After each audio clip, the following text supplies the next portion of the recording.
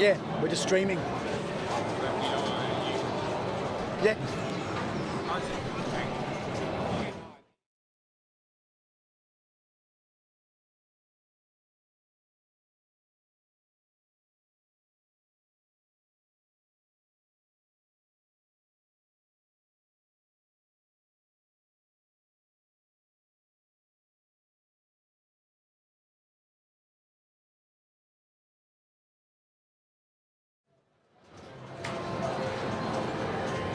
So I think you go. No.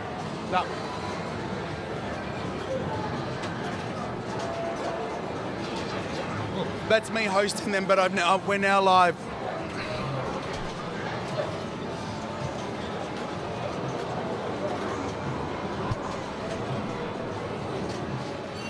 Try that link again.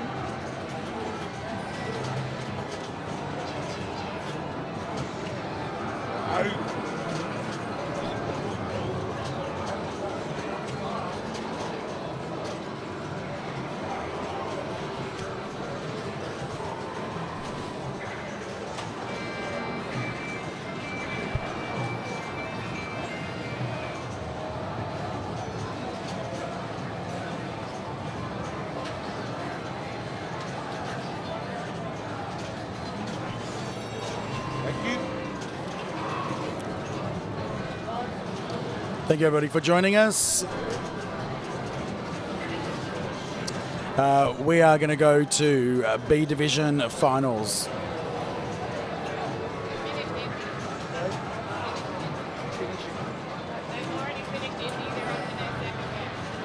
Okay, but how far into...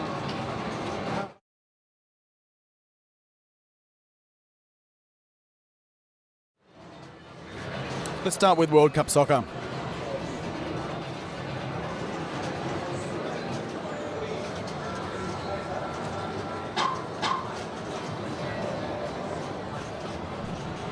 So we've got Simon Rake Allen playing up at the moment.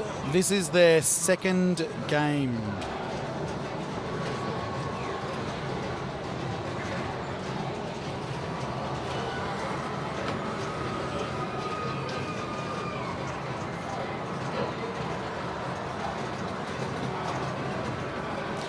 So the format for today is match play. This is B Division. There's the top 8 for B Division are competing today, so 3 games per round. They've chosen, I think the first game was Willy Wonka for this group, and now World Cup Soccer, and I believe Harlem will be their third game. And points so far. In this group, Scott Walsh is 4 points, Brett Black 2 points, Simon Rake Allen is 1 point, Chris DeBell, who is driving the bus, he did not have a great first game. In fact, the first game on Willy Wonka was really close. The final scores were 42,000, 71,210, 71,420 and 70,050 points. So that was a very close game. Apologies for the glare on that second score. That's the venue. Hello, Dr. Garbage and friends. Hello, Greg Silby. Your 2 picks are AJ and Nigel. Joe Soap, well done. We don't know. Maybe. So this is Chris Dobell. He actually qualified the top seed in B Division. So Andrew's in the other group. I'll just find out. And make sure they write down scores.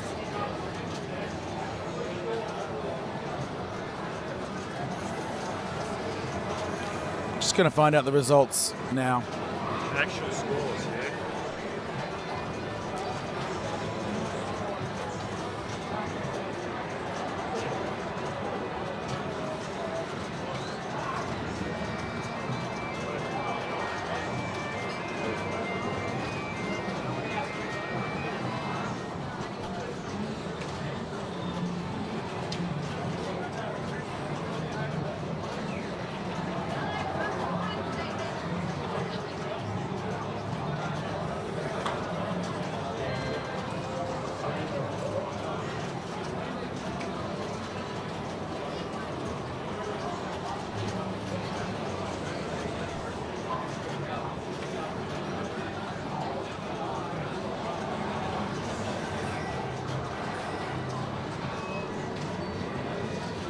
Brett back playing.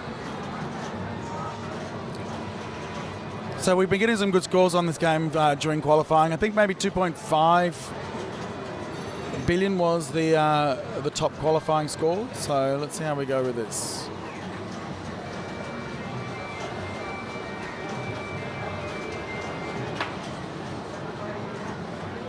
He's got his final draw. Not yet. These games we have obviously set them up a little bit tough. There is no ball save. Some of the machines have rubbers taken off, and anything that makes the game easier, we've pretty much taken away. So, yeah, Dr. Garbage, this is a great game. I've got a soft spot for World Cup soccer. It's a John Popoduke design. It's a good tournament game.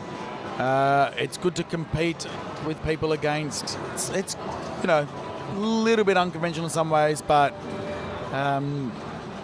even playing field for everybody.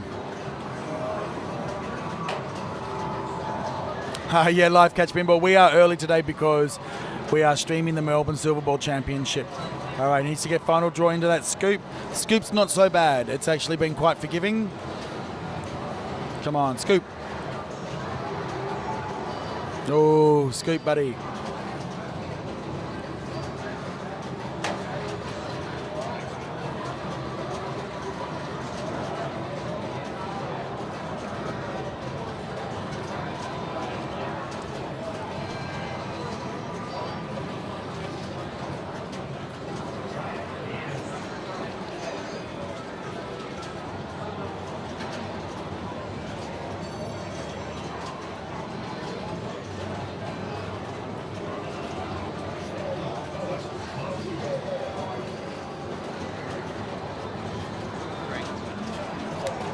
Oh, thank you.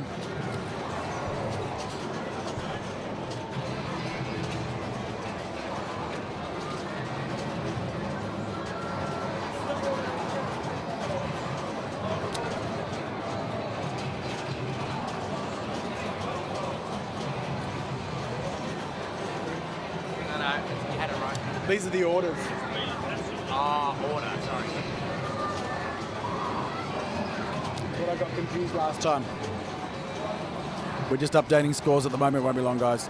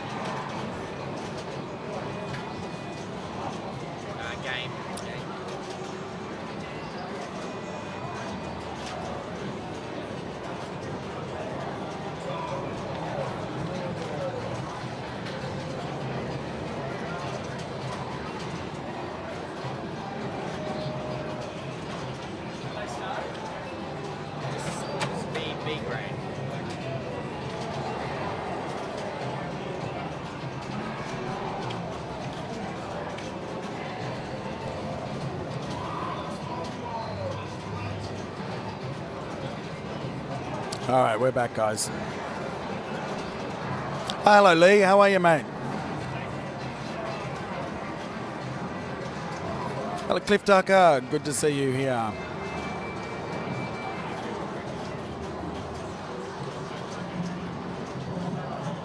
So this is Brett playing at the moment on 845 million. Oh, there we go. Yeah, really important on this to light your kickback. Can make or break. This game is pretty tough. What ball are we on, guys?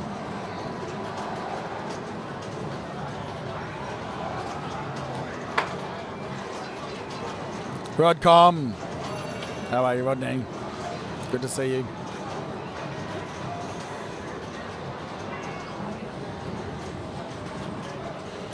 You're welcome, Clip. We're going to be streaming B Division and A Division. So A Division will kick off around 1 o'clock. So, you know, hopefully B Division will segue into A Division and you can watch non-stop.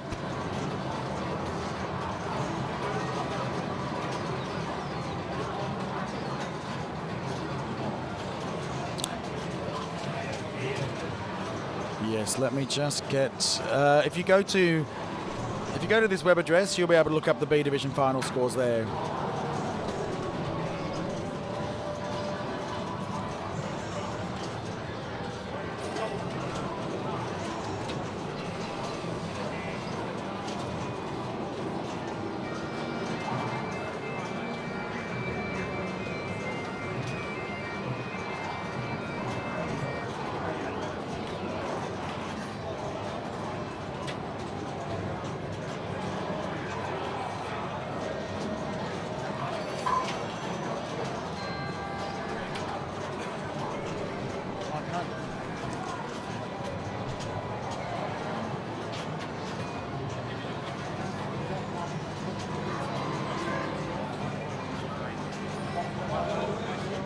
Yep. So sorry about the glare. That's 1.2 billion player 2. So the others have got some catching up to do. Can be done.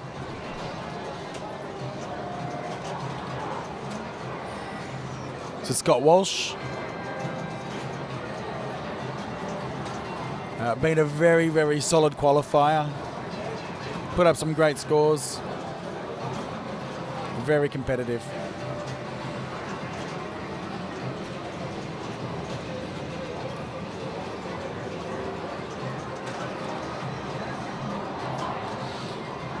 Needs his final draw into the scoop. Come on. Let's do it.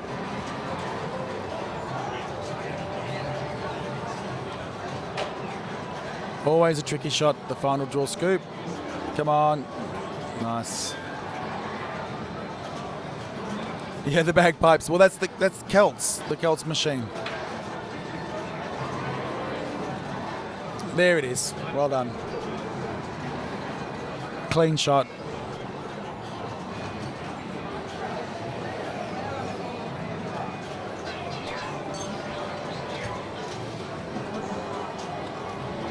All right, now we just need to get ramps. Unfortunately, we're done. That is the nature of this game, unfortunately. So get into...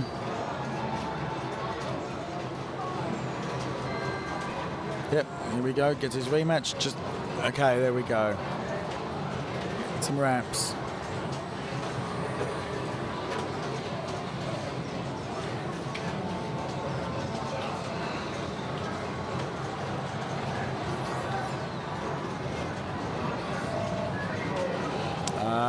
Damn it.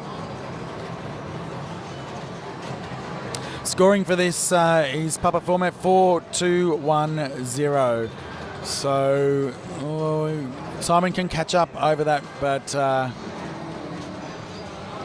Scott can do no worse than 1 point.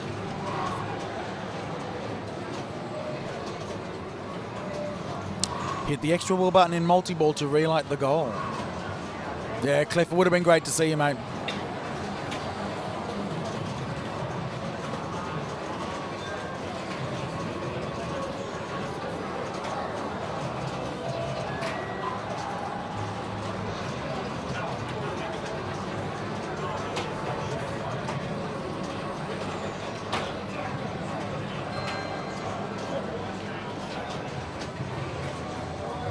There you go.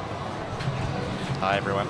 So joining me, pinball royalty in Australia, we've got Stacey Borg. How are you, Stacey? Yeah, not too bad, Mum. Did better than yesterday. Is that true? Where's got that score on Oh, Harlan? yeah, he smashed it. Oh, wow. Okay. Just putting in some scores now. I think that included a plunge off extra ball for another Wow. 30, 40,000.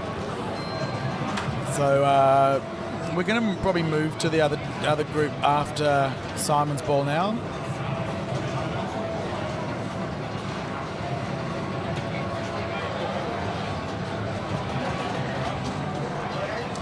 I think that 9 was a 3, but it doesn't really matter.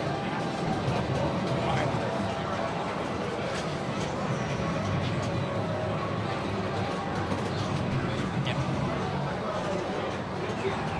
Carl thinks of everything. Carl thinks of everything. The He software does. just Yeah, does it's great. everything. It's great. All right, so let's move this there. Hello, Kirst. How are you? So this is the second game for the first round of the B Division Finals at Flip Out 2019. This is the Melbourne Silverball Championship Tournament. It's been held over 3 days. This is our day 3 where all the finals action is taking place. Yeah, a bit of a centre drain there. And there we go, he's ouch. done. Not a bad So score. doesn't catch player 2, unfortunately, which was sitting at 1.2. Second place is decent. There you go, there's your final scores. Good.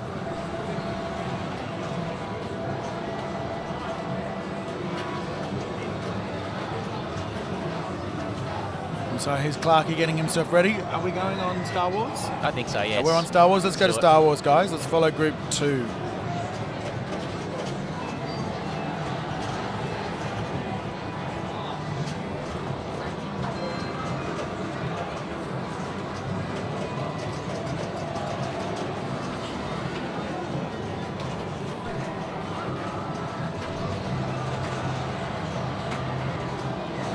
So it looks like he's chosen Leia.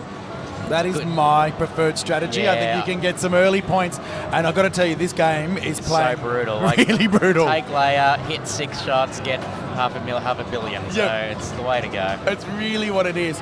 On any other Star Wars, with ball saves and with, rubbers, Yeah. you'd pick anything else. But with this one, it's just all about the quick points. I don't mind layer. I don't mind layer generally. But yeah, I guess if it's an easier game to control, then you probably want something with more potential. But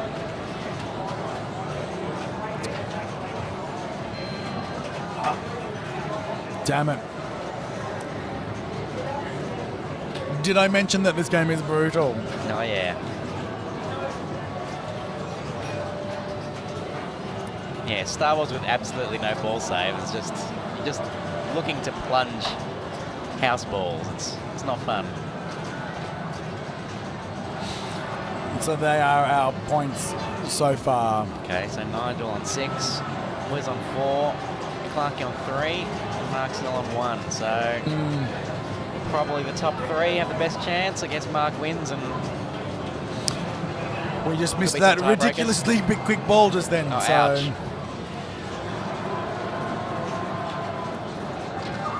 no, some more results are in.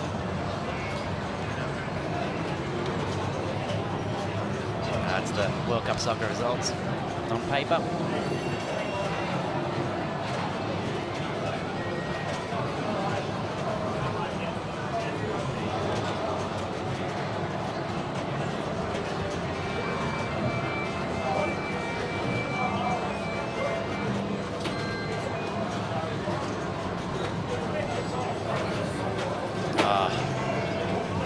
Can't have a flipper mistake on Star Wars.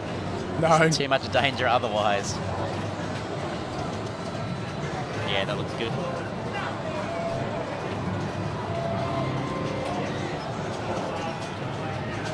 Oh. I grab that.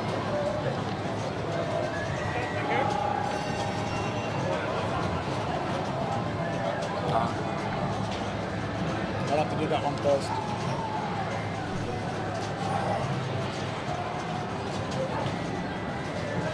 Here comes Nigel.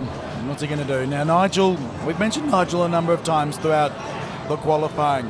He's a very energetic player. Yes. However, he has got some of the best nudging skills. Nudging control. Oh, really? Yeah. Sorry. That's Star Wars. That's Star Wars. That's Star Wars. He does tend to get frustrated, but hopefully that will. He understands that Star Wars can do that. Correct.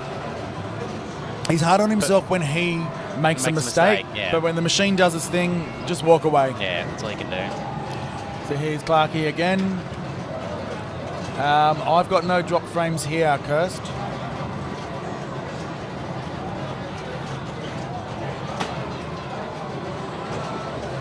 Okay, bit of control. There we go. Where's he got his multipliers? He has got it on Endor. Yeah. And Death Star. Oh, damn it. Did he pick up some points for that Endor shot? Hopefully.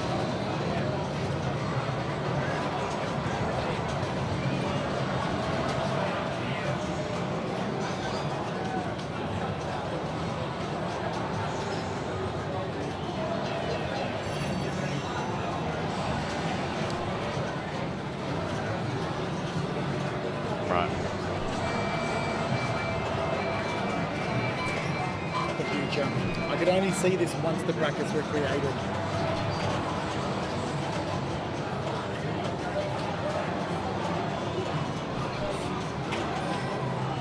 It's cool.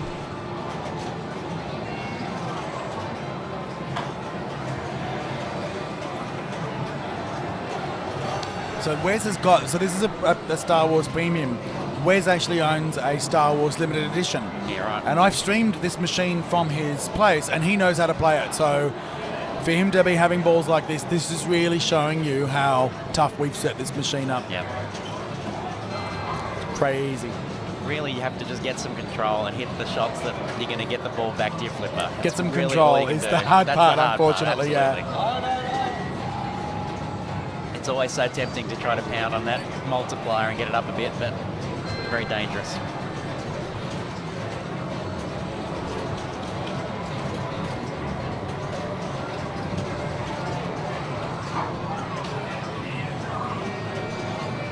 There's the link for all the scores for you to follow along.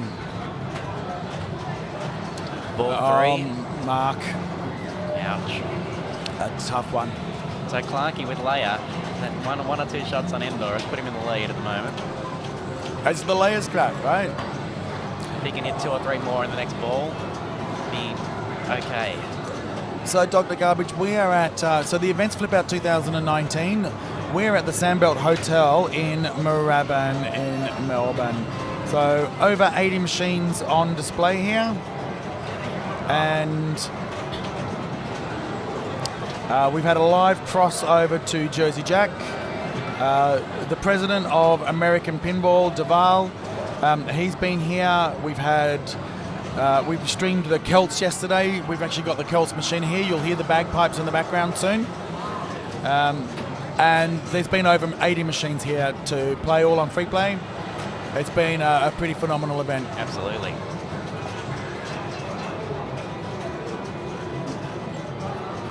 Yeah. No, in the lead. You get that multi-ball going, get some points up. Clarkey can still do it with basically 2 or 3 shots. No modes required, just hit those mode shots. Do not get in a mode, just hit the pass. shots. Yeah, that's right, pass modes if you get there. Maybe take the video mode if you've got a multiplier up. But literally, 3 shots can get him Hey, the victory. CNK.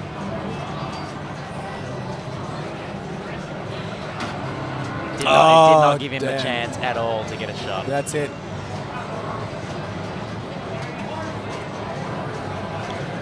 It's a tricky game because even a short plunge is not easy. It's not trivial to get to your flipper. Everything is angled to the out lane. Okay, so here's Wes again, right? Remembering, he's got this machine. I have seen him blow this machine up. So let's see what he can do. He's chosen R2. There you go. That's it. It's very handy to choose Jedi Training as your mystery award when you start your skill shot award, because you can get that free ball save on the right out lane. But Yeah, there you go. That's it. Done. Oh, look at that. Clarkey got up to 112. We're doing nothing on that last ball. Yep. He got another 60 million. It's ridiculous. Yep. So that's the He power of almost Leia. had it. Oh, just I 5 think we got a mil the tiebreaker, difference. I believe. We're going to have two 5-point players, I believe. Okay. We'll see. We'll see. So thanks to some of our sponsors and support for this stream, this event, and also this championship. So thank you to Jersey Jack Pinball. We've got a lot of their machines here. We've got a Dialed In. We've got a Pirates of the Caribbean.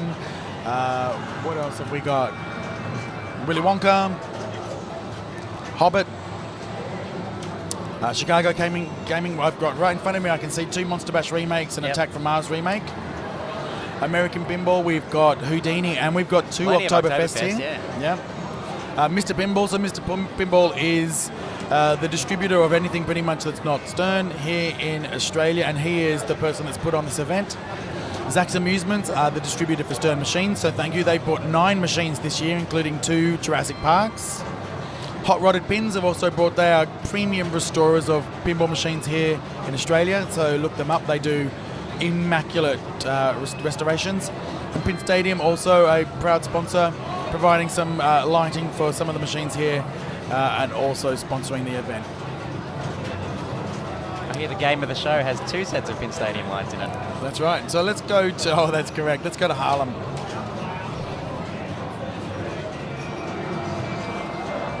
Thanks. Yeah, Ryan C. That's the power of Leia. I think he probably finished his force targets on the plunge.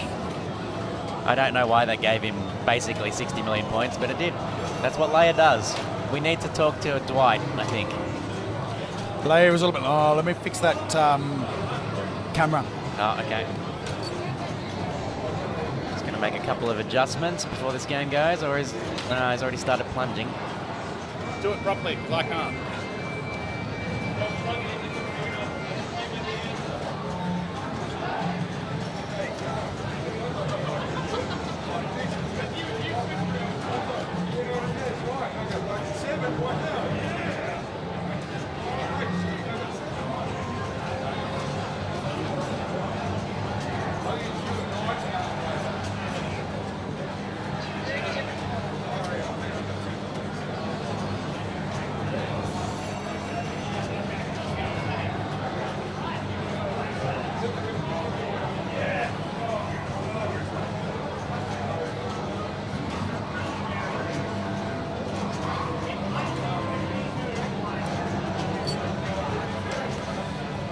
Of all the machines here, I reckon Harlem is the tiltiest. You almost got the win by doing literally nothing on your last ball. It gave you like 50 million points for doing... You probably dropped the force targets. That was it. Crazy. Leia is ridiculous. What a time for a house. Still through though. So. Yeah, I know. But yeah, It's like not without one having a shot hard guaranteed. Look at the other sheet. I just need the order. The other sheet, the other guy's sheet. Just for the order.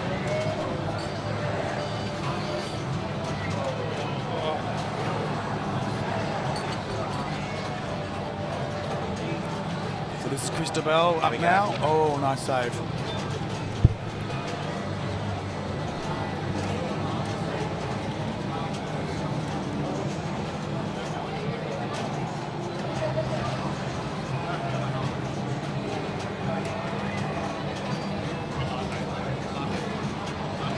Star Wars.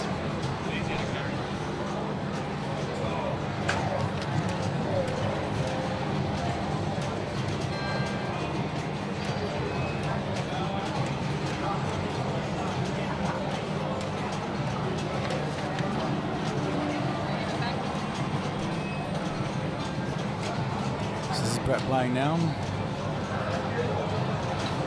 Oh, no. No, no, no. All we hope here is that to see nobody scissor, because that's the last thing you want to do on Harlem. And look, it's one of those games where, you know, we don't necessarily see these kinds of games all that often, Yeah. so it's very easy to forget Yep. the scissor flipper. And sometimes the ball is coming at such a way that you feel like you have no option but to flip up. But yeah, it's almost always a bad idea.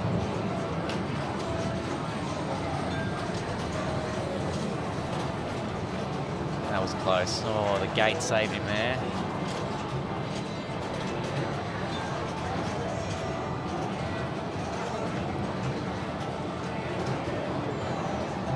Yep.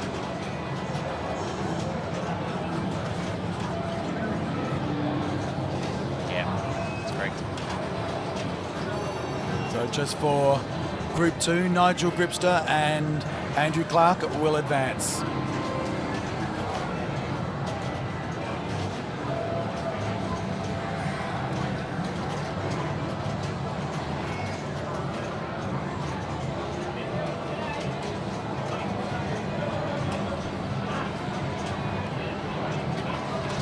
So here we are, final ball. Is it already over? Has he already got the score, I think? Yeah, he does. Yep.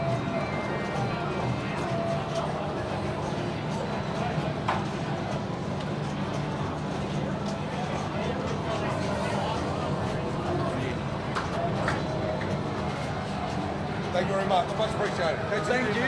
That's it. You've had a good time. I'll see you next year. Awesome. Thanks, Mark. That was awesome. Thank you.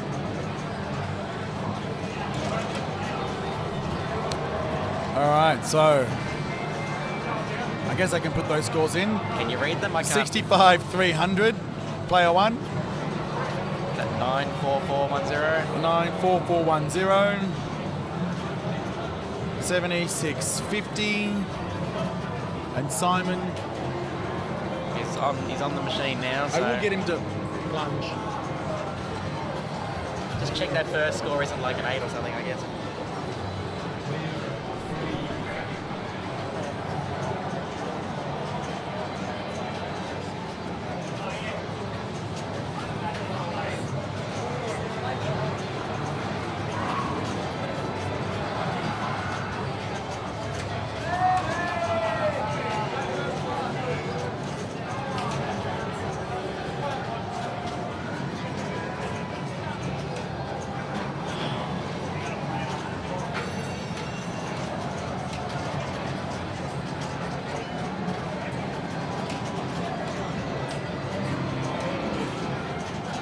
Was your design? Was your design being used? No, that's my photo. Right. I just took a photo of the person one that was on which is why I actually put it in there. All right, let me put these scores in. 65 300, 94 410, 70 650. Simon's was 145 690.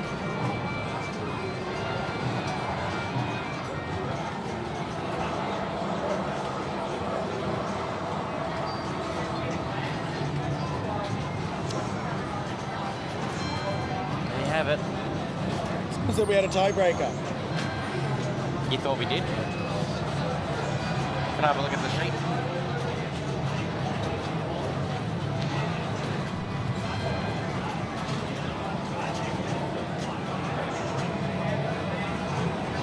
If you can be fucked, you can give me a flybelt stream.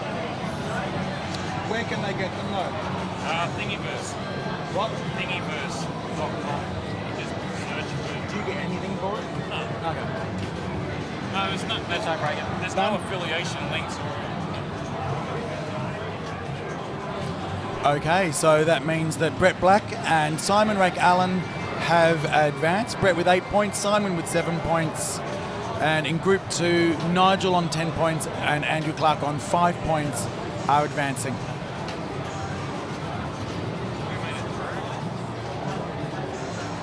Brett, Simon, Nigel.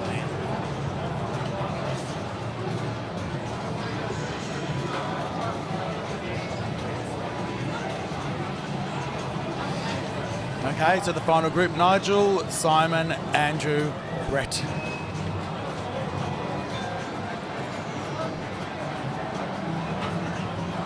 Okay, so please stand by.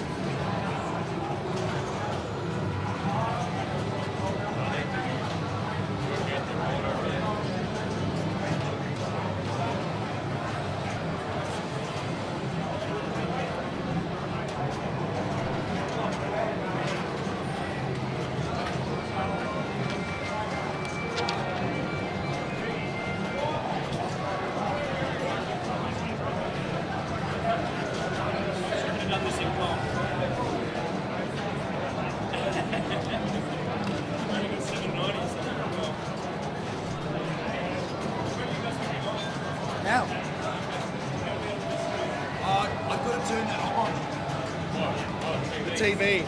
I couldn't find the remote control. Now you just turn it on.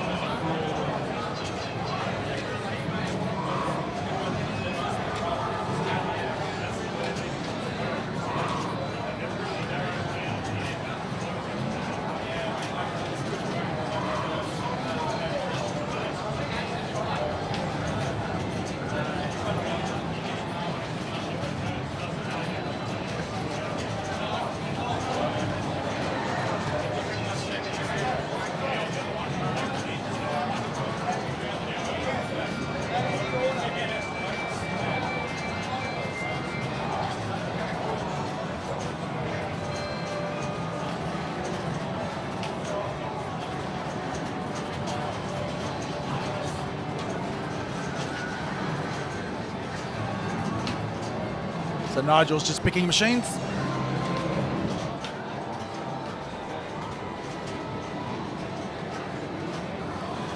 This is the B Division Finals. I can tell you the prize money right in a second.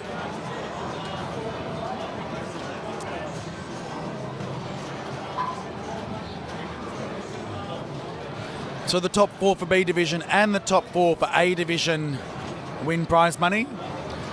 For B Division, first place will get $858, second is $264, third is $132, fourth place, B Division is $66.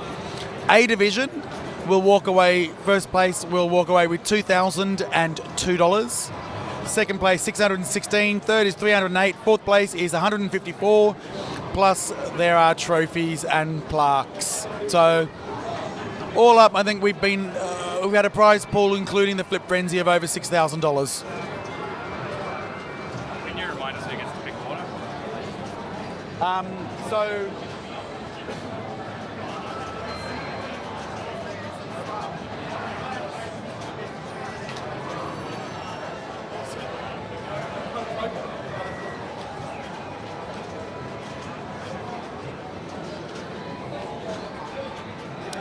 Jailhouse Green, the entry fee was $30, and then there was also buy-ins.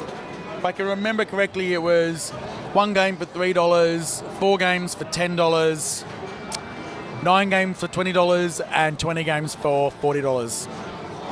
So we had just shy of, I think, maybe $3,000 in buy-ins. Walshy, you're welcome. 66 players competed this year.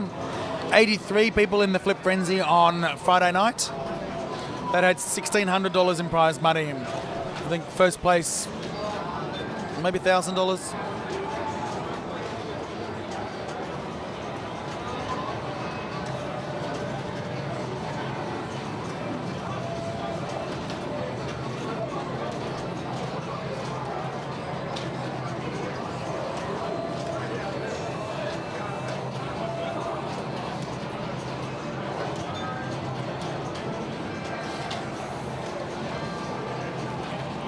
We would love to see you here next year, Walshy. No worry, garbage. We will be probably well. I don't know how long the main final is going to go for, but we're going to be streaming from about 1 o'clock onwards. So, stick around.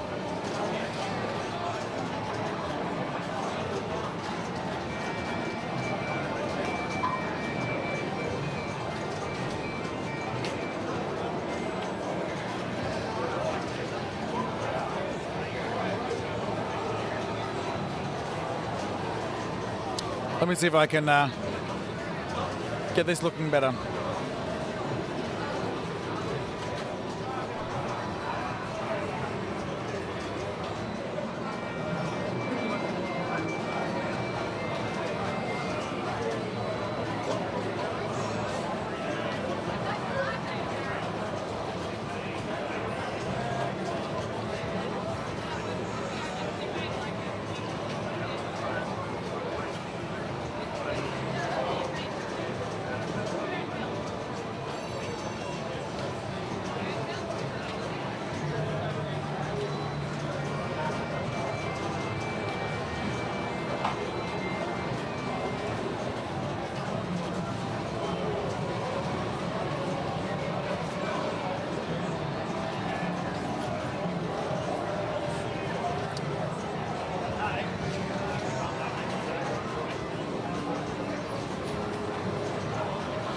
There we go.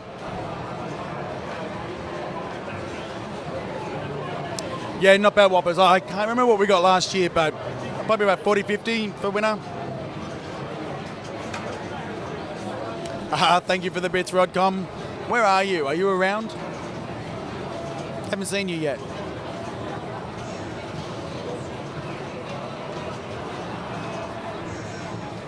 What's the go with choosing order in these things? So,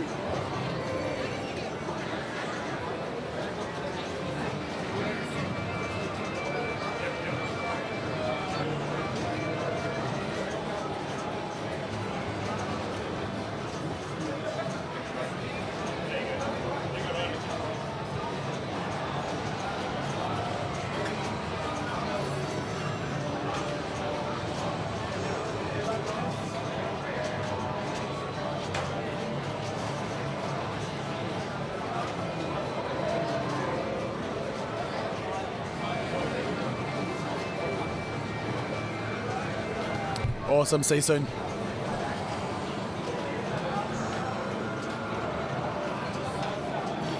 All right, here are the B Division finals. The first game is going to be World Cup.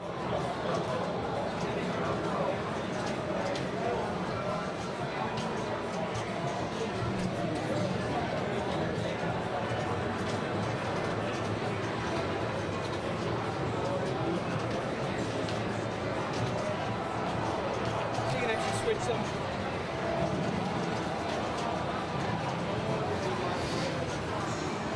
You can actually switch them by remote control. How cool is that? It's very good. Your tuition has paid off. I got to Kobayashi on.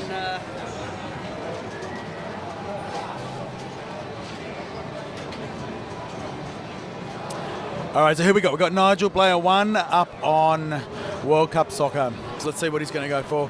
He's got his locks lit. So I've seen him yesterday. He doesn't mind doing that right ramp and has been able to manage it successfully. So let's see if he goes left ramp now. There we go. Ball 1 locked. Now he just needs to do final draw for multi-ball. Yep, nice. Oh, nearly. Be careful, this is playing very brutal. There you go, right ramp. Can he get the scoop? No.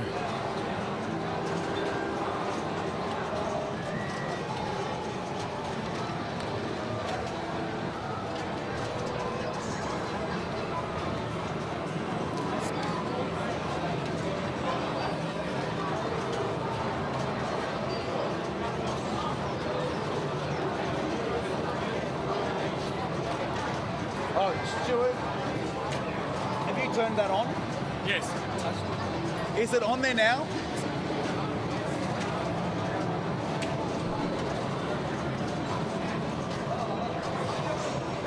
RGR, yes, this is the final round. Hi, Michael. We've got Nigel, Brett, Andrew, and Simon Ragg-Allen. This is World Cup Soccer, first game, finals for B Division.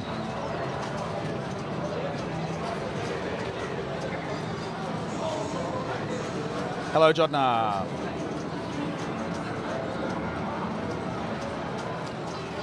Pretty handy first ball. He's doing well. He can absolutely blow this game up, so So here we go. Oh, that was a bit of pilot error, unfortunately. You can tell he's not happy with that. We've said this about Nigel. If the game is brutal, he's okay. If he has pilot error, he's quite hard on himself. So he'll be pretty hard on himself. There's Paul RJ.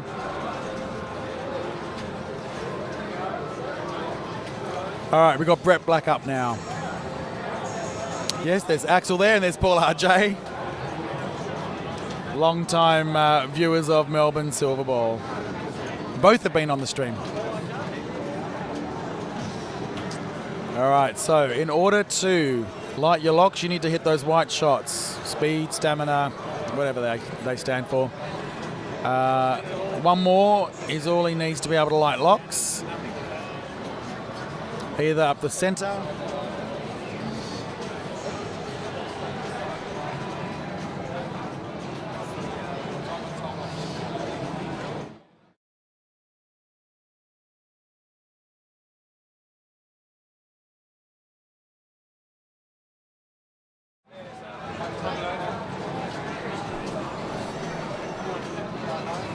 So apologies for the glare. Let me just see if I can do something about that. See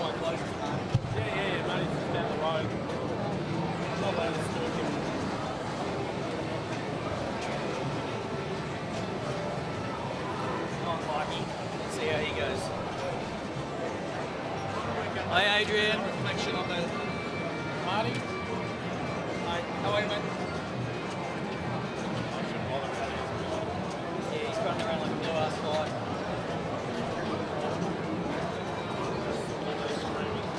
All right, here we go. Here's Clarkey. Get your white shots. Light your multi-ball lock shots. No, missed it. Get it. Oh, yeah. As I said, this machine's been set up pretty tough. So, bounce it over, man. Looks quite floaty, doesn't it? It's not. It's actually quite. Sorry? It's actually not so floaty. It just looks it on there. You can sort of see the ball Yeah. rolling around. America's most haunted topper. What time are you streaming until, Marty? Probably about 7 o'clock. Cool. So we'll see what we can do with that AMH topper because we've got a lot more hours of streaming to do. So When are you doing the 24-hour stream? probably in New Year, I reckon. Sorry? Probably in the New Year.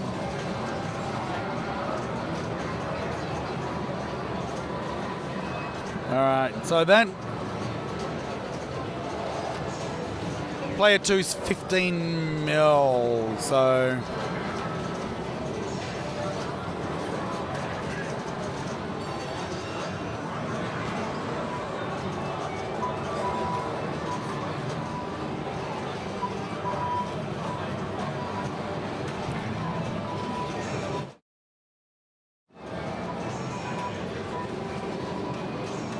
okay, we've now got Simon up.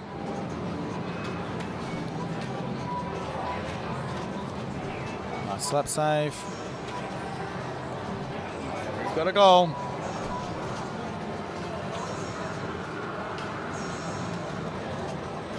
Remember, you've got to get all those white shots to light your locks.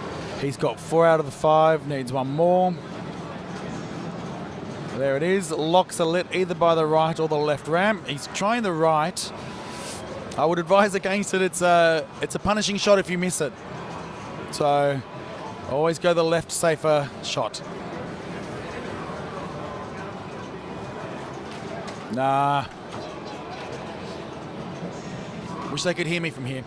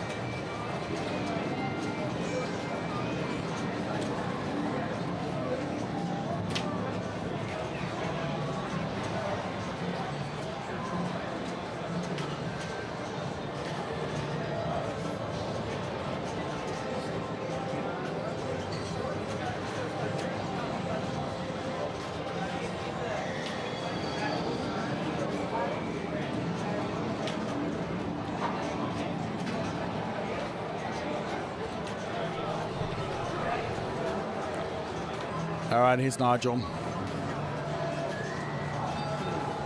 Yeah, 4.19, not a bad start. Good position to be in on ball 2. Just travelled to Boston. Yep. He has been hitting that right ramp solidly all weekend, so I would normally advise against it. Nigel seems to be able to do it well. Tried to get that, see, you can tell he's not going to be happy. He tried to do that final draw scoop on the fly, and that's hard on the right flipper anyway, but to do it on the fly, and you can tell he was kicking himself for doing that.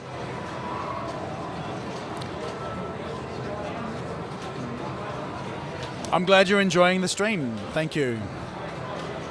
So we are streaming the Melbourne Silverball Championship here at Flip Out 2019 in Moorabbin in Melbourne, Australia. And this is the B Division finals, and this is the final group of 4. This is the final round. 3 games. We're going to be playing World Cup, then we're going to go to Phoenix, and then we're going to go to Indiana Jones, the Pinball Adventure. This is Brett Black. So 73 mil so far. Thanks, Peppers.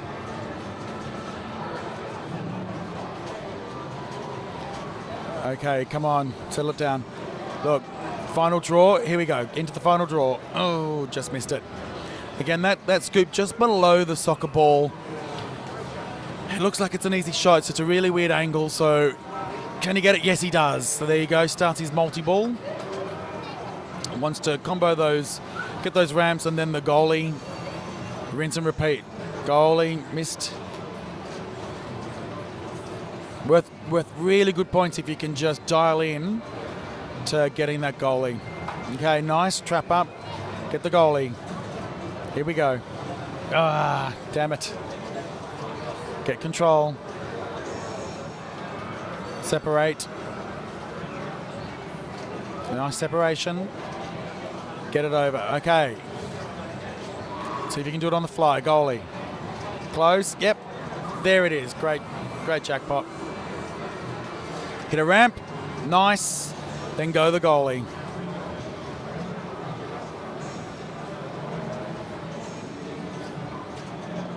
A Division will start at 1 o'clock this afternoon. Or thereabouts.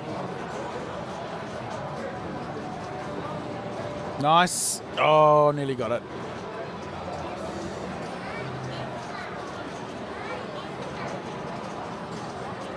Close. Oh, gee. Damn it. Oh, and we're done.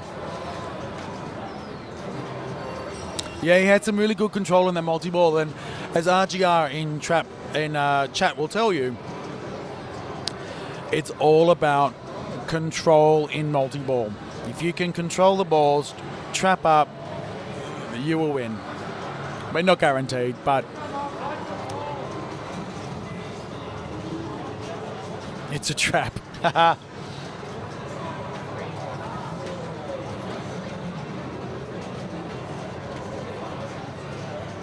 wish I had a stinger of that It's a Trap guy from Star Wars every time they do that, but sadly I didn't think ahead. There you go, gets his goal.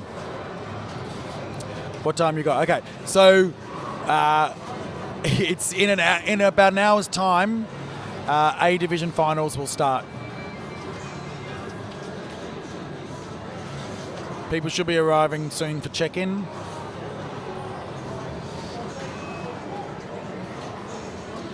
There you go, gets his ball locked, needs to get his final draw. Come on, Clarkey, he can do this. Just patience. Patience. Oh, come on, man. Nearly bounced in. Whoa. Oh, nice.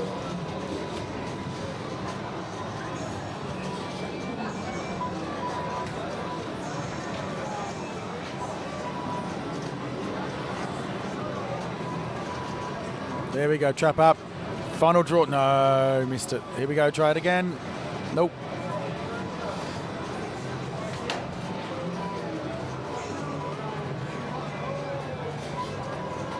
There it is. Good shot.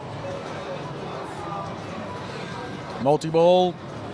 Goal, ramp, goal.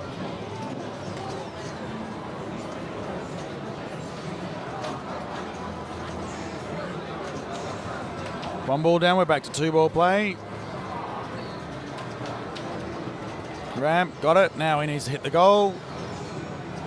Close. Nice use of one of the balls to knock the other one away from the middle train. That was good. Oh, damn it.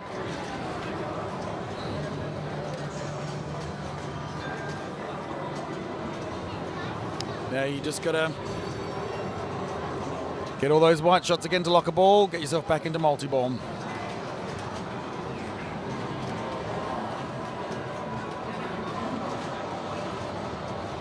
I'd be going centre shot and I'd be going those 2 left shots.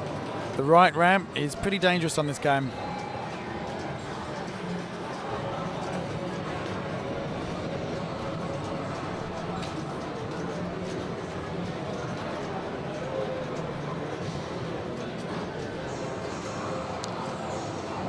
Oh, there you go, Kirst. Thank you. Oh, damn it. Unfortunate right drain. Still puts him within striking distance. You like that? I'm heading home. I'll see you on the street. I'm not having that pinball. There's only so much pinball. But surely there's still some more Thunderbirds for you to play. You haven't played Thunderbirds enough. I had one game. That was too much. Bye, Matt. See ya. My kid says, this is totes yeet yo. I don't know what that means. Here we go. Simon McAllen. He's got his final draw ready to go.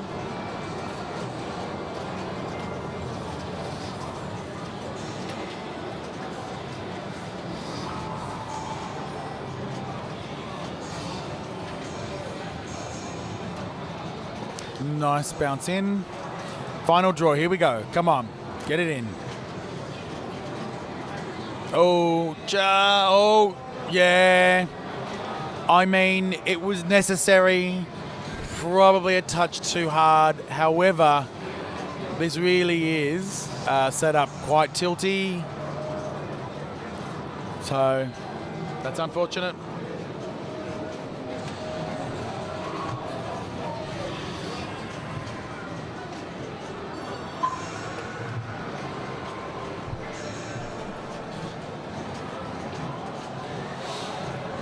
Here we go, Nigel, back up.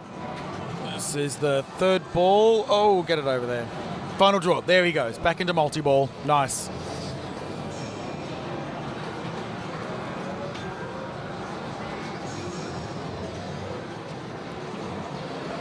There we go. Nice jackpot. 60 mil.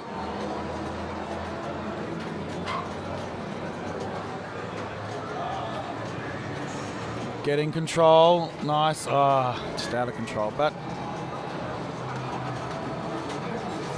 he mistimed, unfortunately, that slap save.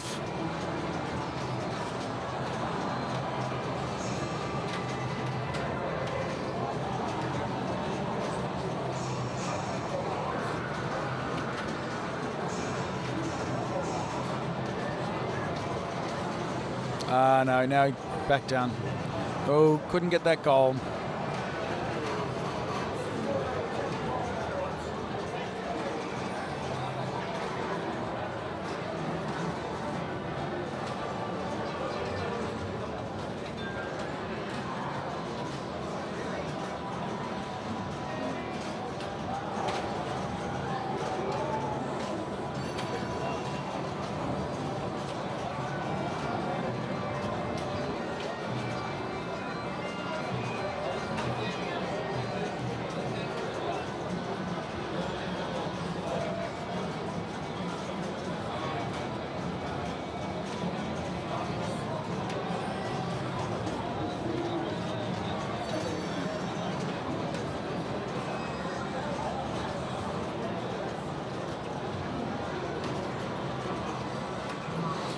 All right, moving through cities.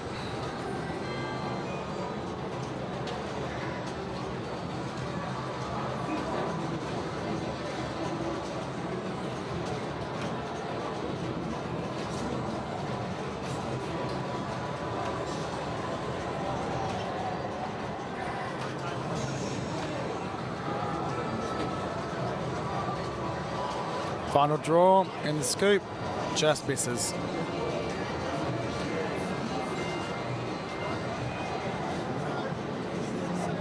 Oh, he wants that left. Oh, he's. It's interesting strat. I'd always go forehand, but I think he's trying to backhand that scoop. Oh, dude. Forehand.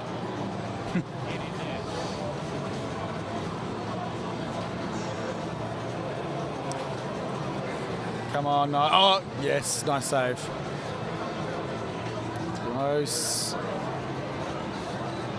Nice little bit of nudging there.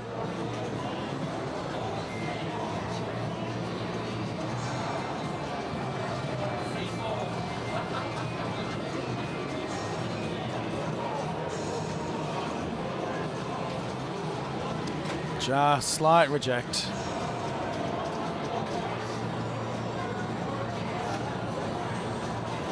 Oh, man. He'll try to backhand it. Don't do it. It's tempting, I know.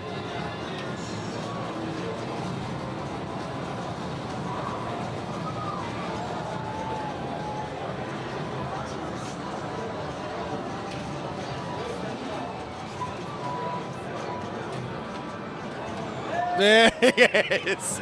Yes. You just heard him.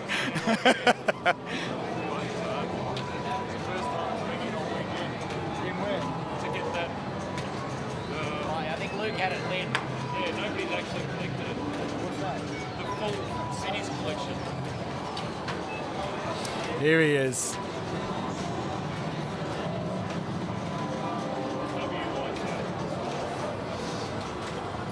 Yeah, that's right. The W light is out, unfortunately, guys. So.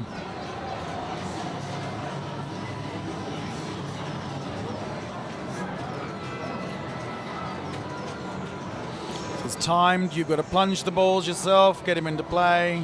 Points, points, points.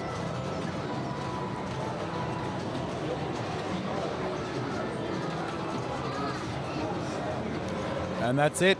Done. What did he get?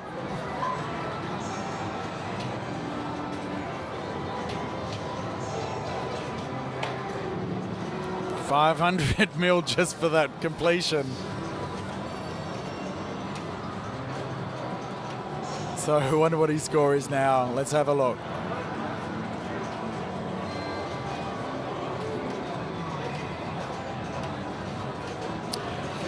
There you go, over 2 bill. That's going to be a hard one to catch.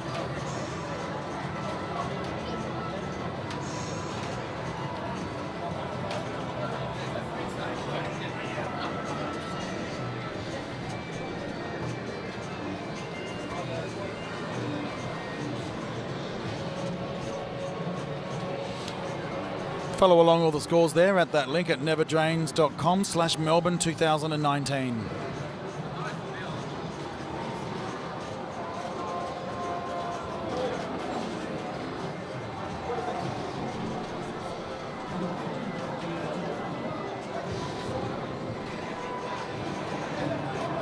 All right, final draw's lit. Here we go.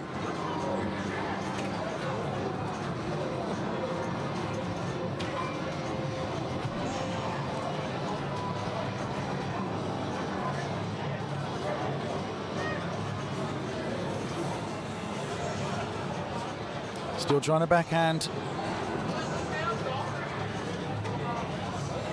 And there he goes. He'll be happy with that. I think that's going to be, and a round of applause, well earned. That's going to be hard to beat. So we'll see how we go. This is the first game of 3 games in this final round. Following this, we'll have Phoenix and then Indiana Jones, the pinball adventure. This is Brett Black. Stepping up.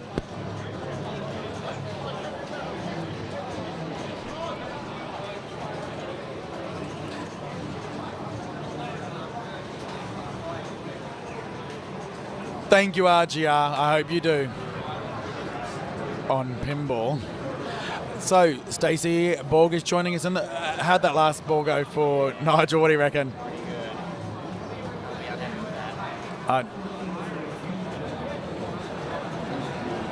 Yeah, pretty good ball there from Nigel. Can't be unhappy with that. Brett Black is done. Where is he sitting? 374 million. So skill shot should get Clarkie ahead of that, which is good. So, let's see how we go. Rodcom, take your time, man. It's going to be quite an effort to chase down Nigel here. He's obviously going to need to beat Germany as well.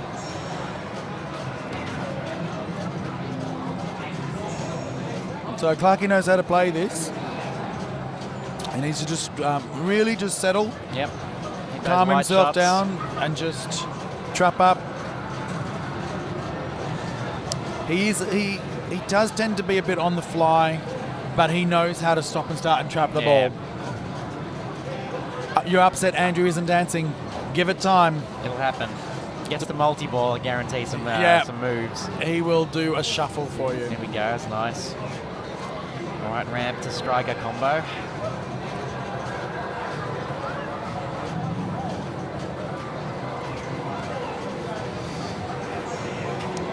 Come on, get in there.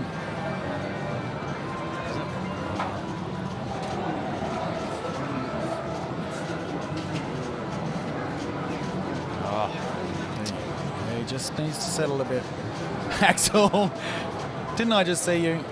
Ah, couldn't get it all the way around. Ultra Jets. Oh, no. Yeah, that's the sort of angle you can get. Yeah. Not bad. Not bad. Well. Good Simon. Needs something to chase down. The point scoring on this is 4-2-1-0, so aim for that 375. His best is 2 points. He can do no worse than 1 point.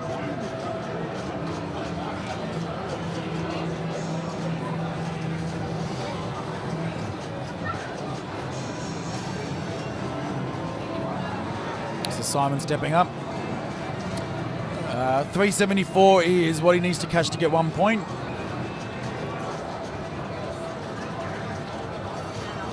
He wants that final draw, and oh no! You had to tilt it. You had to go for it. He really had to. Unfortunately, unable to. Player one, enter those initials, Nigel. That was a great game.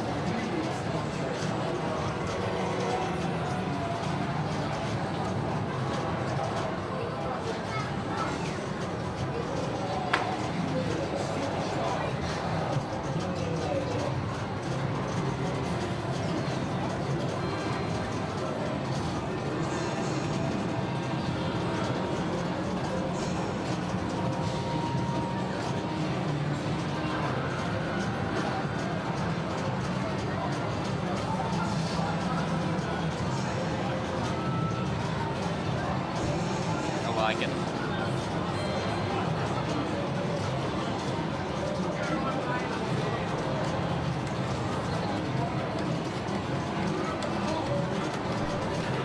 Still there. Yep. Nigel, Brett, Andrew, Simon.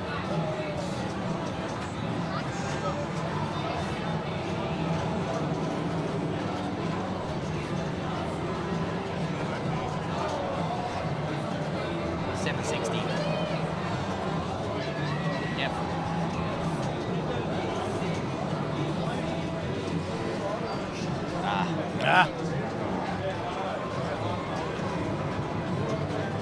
Thank you.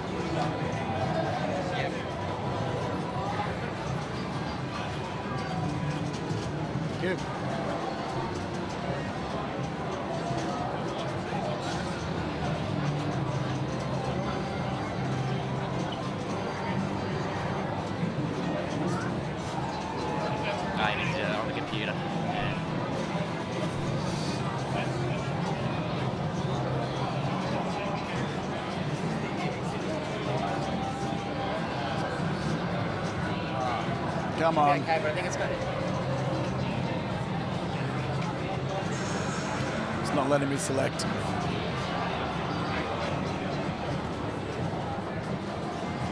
So I believe our next game is going to be Phoenix.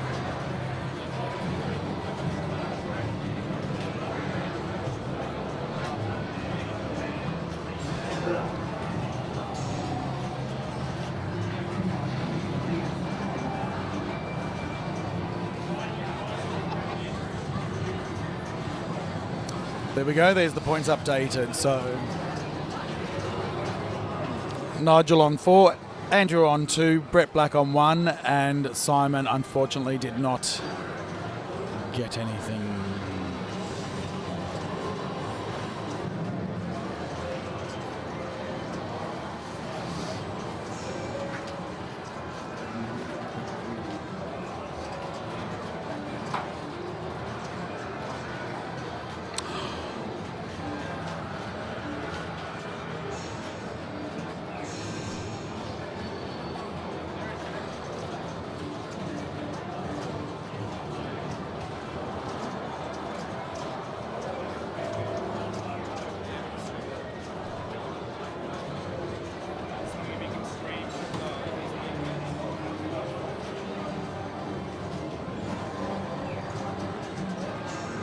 Trying to get the arenas up. All good. All good. Okay, so let's move to Phoenix. Jeez. Could have fixed that camera.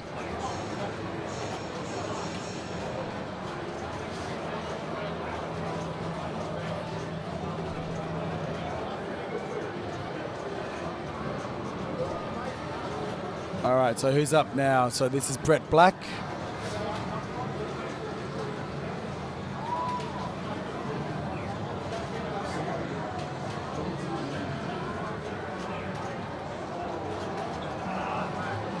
So we're joined with Stu Thornton here, and yeah, it is a bit of a leveler. Now, Stu, you've actually got this machine. You own this Phoenix, not this particular not one, this but you one. own a Phoenix. Yeah, I do. What are you doing in this game?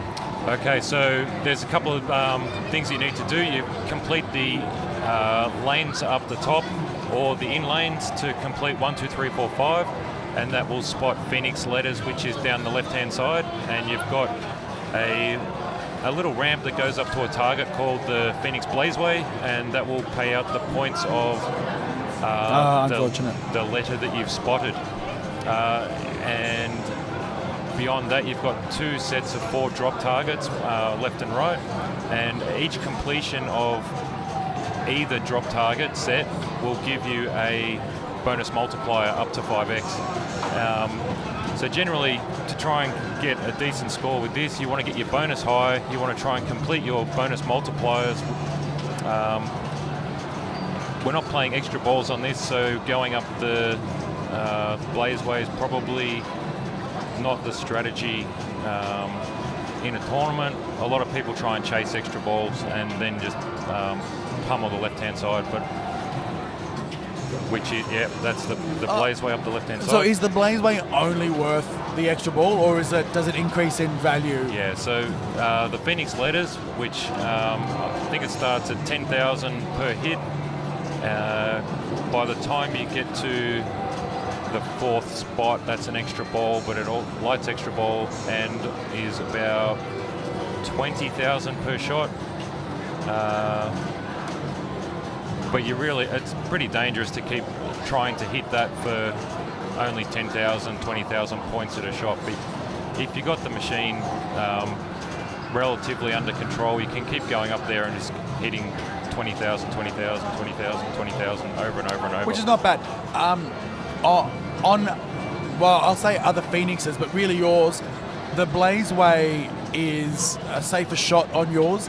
This one, for some reason, rattles around and is really quite difficult to nail. Yeah. So people haven't been doing that strategy a lot just because of the difficulty of that shot. Yeah, I would expect so. The other thing that's interesting in this game, there's a couple of drop targets right in the center where you see A and B.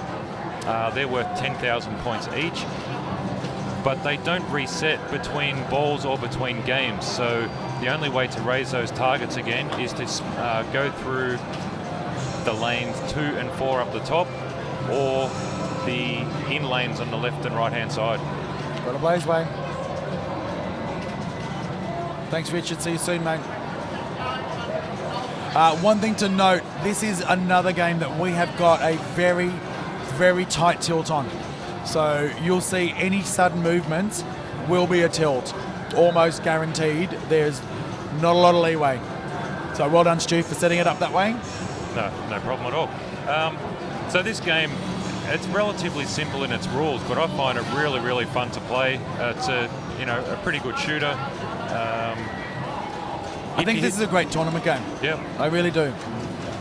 The rules with regards to the spinner as well, once you get up to 10,000 points in your bonus, or up to 10 on the right hand side, as you can see the lights are being spotted as bonuses being added. Once you get to 10, it will light the spinner for 1,000 points per hit. But once you get up to 20,000 in your bonus, the light will turn off to stop you from just ripping spinners all day. So boo. The rules make you change your style of play as you progress through the game. 2 and 4 are relatively hard to pick off because they're in the middle of the rollover set, and the only other way to get them is through the in lanes, and that's dangerous as well. Right, yeah.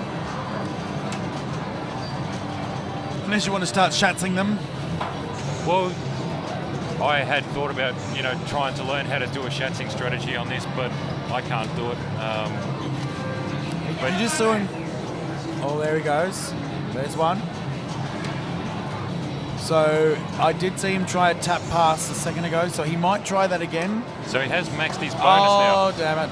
So once you've maxed your bonus, there's no point hitting drop targets anymore. You want to start either going straight up the blazeway or picking off letters at the top. Okay.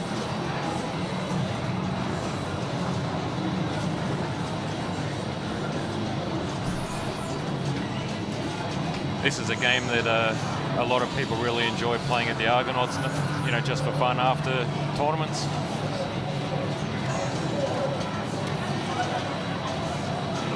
It's a really good dollar game.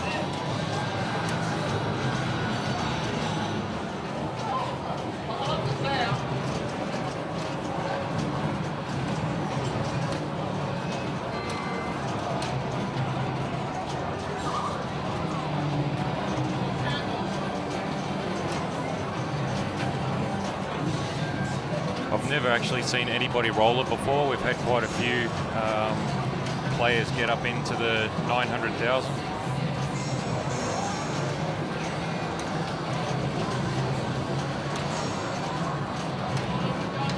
But anybody's score can be from 30,000 to 70,000 on any particular day. So Yeah, our highest score was 700,000. 839,000 was the highest score in qualifying.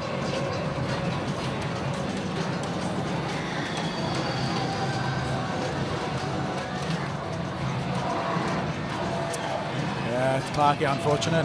Here's Simon. So this is game 2 out of 3 of the B Division finals. This is the Melbourne Silverball Championship at Flip Out 2019 in Melbourne. So thanks everybody for watching. A Division finals will be coming up soon. That will be the top 16 qualifiers from the last 2 days of qualifying. House ball. Unfortunate. That's what Phoenix does to you. Beautiful to shoot. Really satisfying shots. But can be a very, very cruel game. You can also see that the machine, a lot of the inserts have got a bit of, Yeah, they've got a bit of dimpling. So sunken. You will see some funky moves around the middle near the flippers. It happens. We like that. It's part of it.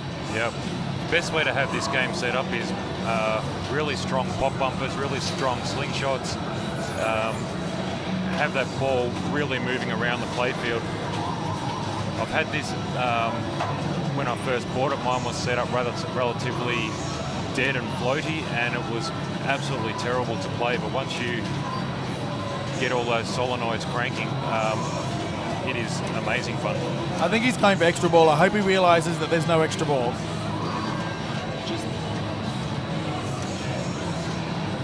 Because he's no longer shooting that, so we'll see how he goes. Well, he's collected quite a few letters, so he might just start chasing Blazeway progress. Make sure he doesn't plunge.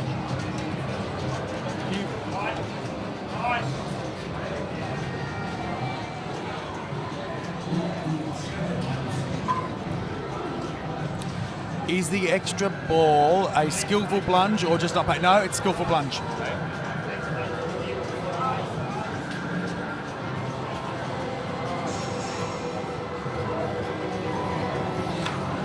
So player 3, we have Brett Black. This is ball 3. So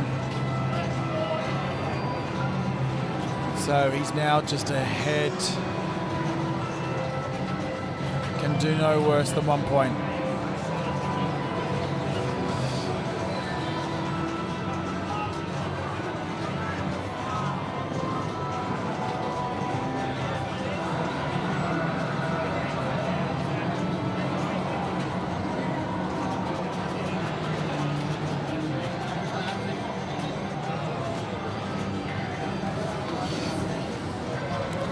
Okay, Clarkey coming up. So he's already in second place here. It's 2 points. One good ball will actually get people over the top in this game. You can play Correct. 2 house balls and then have a ripper, and He got the second highest score in qualifying yesterday at 754,000. So unfortunately not. that's it.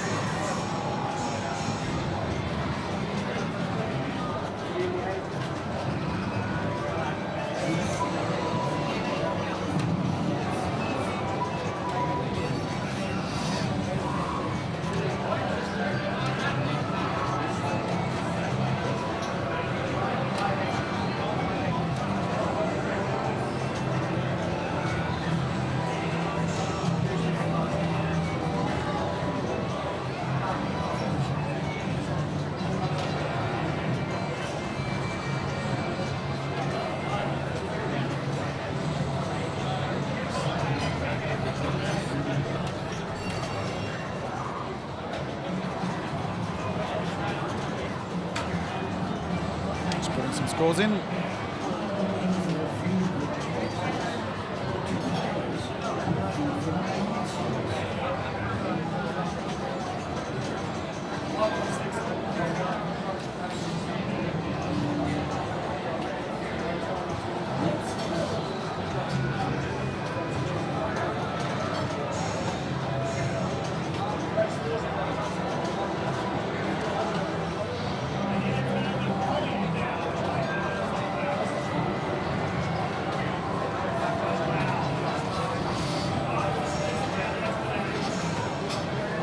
Nigel first, or is it in different? It's order. Let's play order.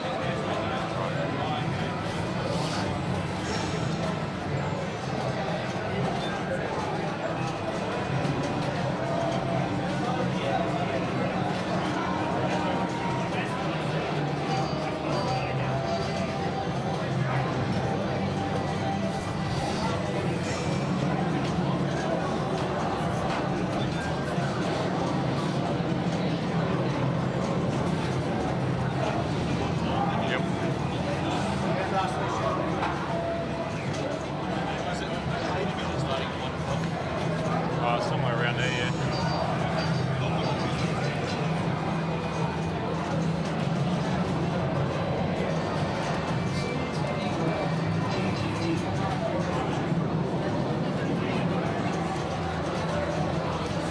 There you go. There's the updated score so far.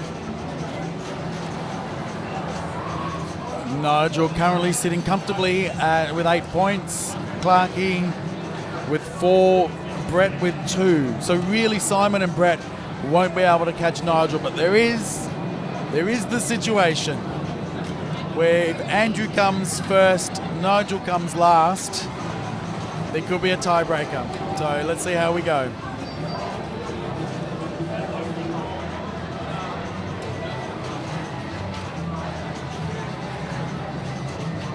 What's the last game? Which game is it? Indiana Jones.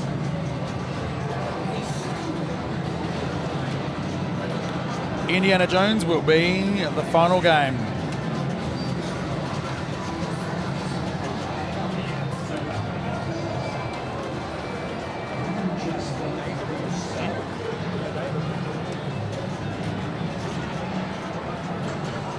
Here we go. Modes or multi-ball? What's it to be? Multi-ball. Backhand the mode hole. Yes. Well, yes. The mode hole is as unfortunate as is quite a few games. Is quite. It's quite hard to really nail that mode hole on this. You can do it, obviously. I've actually found people have been able to get it from the right flipper more than they have been able to backhand it. Really? So Yeah. trouble I had with off the right flipper, it kept rejecting off the back. Whereas if I was able to find a safe feed out of the left orbit, catch the ball, backhand into the mode hole. A couple of the changes that we've done for this game is pulled out the left outlane rubber, and the right escape rubber is off as well, so the nudge back is quite difficult. We have seen it happen, but it's you need to move this machine to really make it happen, and that's not that easy. The tilt's pretty tough. That's right. So in this particular game, if Clarkey wins this and Nigel comes last, there will be a playoff. Unfortunate reject from the captive ball. It's been quite a relatively shot up until now. Yeah, I was always worried about it rolling down off the edge of that right ramp, straight down the guts, but it didn't happen as much as I thought it would. Yeah. Yeah, bagpipes. The Celts are here.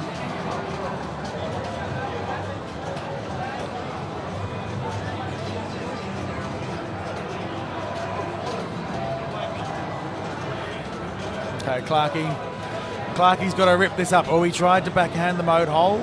Let's see if he tries it again. Beautiful. There it is. Nice. Tank chase. Loops to destroy the tank. That video is straight from one of the movies. You can tell it's theme integration. Remembering mode points are scored at the end of the ball, so do not tilt this game, and the tilt is set up tight. So you got to be careful.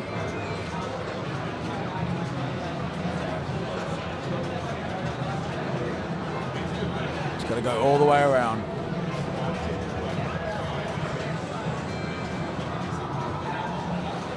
There's one. Go on. Oh, look. That's an unfortunate fumble there. You know, this is the final game of B Division Finals, so you're going to expect people to be a little bit tense, and that was, you could tell that was the tension there. You can tell, Kirst. Good luck, Bits for Clarkey. Let's do this. Thank you, Peppers. Simon Rack-Allen is now up. He was the second seed going into this.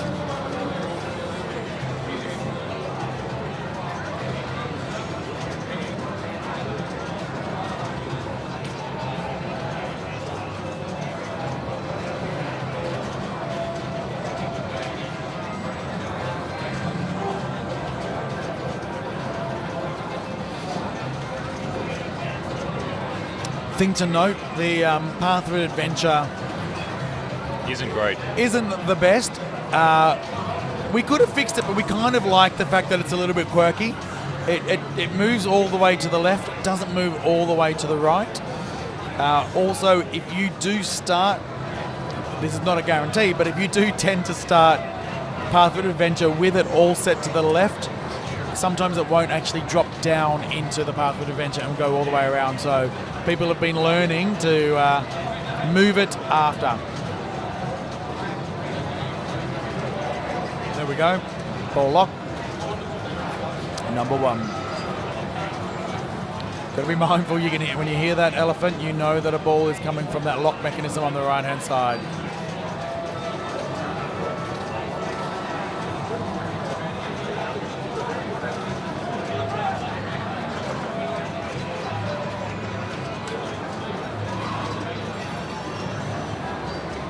The game is set up for tournament mode, so every player will get Tank Chase as their first mode.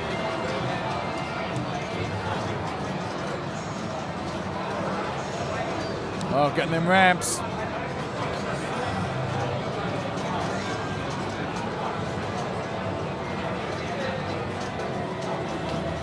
Oh, no, it's gone. No, it's gone. That must have had some serious spin on it. That was just hanging there and then up and over.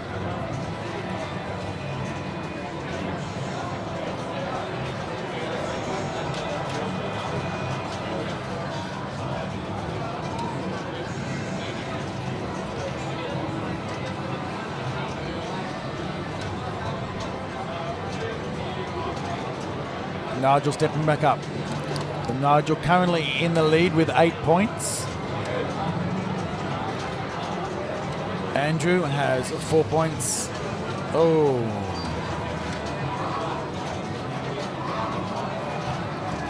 Risky bounce over there. There's not as much action on that rubber. Yeah. So in order to force a tiebreaker for the winner, we need to have Andrew win this game with Nigel coming last. With Nigel's play, I Started his 2-ball multi-ball. Oh, nice. Nice narrow escape.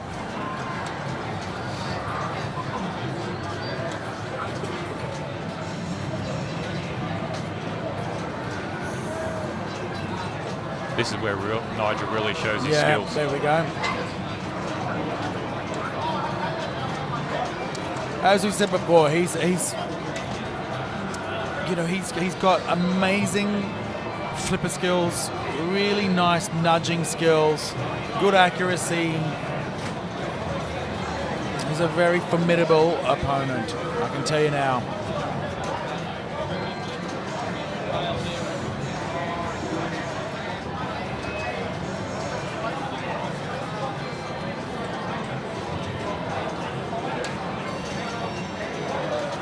Went for it on the fly. Oh, nice. Oh, no. Oh, man. We know this game has got a very tight tilt. But it's easy to forget just how tight it is. But it's very tight.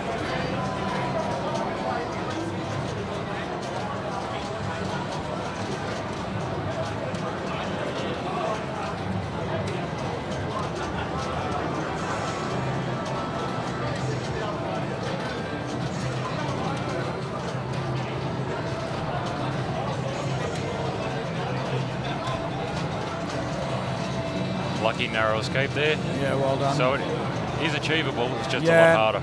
Just not as reliable. This is one of those games that I was really concerned that they may play very long. Oh, yeah, see, there it is. There it is. It's damned if you do, damned if you don't. You have got to nudge the game to get it through the narrow escape. But it is so tight.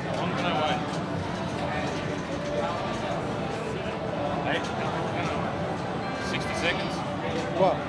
How long can he wait after a tilt? 60.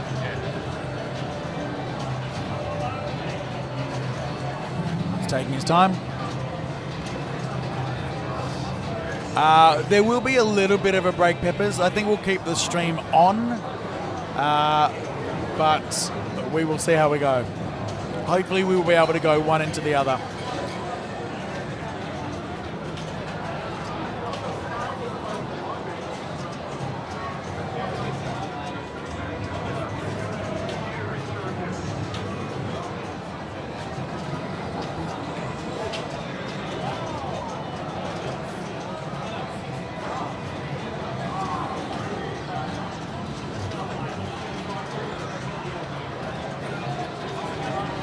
All right, we want him to start dancing.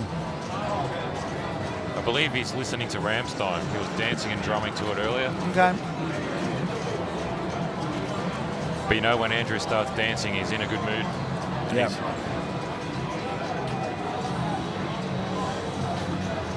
Melissa, who do we think will take out the win today? I don't know. I haven't given it much thought, if I'm really honest. If you're thinking about for this one, I think it's going to be hard. B division, I think it's going to be hard for people to beat Nigel at this stage. 8 points in the lead with 4 points in second, and yeah. But as far as the A division finals go, I just do not know.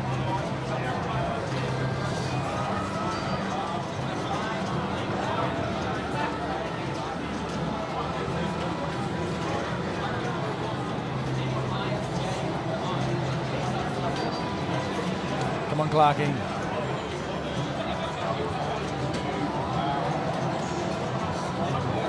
So this is the final game of B Division Finals.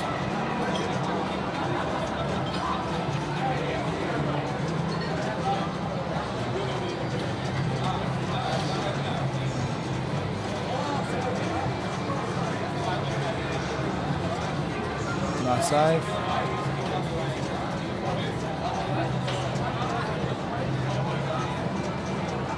All right, here we go. Multi-ball. Dave Anton, you know what? It could be. I mean, RGR is definitely a contender, but You know, we've got Simon Peel, Daniel Luth. These people can put up some amazing games. So I don't know whether you could actually guarantee it. I mean, it's like saying, you know, Keith Elwin's going to win. Well, he doesn't always win.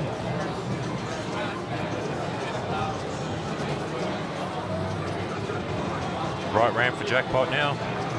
There it is. Boom.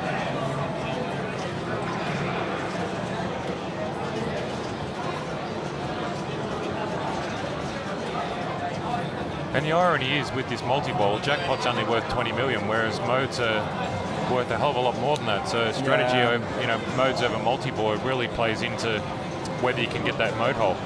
It's also depending on whether you can get 3 jackpots then to life for the super jackpot. Yep. You are Team Marburg. Well, I can tell you now, he would be somebody that I would put up there as likely to win it. Yep. Can tell you now. Absolutely a contender. Video mode worth some good points. I'm hopeless at this mode. I can never actually complete I'm it. not so bad. Bit of a delay there. Get over there. If you can get the medallion, there it is. Get it. That's done. There you go. Remembering that all the mode points happen after. That's unfortunate.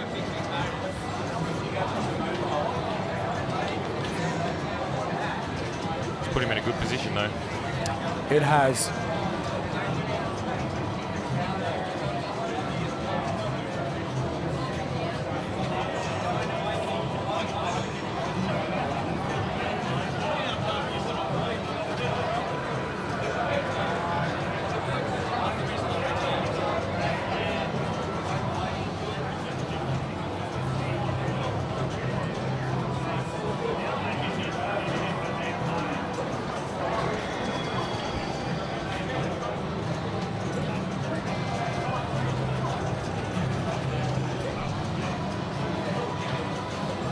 All right, here's Simon stepping up, ball 2.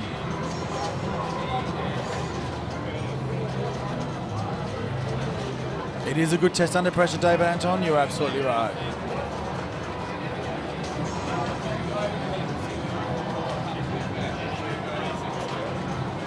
Rejected mode haul. That does happen quite a bit. No, unfortunate. Still got another ball, so he will at least know what he's shooting for. Dave, I have a massive preference for match play. You end up playing the player as well as the game, whereas in best game, you're playing the game entirely. I'm not a high score player, but I love playing other opponents in a match play scenario.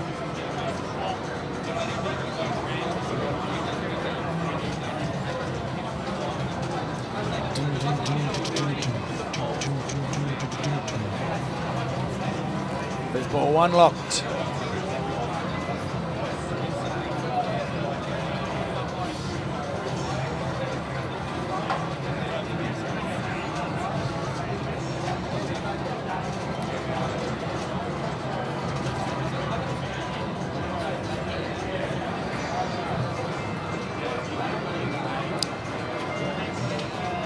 Yeah, bits and bytes.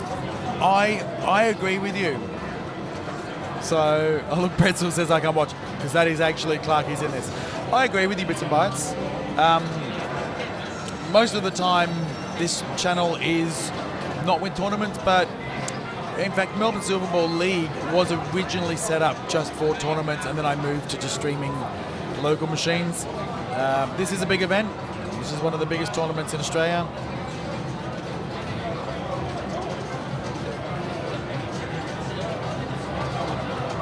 No, that's right, bits and bytes. We do have a big TV that's showing the current game in play as well, and there's quite a group of people standing There around is, right, yeah. watching the TV, so we can actually see what each player is playing and doing at any particular time. Nigel. Okay. Yeah, there is. There's a big TV. We've got about 20, 30 people standing in front of it at the moment.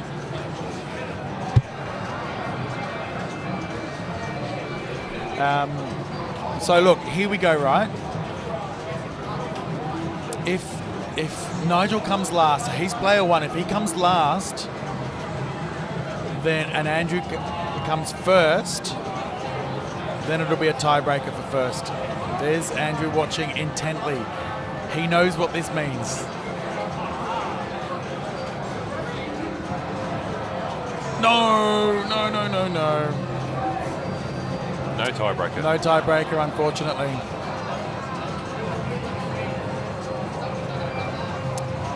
Ah, well, there you go.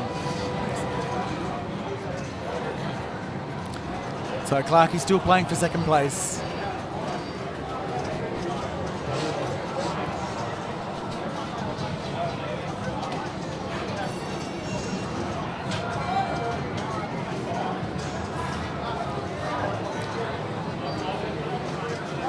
So Nigel has won B Division. No, RGR is not actually playing in B Division. RGR will be in A Division. The winner for B Division is going to be Nigel.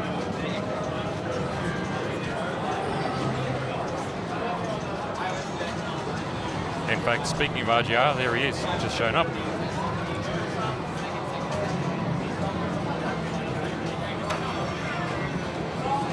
And I'll also let you know that the winner of B Division will not only get a trophy, but also $858 cash money.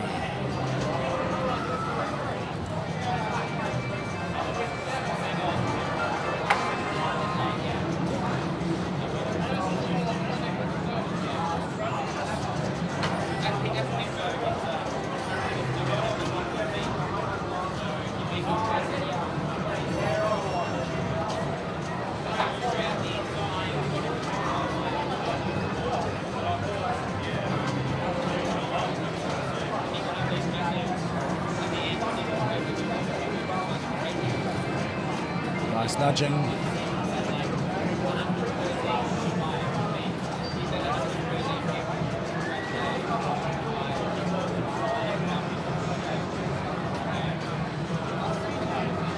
Nice shot.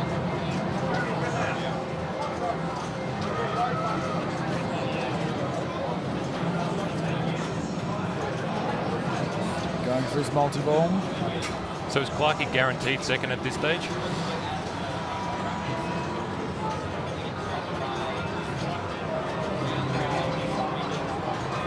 No. Oh, there you go.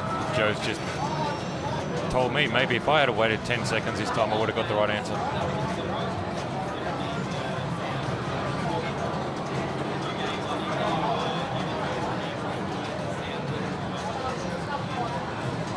Watch out, watch out, watch out.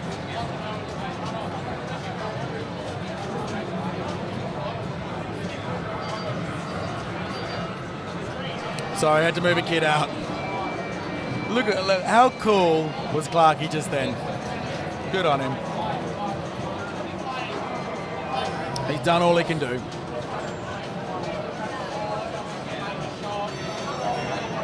I don't know if that's guaranteed second, is it? Simon could come over the top.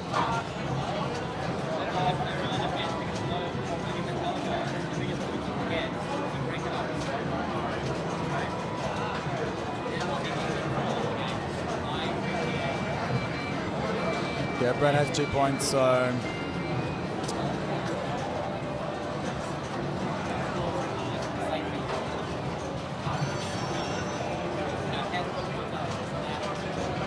Yeah, that's right, Peppers.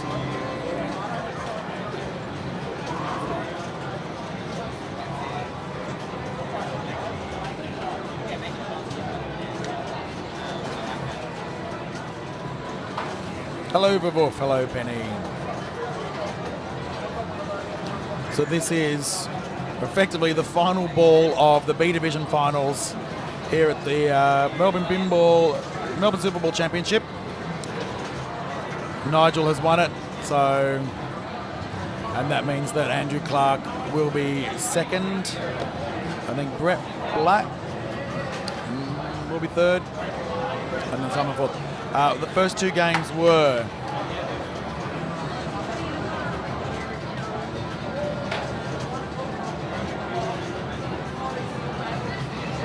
World Cup Soccer and Phoenix.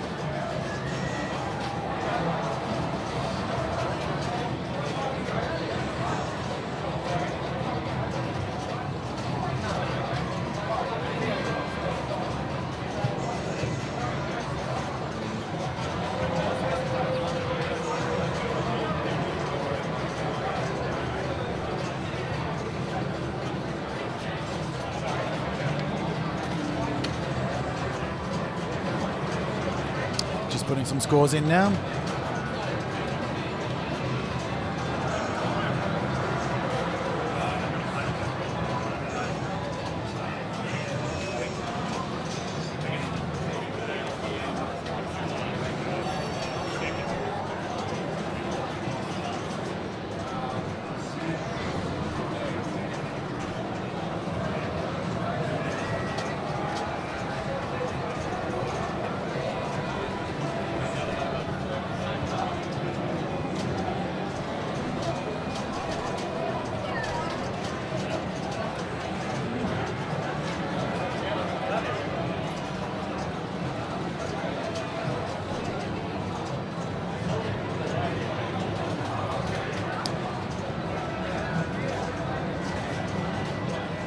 Close.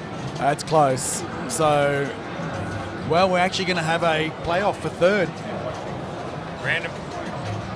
So Nigel has gone through with 9 points. Andrew Clark is 8 points.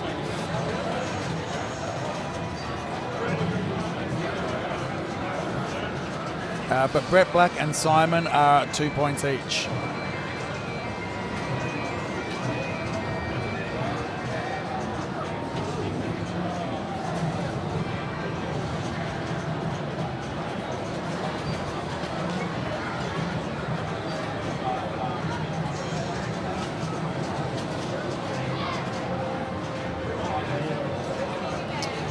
So we got a tiebreaker, Simon and Brett.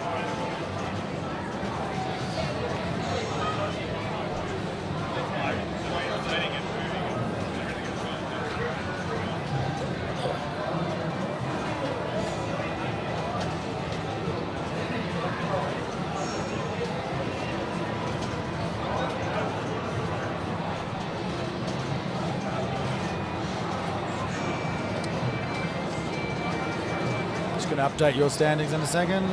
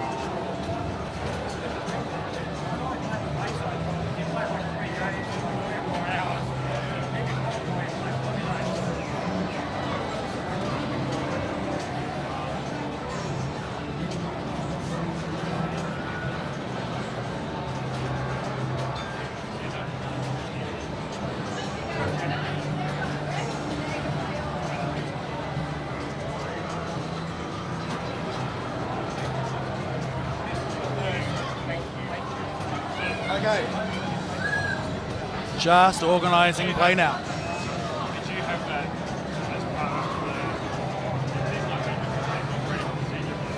No, that's what I said. I said, could we do Brandon said, well, after you're rolling in this, and I said, no, I'm just doing whatever. He's like, oh, that's fine. All right. No, there's nothing IPA that says you have to or not. No. How you gonna do it?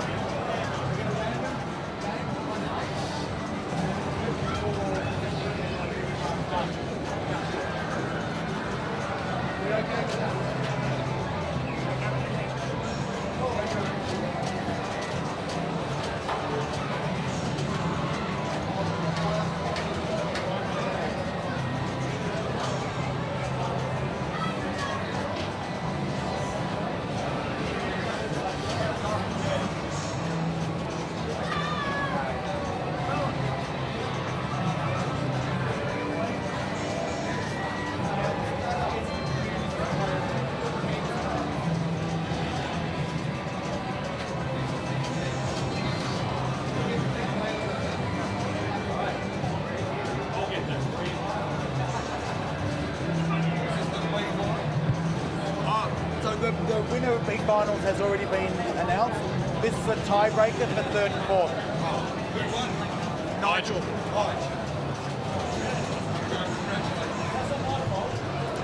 Okay, so we are on Indiana Jones. This is a tiebreaker. Because they've got to finish the final game, then we've got to do a presentation.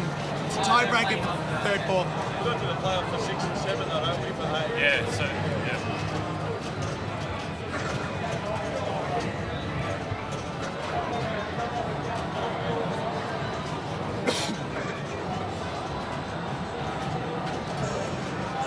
Are they your waters?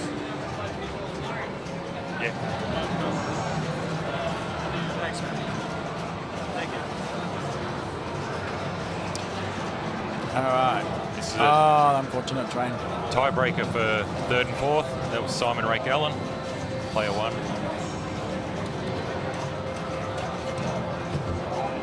Simon and Brett both decided to wear blue today.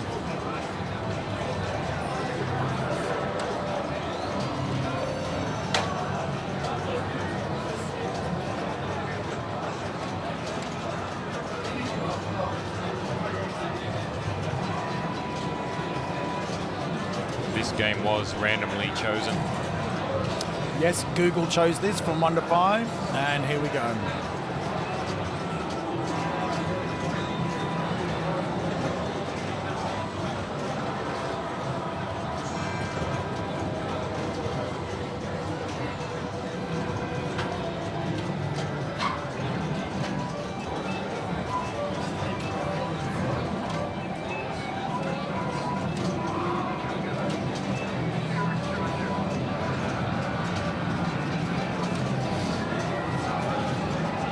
There we go, down the middle, unfortunate. Remembering with this game, the tilt is very tight, so there's not much nudging you can do to save the ball.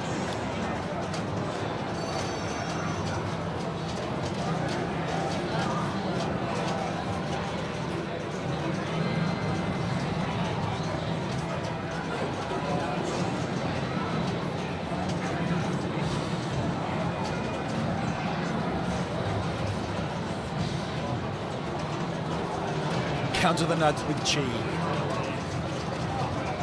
Metro Chica. It actually, I wouldn't say it's my sweet voice. This is my really husky, been talking for nearly 3 days straight voice. Going to bed at 1 a.m, getting up at 7. I've had 2-3 hours of sleep each night. This is our final day of the Melbourne Silverball Championship. This is the playoff for third and fourth position in B Division finals. Nigel Gripster just won B Division finals. Andrew Clark came second. The final points were 9 points to 8 points, so it was very close. The winner of B Division will receive a trophy and just over $800 in cash, and the envy of all their friends.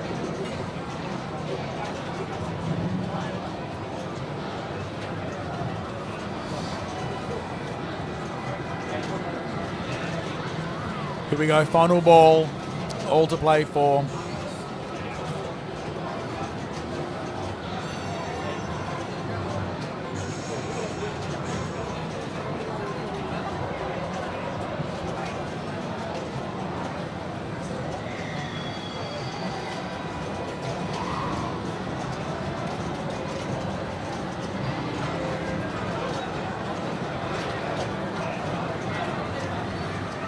Okay, mode. Okay, so it's the bar. So this is good because at least this is if he can stay alive. This is good points to get. Yep. No, come on, get them points. And remember, points are awarded at the end of the ball, not during. There's medallion, 35, 37 mil. Awesome. So as you see, score hasn't changed because that happens at the end. Just do not tilt, man. And remember, this is a very tight tilting game. So it's out. Do not tilt. Should end up with about 60. Yep. So that's something to chase, right? That's it. You don't want to have a plunge off in this situation. Brett Black, come on, man. Get into a mode. That's what I would do. Mode hole, couple of shots, away you go. What do you reckon, Stu? There it is, trap it up. No. Oh, tilt.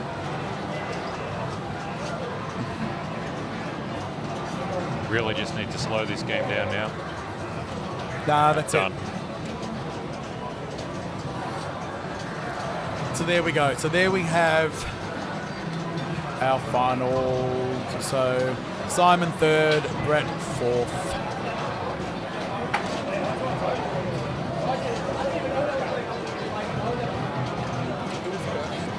Simon.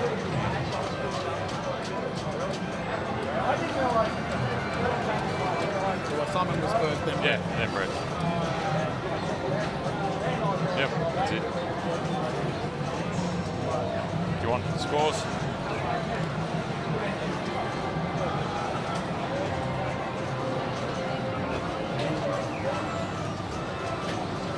Hello, Marty. How are you, mate? Come to tell you my World Cup soccer strategy. You're going to let everybody on the stream know about Yeah. your World Cup strategy. No one's watching it. Here. They are. They are, though. Are they? Yep. No, but they can't hear anything, can they? Yep. No. Okay, one I'll say.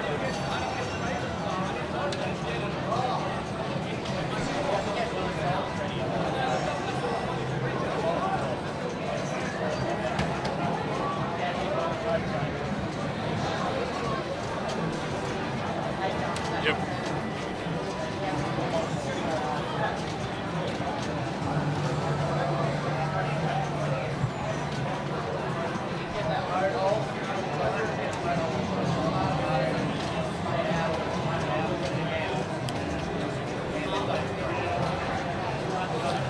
So these are our final standings for B Division.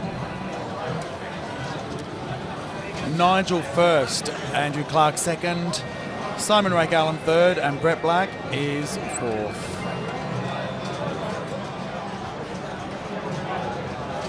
So well done to everybody. We are going to take a little bit of a break.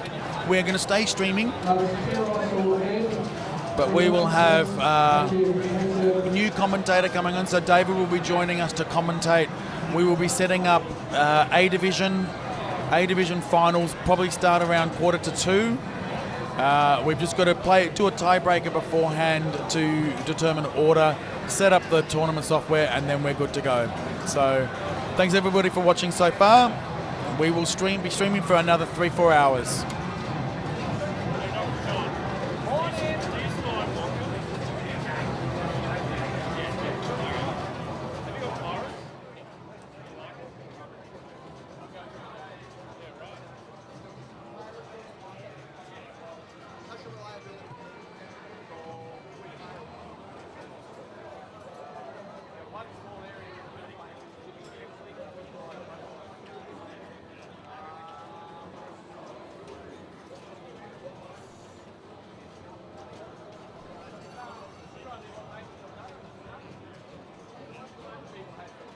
You're going to do presentations now?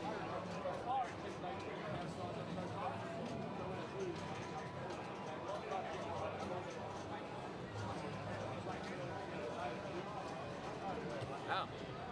Can I take this or are you using it? No, it's empty. Ah, you've drained my juices. Oh, like 5 minutes after I started. You have a USB charger? Possibly. Just pick. Oh my gosh. I remember that. There was a script.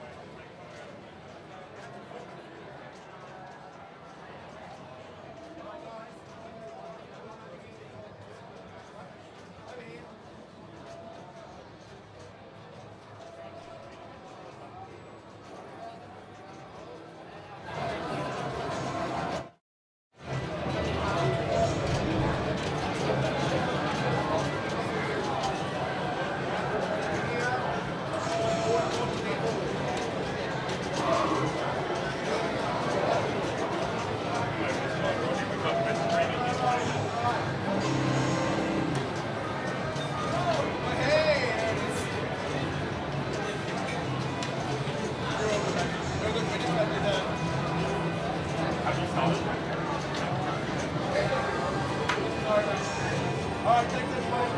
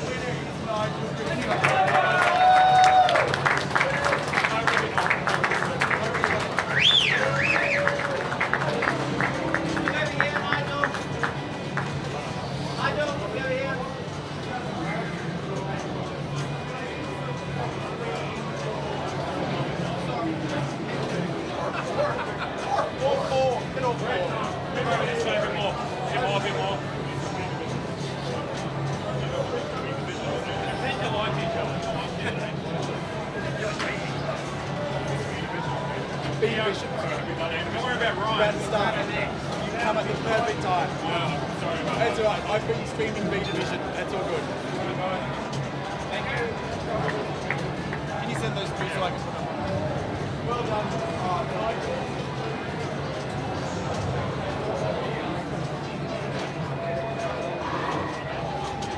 All right, so we're just going to set up A Division and then we'll be ready to stream probably in about 15-20 minutes.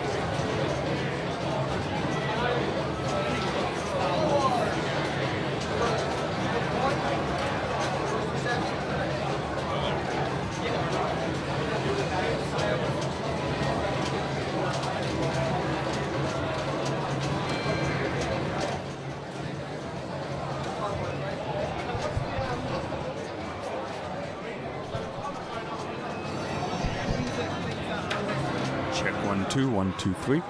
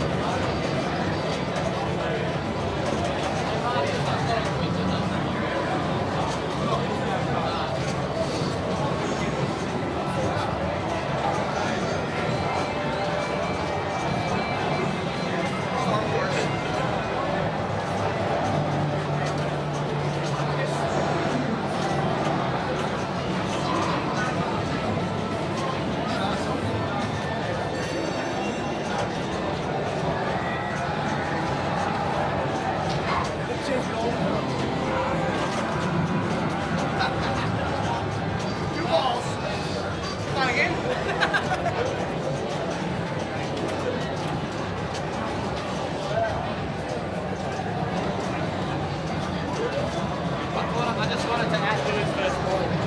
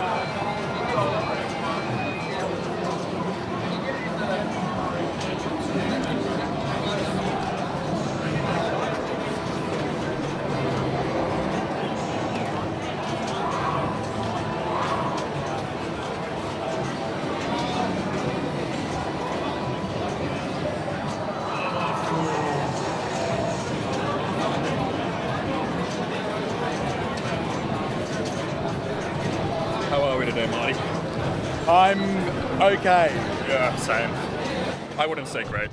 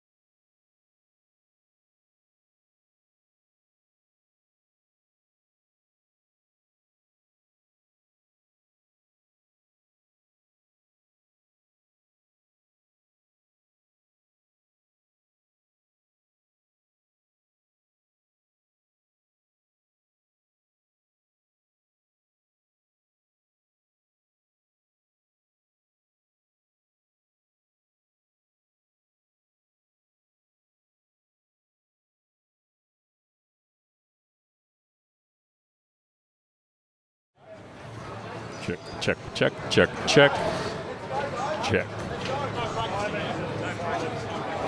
Check 1, 2. Check, check. Let me just set this up and then you'll be good to go. Yep, just getting my mic levels ready. Which game do you want to start with? Let's put on World Cup.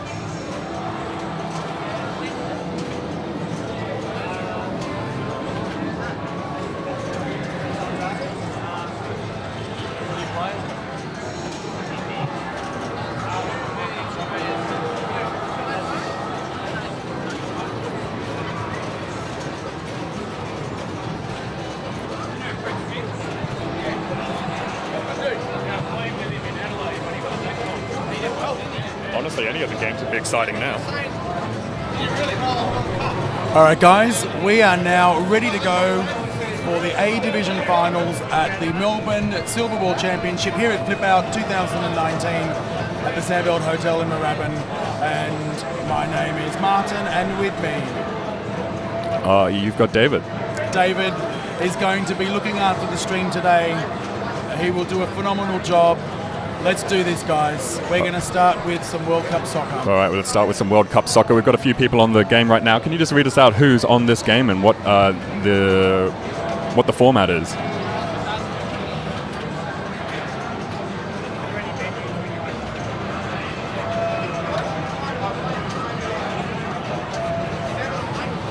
All right. That's not World Cup soccer. Well, that is not World Cup soccer. But let's take a look. Sorry, I thought you were doing it.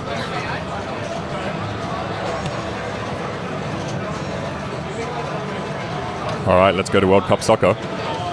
Now, who do we have on this game at the moment? I think I saw Richard. I see who's on the game. I got to get a list of who's on the game.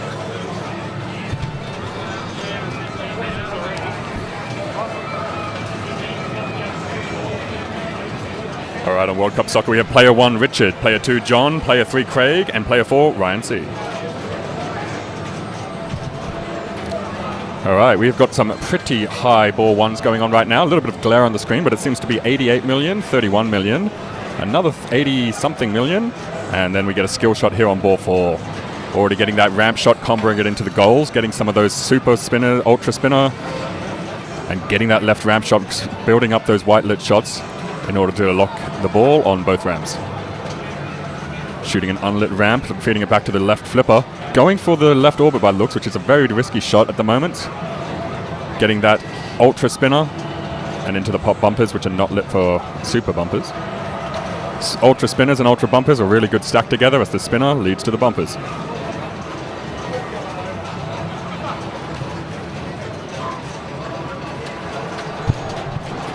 Right now, Ryan on World Cup soccer, getting it into the striker hideout and gets the penalty kick. Going to get for the goal straight away. Doesn't get it. In fact, he looks like he's ignoring the penalty kick and instead goes for the ramp to get his ball safely locked away. All right, now he's just got to hit that scoop underneath the rotating soccer ball in order to start multi-ball. This is the hardest shot in the game and really dangerous as well. It can reject out to the left out lane, right down the middle, and just kind of send the ball crazy.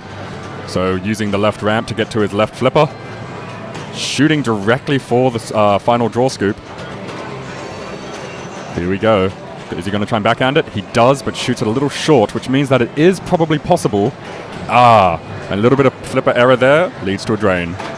Ultra bonuses coming in nice and high with a 19,000 bonus, and everyone sitting kind of nice and even at the beginning of the game. 4-1. It's not anyone's game yet. Richard Rhodes, last year's champion, approaching the machine. Let's see if he can knock this out of the park. And he is the defending title champion. Straight into the out lane, he loses his kickback, which can be relit by going down the right in lane and hitting a shot just above the left. There we go. Kickback is lit by hitting that left button on the playfield, essentially. That left switch up to target. Struggling to get his ramps here. And shooting them a little bit short by the looks of it, but still definitely trying to get those ramps up right and powerful. Right around, back to his right flipper. Combos it again, lights his lock, and there we go.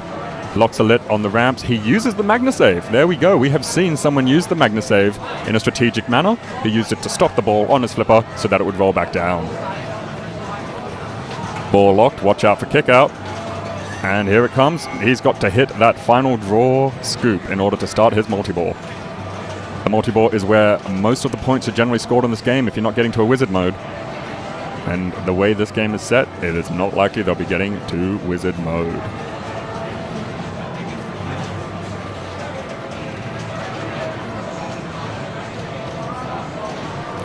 He's made it into the final draw scoop.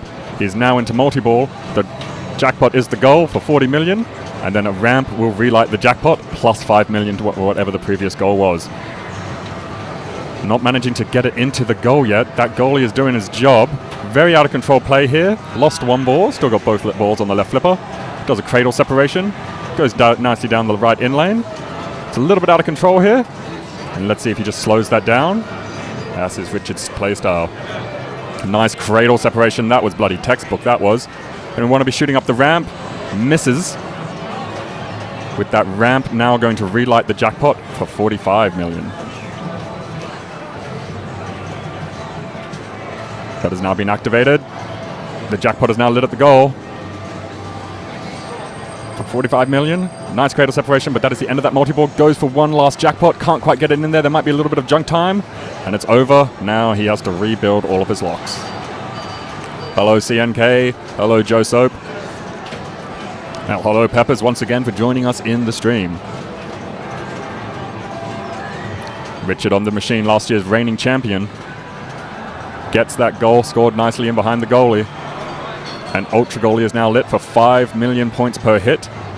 And that will be given out in bonus, not to the score. So you don't want to tilt this game. It's another game where if you tilt, you lose a lot of your progression from that bonus.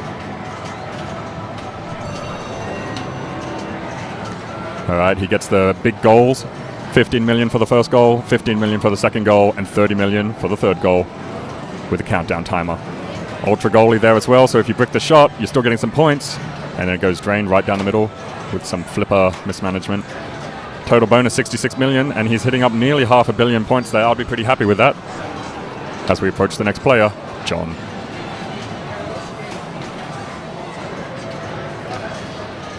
Now John's already got the Ultra Goalie, I think. I couldn't quite see that. All right, and he gets his ball locked, which will now open up the final draw scoop to start multi-ball, following what Richard did.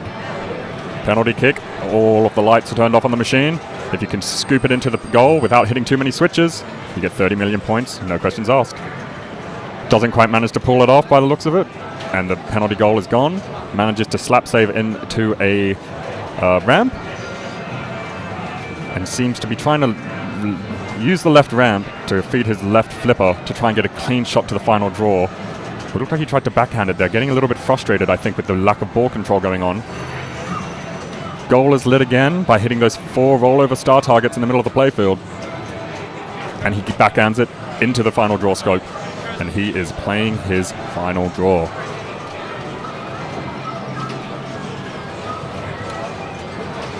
First jackpot is 40 million in the goal. Already loses his first ball. Loses his second ball with the relight at the lock shot. And that is a triple drain in succession. He will not be happy with that. But he seems to have a smile on his face. Everyone's having a good time.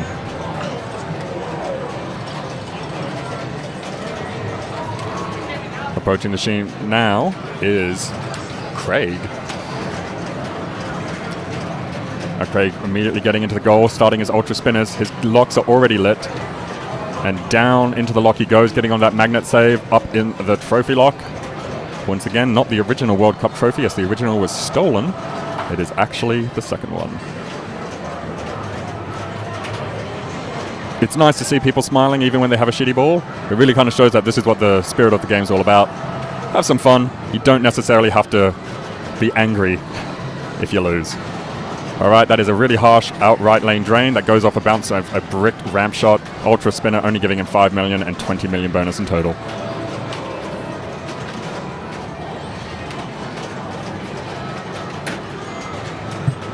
We've got Ryan C approaching the git machine. Gets his skill shot, lights Chicago in doing so now that he's completed his 3 skill shots, gets an advance in the cities on the left. He's also got his left orbit lit for another city advance. A third city advance via the rollover lanes above the bumpers, and a bad right out lane drain that maybe could have been saved with some nudging, but not wanting to risk it at this stage of the game. Yes, that was Ryan C.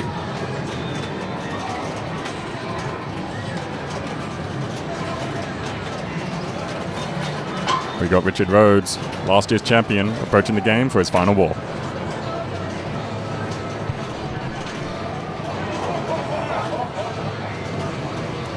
Taking his time, having to think. Gets his skill shot, 5 million points. Gets stamina. Needing to relight his lock by only shooting the flashing white shots. There are less of them on the field, second lock around. Striker's hideout in the right ramp, only shots lit for progression of locks, but he does have his kickback available.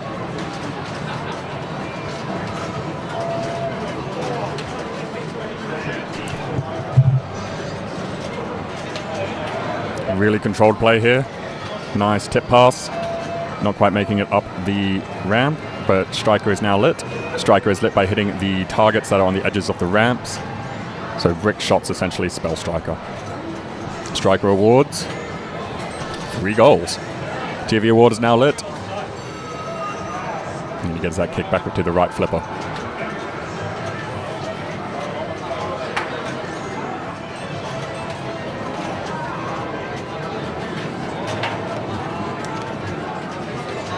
Holding it on his right flipper, looking at his status report by him.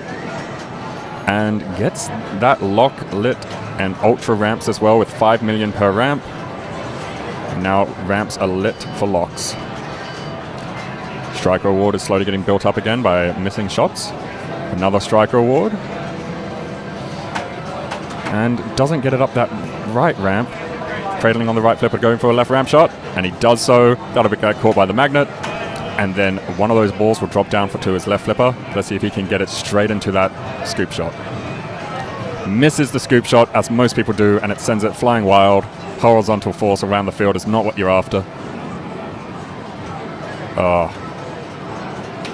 Still really controlled gameplay. We've seen him use the Magna save for a strategic purpose, and straight in on a forehand to the final draw shot. All right, he progresses his multi-ball. It holds your progression the second time through. One of his balls already given back into kickback. His kickback is now gone. He scores the goal, needs to get a ramp shot now to relight the goal. Doesn't quite manage to do it. He's managed to relight the goal. I'm not sure how that happened. Perhaps I missed a ramp shot. The goal is now lit for 60 million. He bricks it off the side, manages to recapture it, but it gets hit off the goalie. And tries to very hardly, tries to drop his left flipper in order to save the ball off his right flipper, but just ends up losing control and losing his multi-ball. Free kick is lit. Figuring out what he wishes to do next. He's going into status report. And he will be wanting to go for that striker's hideout or the right orbit, so the right ramp, to light his locks again. Ultra goalie is now lit, as well as ultra spinner. Dallas. And the next one he will get is Boston. A goal scored by the penalty kick, little kick out there. He used the extra ball button by the looks of it to light his next jackpot. Striker awards advance 3 cities. This is going to start as Boston Tea Party. Straight into the left ramp, ignoring the Boston Tea Party for the moment. I usually would try and cash in that quick 40 mil, but obviously he's a better player than I. 34 million straight off that Boston Tea Party, only 6 mil short of the maximum. Up we go. He is holding onto that ball, really trying to play methodical. And since he's player one, he is going to set the game's score for the other players to try and hit on their last ball. Anything is possible in this game. We've seen someone set up 1.9 billion on a single ball. So this score is definitely challengeable at this point. Lock is taken, and the final draw scoop is now lit in order to do multi-ball.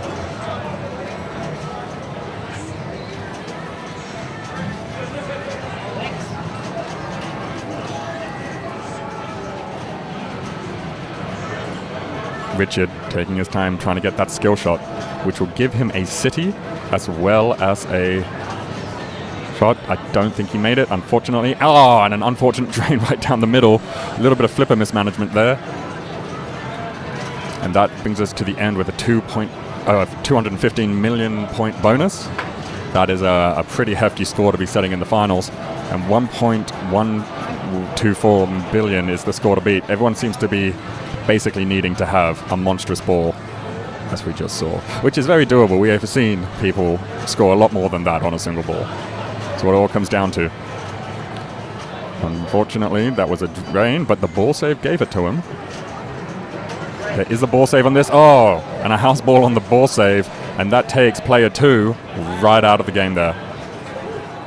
Almost solidifying him in fourth place, as long as the player 4, Ryan C, doesn't have a house ball.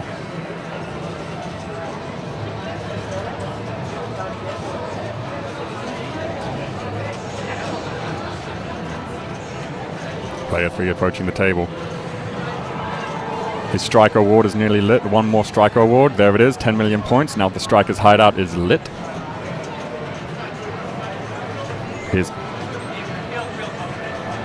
And an unfortunate right-hand side drain. Not too much he could have done about that, and that is really, really, really frustrating for him, as his final draw multi-ball was lit. It's all now down to Ryan C. Ryan C is now currently in 4th position. He needs to get 179 to get into 3rd, then 229 to get into 2nd. He needs to get over 1 billion points on this ball to place 1st. The flipper goal assist there helping him out, and Ultra Goalie is lit. Lots of horizontal movement between the slings. And final draw is lit for multi-ball. Let's see if he can get this in on the forehand. He's taking his time. He gets it in on the forehand beautifully. And he is into final draw with his jackpot lit. Let's see if he can really pump this one out.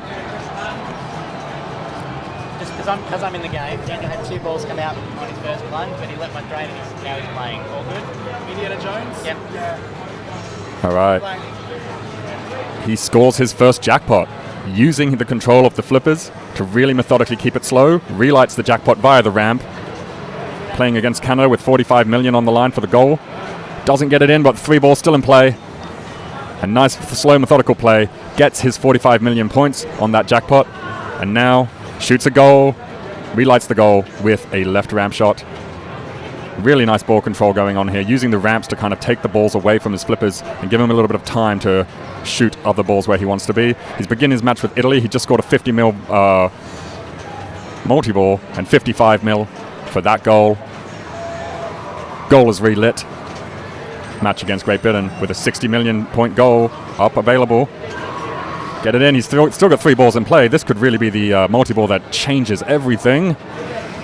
3 balls still in play. His kickback is still lit. No, his kickback lost. Really wanting to be relighting that kickback as fast as possible, since that is essentially an extra ball. Great Britain goal still not scored. Ow, and he loses his ball. Can he get in for the last final shot? Try and cheese it. And he can't. It is over. And he is back to relighting his multi-ball.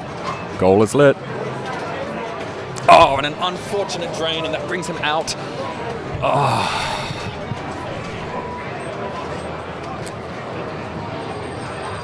And those are our final score. We have Richard Rhodes, our reigning champion, at 1.124 billion. And Ryan C coming in a second place at 597 million, nearly 600 million, just over halfway of the points of player one. And that was an exciting game coming up, so we will now take us to a different game and see what the other qualifying brackets are going.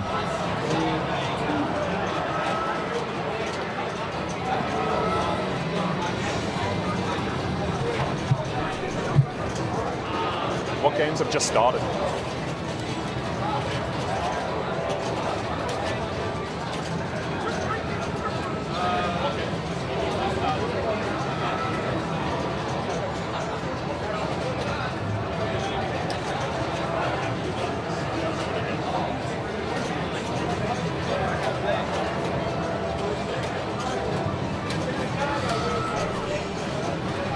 All right, we're heading to Indiana Jones, where we've got some of the players on there already. 4-2-1-0. No, I 2-1-0. don't know what I'm trying to find out who's on Indy at the moment.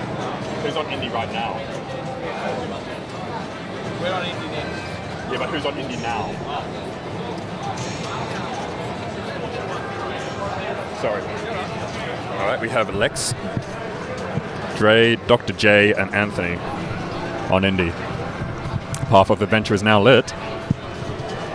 The Path of Adventure actually set to a really difficult level this tournament, with the motor not really turning it as far as some people would expect. Holding a slipper, keeping nice control of the game. Remember that the Hand of Fate will always give 10 million as it's in tournament mode. 10 million bonus points there, and that will start a mode as well. The mode. What do we got for the mode? I didn't quite catch that. Mode bonus is 3 million with 6 balls in play.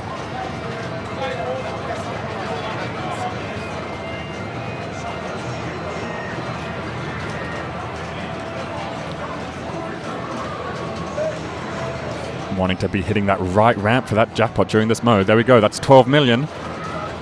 Another 12 million. Really keeping these balls in play, getting a lot of bonuses. This bonus is going to be quite big just based off the amount of switch hits he's getting. And really just focusing on his lower flippers. He's back down to single ball play, I think. No, he's still got 4 balls in play.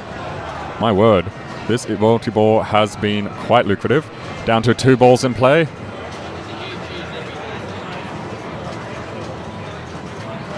And hitting that center lock shot for 4 million points now. 2 million for each ball in play. He gets one last 4 million points. It's going to come out of the right-hand side lock to his right flipper. It doesn't. It plunges out. What was your coffee? A soy flat white. Soy. And bonus 4 times lit. And loops are now worth more as you do those upper rollover lanes.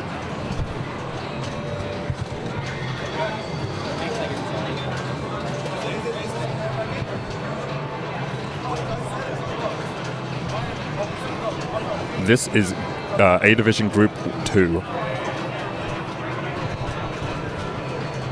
With Lex, Dre, Dr. J, Anthony. Path of Adventure now lit, wanting to hit that right ramp to try and get the ball up there. 2 balls. Wanting to be hitting the captive ball at the right of the bumpers, which is the shot just left of the right ramp. Only really a clean shot from the left flipper, but you can ricochet it off the right flipper, but it is a much more dangerous shot. Lovely tip passing going on there. Ooh, an unfortunate flipper management there, losing him that ball from the quick multi-ball. But everything is now fairly lit on the board. We want to be getting that mode shot to light his next mode. The bonus on this one will be huge. Instead, he goes for the lock shot in the middle with ball 2 locked at the right orbit, the right rotating mechanism lock. Dr. J is Stacy apparently. Thank you, Soap. There's a lot of people here, so I appreciate the help in helping me recognize the players. Let's see how much this bonus is. Bonus times 4 from all the switch hits. Well assault 70,000, and then 89 million for the bonus. That's in 1/3 of that score more than 1/3 of the score he's achieved is in bonus right there. Narrow escape on the right out lane has been highly dumbed down as we've taken the rubber off the right outpost that allows you to knock the ball back into play. It can also encourage tilting, which is where the drama arrives on this game.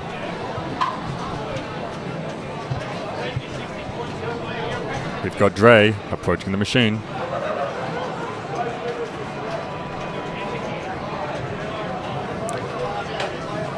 Nice shot straight up that left ramp. Doesn't quite combo it into the right ramp, but instead hits the captive ball for quick multi-ball. Getting some of those Path of Adventure targets lit, and a right in lane. Left ramp, will it combo to the right ramp? Misses and bricks off the right ramp, and gets it cradled in his right flipper.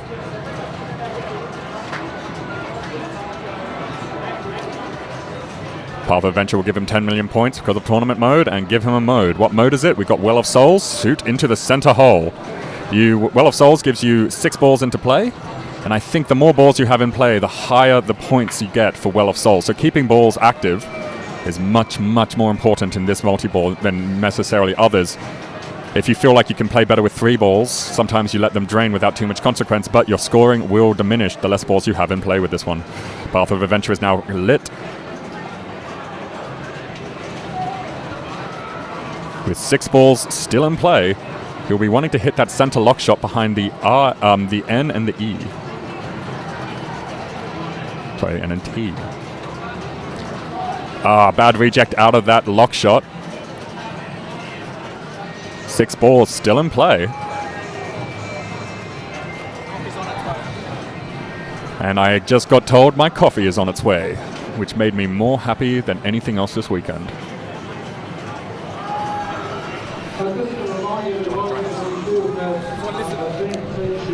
We're still in 5-ball play with Well of Souls handing out 10 million. So for each ball in play during Well of Souls, you get 2 million per jackpot. So the more balls you keep alive, the more those jackpots are worth. And a tilt out. That will destroy that score. This machine is very tilty. We've seen it all weekend. People have just got to be reminded that it's very tilty, and Andre's not happy about that, but it is that tilty. Andre would not be happy about that at all. Approaching the machine next.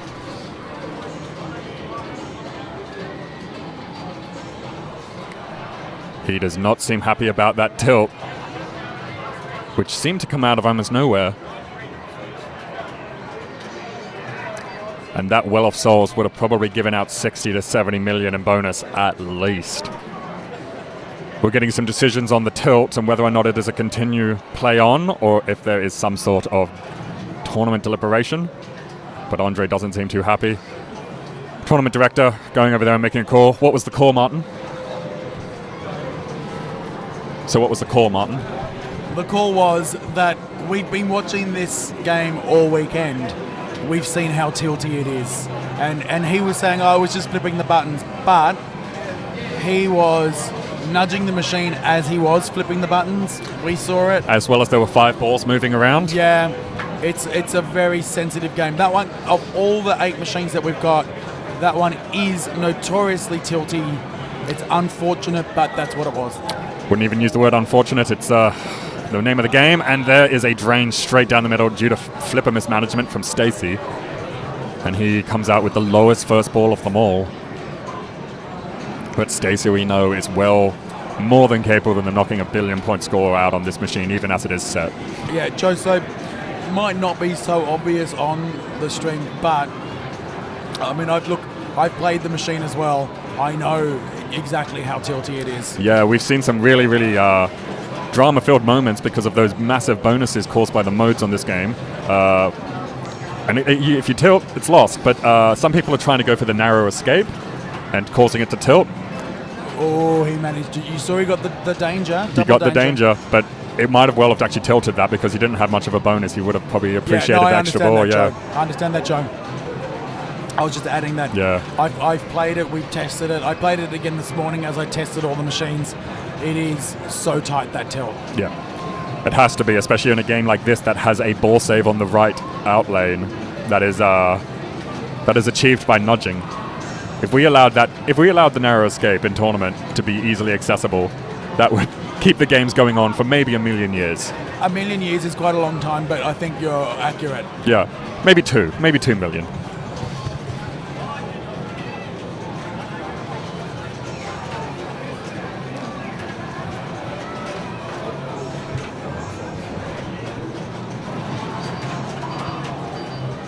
Player 1 approaching the machine, just trying to solidify his highest score. Not going for the quick multi-ball activation. There's a second shot. Oh, and very, very hard slap save. Doesn't get a danger. But as we've said, this game is incredibly tilty. As we saw with Stacey waiting for the game to settle with the tilt bob. Ball 3 locked. We're starting our major multi-ball with the jackpots lit at the left and right ramps.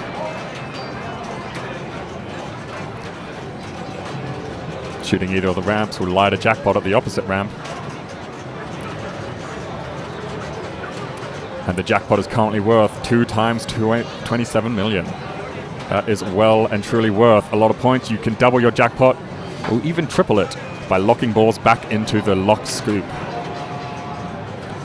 30 million times 2 is now the current jackpot if he can manage to get one of those ramps to light it. It's now no longer doubled as the jackpot captive ball has been rejected from the lock and is back into general play. Oh, that is not what you want to see. And just trying to cheese one last jackpot out of it and doesn't seem to do it in time. Hold on, we still got a ball in play and lock. Oh, some nice flipper movements there to get the game going as he wants it to. That jackpot is finally scored for 30 million, I believe it was. A 30 million point jackpot. And now Path of Adventure is lit. Straight down the center in Path of Adventure. He can re-attempt it by shooting the left ramp in 10 seconds. 8, 7, 6. Is he going to go for another Path of Adventure or just kind of leave it and not worth the risk? It seems he's trying to backhand the mode hole and actually ignore Path of Adventure. Oh, nasty reject from the backhanding the mode hole. Can he backhand the mode hole? That's the third attempt. And he lost a bit of control there. Accidentally slings it back up into the bumpers, but he should get a nice right flipper bounce. Onto the left. Will he backhand it? Fourth attempt at backhanding that mode hole. Backhand the mode hole. Fifth attempt. Let's go for 6. Let's backhand that mode hole. And he gets it in on his 6th attempt. He gets Monkey Brain, shoot the ramps and the loops to score general points around the board, which will be collected out in bonus.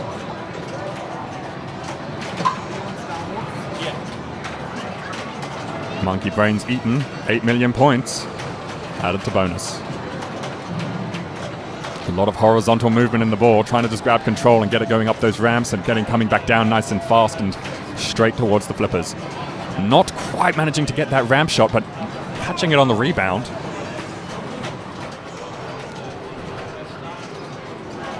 Trying to shoot lit shot to just get more Monkey Brain scoring. 8 million points per shot. Another 8 million.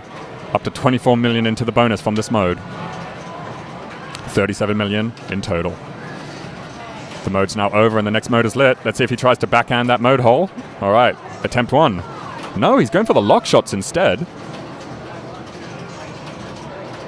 And gets it locked in straight away. Ark of the Covenant, ball 1 locked.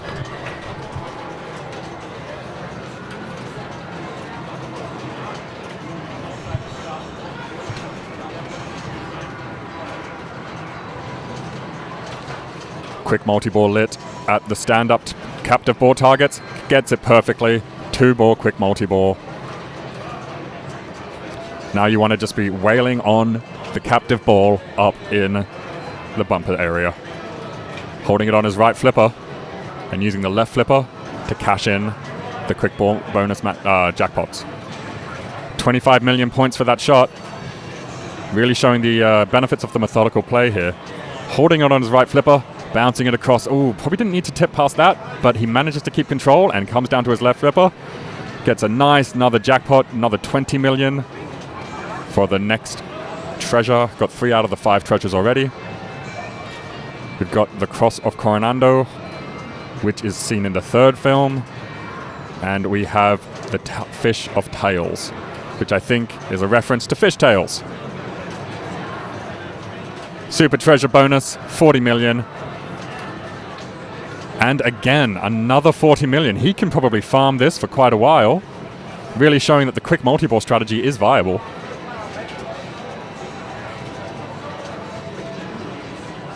Gets that million points from the ramp shot, doesn't manage to combo it, and we have a double drain. He will be very happy, though, with that. No, it's not a double drain. I misspoke. The ball went into the mode hole. He's now going into video mode, where you have to choose left or right or straight, making sure you just don't hit those barriers. It gets faster every straight track you go, so now the video modes are going to be a lot faster. You get 10 million points bonus if you go halfway, but 1 million points for each one of these doors you manage to successfully traverse. He is now beyond the halfway point. I'm very impressed with how well he's doing this video mode, but there it comes to an end. He starts getting very ridiculously difficult. 20 tunnels, 1 million points per tunnel, plus 10 million for getting halfway. Caps him out at 30 million. Once again, we give in to him in bonus. The ball lock is the second ball, as you can tell by the idol. The first ball lock is the Ark of the Covenant. The second ball lock is the idol.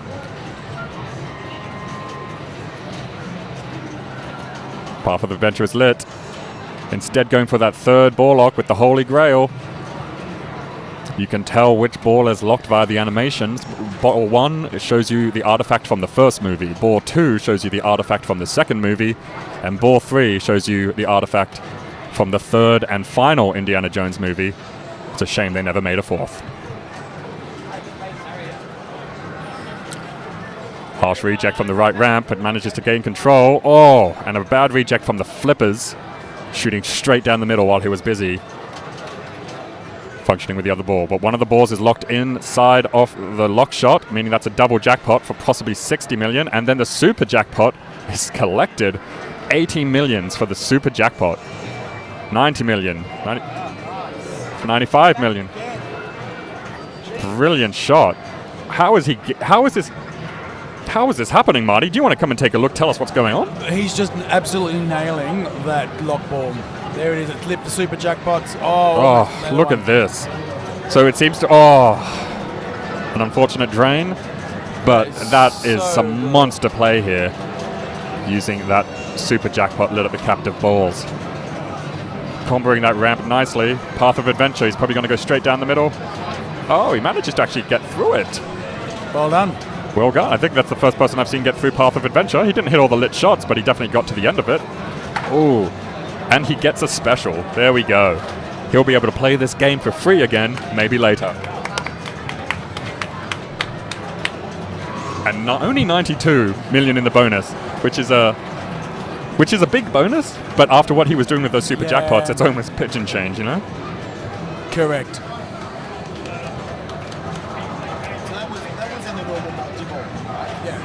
So after you get 3 jackpots via the ramp, that's when you light the super jackpot at the captive ball. Yeah. And he was nailing that captive ball, and it was just coming back. Another shot.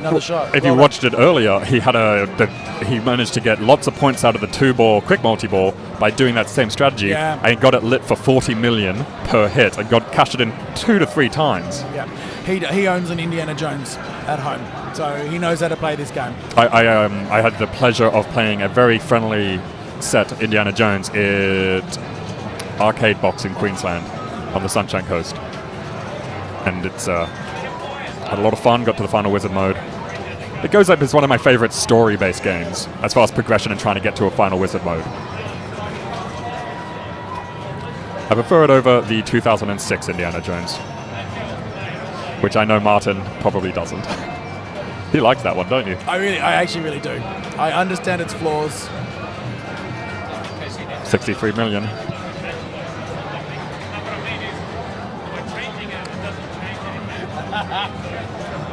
And someone delivering some drinks for Martin. Path of Adventure completed. Trying to backhand that mode scoop, and then forehand the mode scoop, but a nasty reject from it. And he's going to go for a second attempt at the backhand. He does, but mismanages it. Seemed to shoot very wide there. And a mismanagement of the flippers causes that drain. Not a very big bonus as no modes were completed. Most of the scoring in the bonus is completed by modes.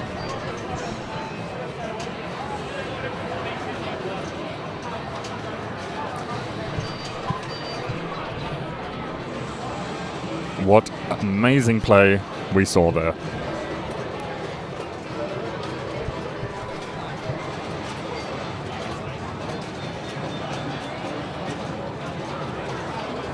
Stacey approaching the machine, wanting to do a lot better than his first ball, which essentially was a house brick. Oh, he bounces double danger. He's now on finger flipping tilt. He is already on his double danger. He needed it to try and avoid that house ball, so it was a very good move strategically. But he's definitely got some pressure on him now for the rest of the ball, as he loses it, unfortunately, down the middle with a really, really tricky to judge angled ball straight down the center. Walking away with a little bit of a groan, as you can tell.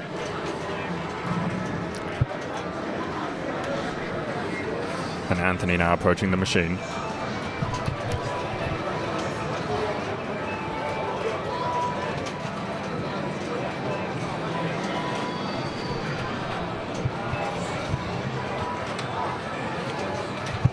A reject out of the bumpers straight down the middle with no ball save. That will give him only a 10,000 point bonus.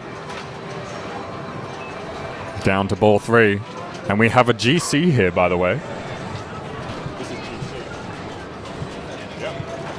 This is the highest score we've seen all tournament, and is the highest score we've seen since qualifying. Oh, and a left out lane drain, but I think he'll be very, very, very, very happy with that score.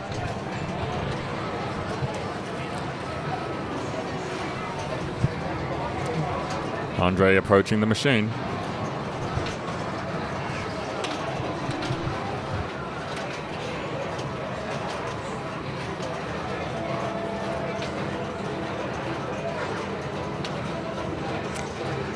Getting control of the ball here.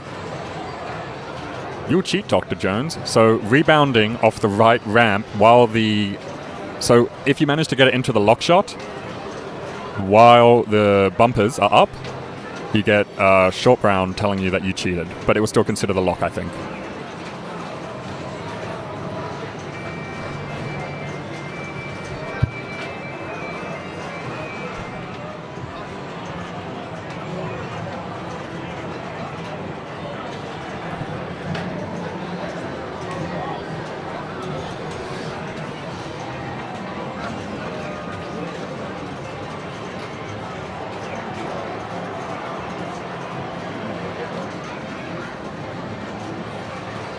Is that Kelch you can hear in the background? It may be. It's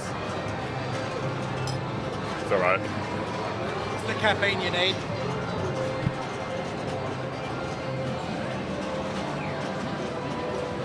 See me in the corner of the camera having my coffee. As Stacey approaches the machine, he'll really want to blow this up. He will probably be aiming for modes, stack it with a multi-ball, and be hoping for the best. Let's hope for a nice drain out of here. He completes his upper rollover lanes, getting ×2 bonus and increasing the value of the orbits. And straight into the mode hole. That was an impressively fast mode hole. So now he's in Streets of Cairo. He's got to try and find, what was it, Marion? Forgotten her name from the movie. The actress worked in a toll booth for most of her life, I believe, after the first movie. Until the 4th movie came out and they brought her back for no particular reason. And apparently Harrison Ford plus her equals Shia LaBeouf. I wouldn't have guessed it either. Totem multi-ball in effect. Going to come out of that right flipper. Oh, manages to keep a hold of it out in that right orbit. Back down to single ball play after one of the balls went down the left-hand out lane. And relighting that lock shot. Now down to double danger. Oh, I hope he saw that. It flashed up on screen very briefly. And that is the end of Stacey's game as he screams into the heavens, shaking his head as his majestic locks wiggle behind him.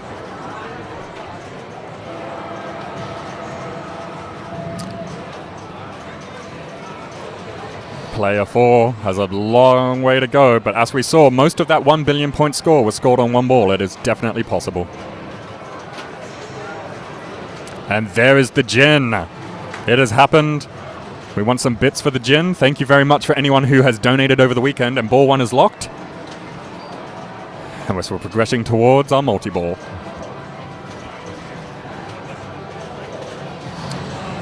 Hello, Colin. Hope you're well. I am well stocked for gin, thank you. Don't tell them that. You want them to give you more bits. I liked the 4th movie until the whole spaceship thing. What was that about? The 4th movie? There was a 4th movie? No, I actually remember as a teenager, I was so excited for that 4th movie. And I remember walking in and coming out and going, what the fuck was that all about? That was the worst fucking thing I've seen in my whole... it was the first time I realized Hollywood is bullshit. It was the moment that destroyed my childhood. Was the 4th Indiana Jones movie and the 3rd Mummy movie. Those both childhood-destroying movies.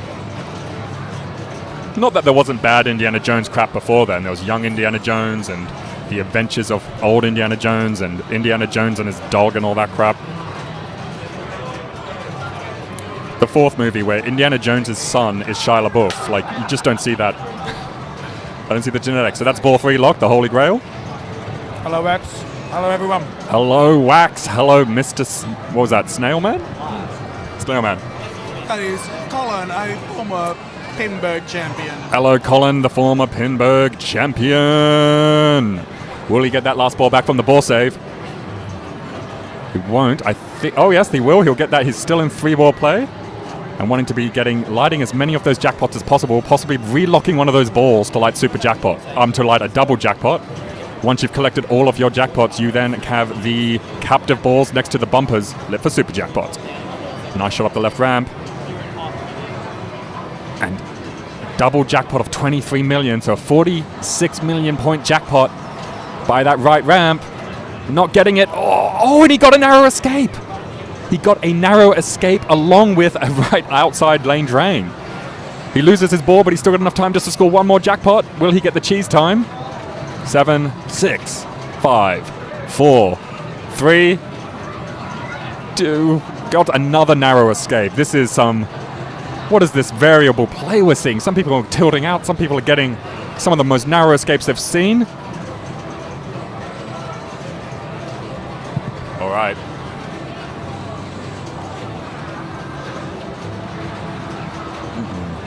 Capturing the ball on his right flipper, not quite managing to reduce the momentum enough and doing a tip pass, losing it off the slings, and now just trying to go on the fly.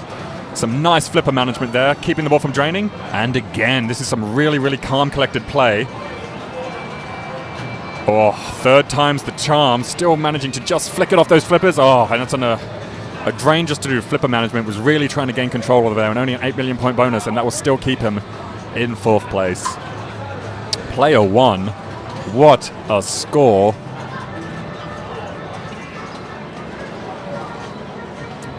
As we'll get all of the scores read out in a second.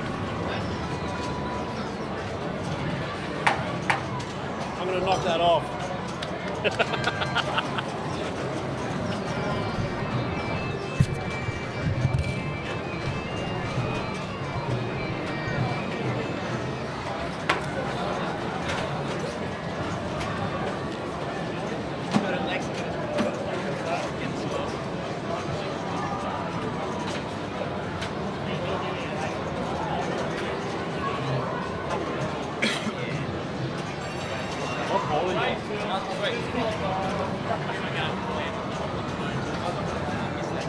We're just selecting another game and waiting for a new game to start, as most of them are just packing up right now. What are we going to go on?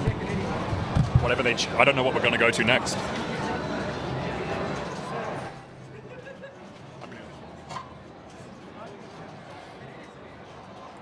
I'll go see what we're starting for.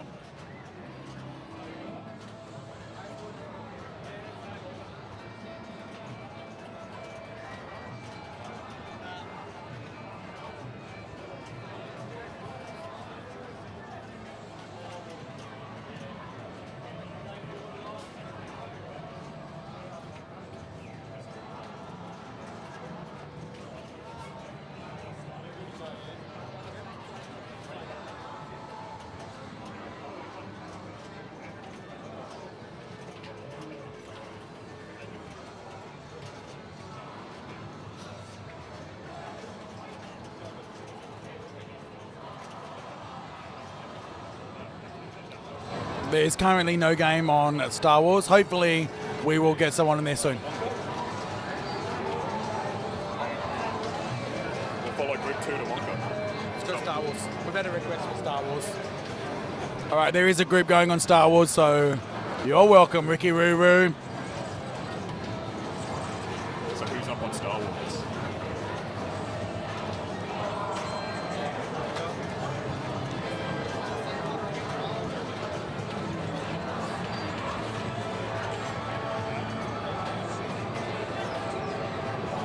So we're now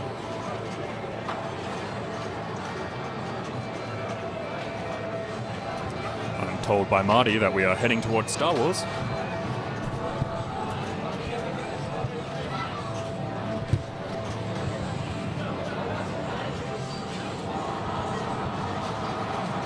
As we just wait for the players.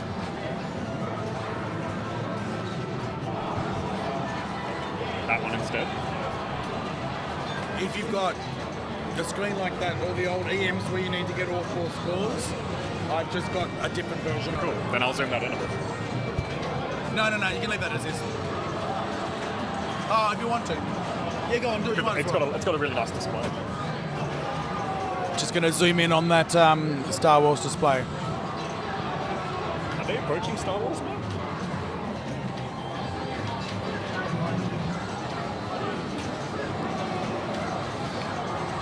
You guys still on Indiana Jones? Already started. Oh, okay. Sorry, we got it wrong. You lied to me, Marty. Well, what's that? Huh? We just finished Star Wars. We're on Indian. So someone put in the wrong spot. Right. Have you entered it? Someone wrote the scores down in the wrong spot. A little bit of scoring drama going on here. Finished Star Wars. Yes, that's Star All Wars. right. Let's keep commentating and talking about what's going on here today. Who wrote the scores down? Who wrote them down? Unfortunately, they've just finished their Star Wars game, so we'll be heading somewhere else in a second. Did you tell him? Yeah.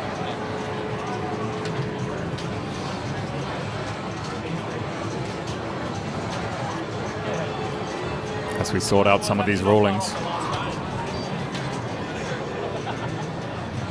What venue is that? This is at the Sandbelt Hotel in Moorabbin, Australia, in Victoria. Thank you so much to the Sandbelt Hotel for making this happen, for allowing us to use this space. We also use some of this space for our main tournaments throughout the year, with the Bayside Pinball tournaments held here. We'd also just like to thank Jersey Jack Pinball, Chicago Gaming Company, American Pinball, Pin Stadium Lights, Hot Rodded Pins, Zach's Amusement, and Mr. Pinball for making this whole Flip Out 2019 happen. Alright, we can see the standings here. And we're just trying to think of which game we're about to approach. Hello, Jeff Diolis. Marty, what do you think we should approach next? Let's go Harlem. We'll head to Harlem Globetrotters.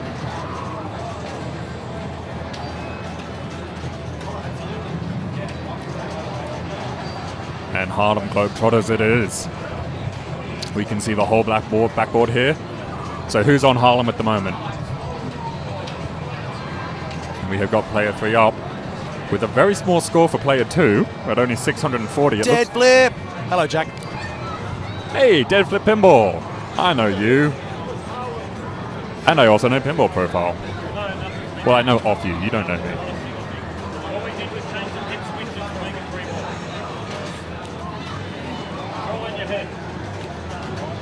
All right. We're trying to see what's going on with Harlem.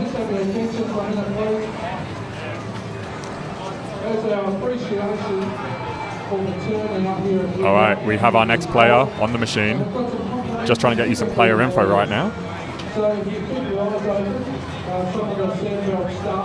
Harlem, an incredibly brutal game. It was on 5-ball play throughout the tournament and was still considered one of the hardest. STD, how long are you giving people if someone tilts in between balls? 2 minutes? And a flipper mismanagement drain.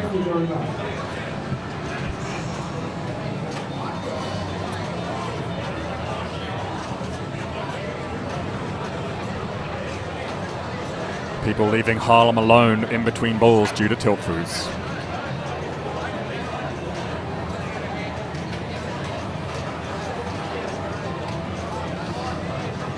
They're just doing a 2-minute wait because of the tilt. So 2-minute wait between balls is our maximum wait time, but we have someone approaching the machine.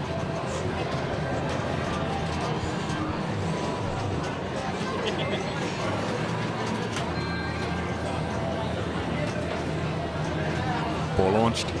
Nice slap save to save it, but it goes straight down the middle regardless, and the bonus is given out at only 1,000.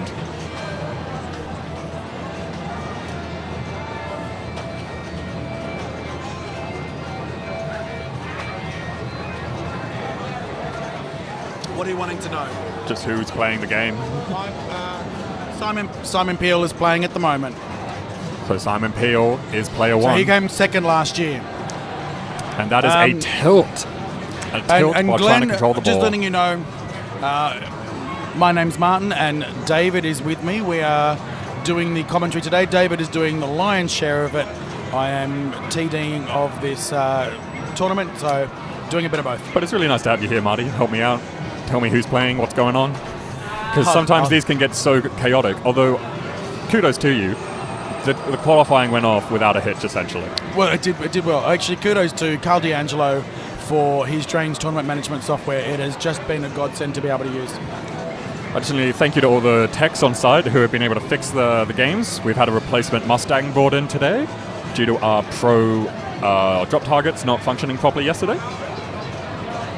And we were able to just get a different version of the machine in. Waiting for that tilt bob to settle with a 2-minute timer on the clock. And who is this on the machine now? That's Brian Schliebs. Boxy is his nickname. Hello, Brian Schliebs. And Boxy is approaching it. Boxy, really nice guy. I got to know him at the Rosstown Retro Pinball contest. Shout out to Ross for helping put that on. Shout out to all of our local Melbourne fellows who have organised a tournament. And as that left drain out lane sadly goes down to the scoop, we'll talk about how much we appreciate pinball and all the people in the community. Boxy won't be too happy with that 6,000 point score, but I'm not happy with it, and I'm not even playing it. yeah. The bonus is being one of the biggest point scorers in this game. But as we are on ball 2, no one has managed to get to the bonus holdover milestones. Now, are those still left on for the tournament? And another really, really powerful drain straight down the middle from that left flipper, bouncing off the right flipper as he tried to flip it across to the left, but didn't get enough purchase on it.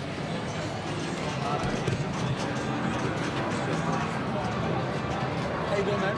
Thanks again. Did you have fun?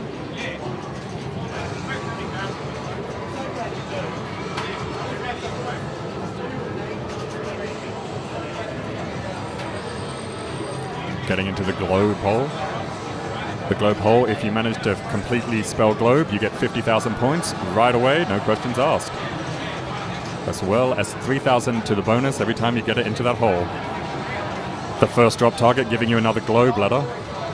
And a nice shot up the left orbit, straight into... Not really getting much play off the bumpers, but those spinners giving some nice value. Collecting the players on the right, and not wanting to tilt out. Oh, some careful nudging.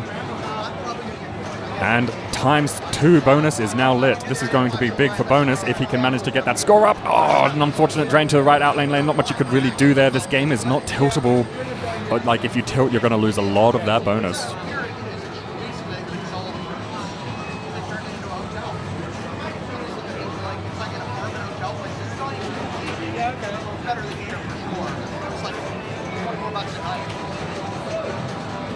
Player 1 wanting to solidify a nice high score as this is his final ball, final options, and a house ball leaving him with 31,000 points. That will solidify him into 3rd place unless Boxy can beat him. So relegating player 1 to 3rd place. Boxy approaches the machine, only needing 25,000 points, which can easily be obtained in a bonus. Only needing 25,000 points. The globe itself will just do that if he can manage to spell globe. Very careful off the left flippers, and flipper mismanagement going straight down the middle. That'll put Boxy into 4th place with player 3 approaching the machine. Got the globe, 50,000 points right off the bat, puts him into 1st place.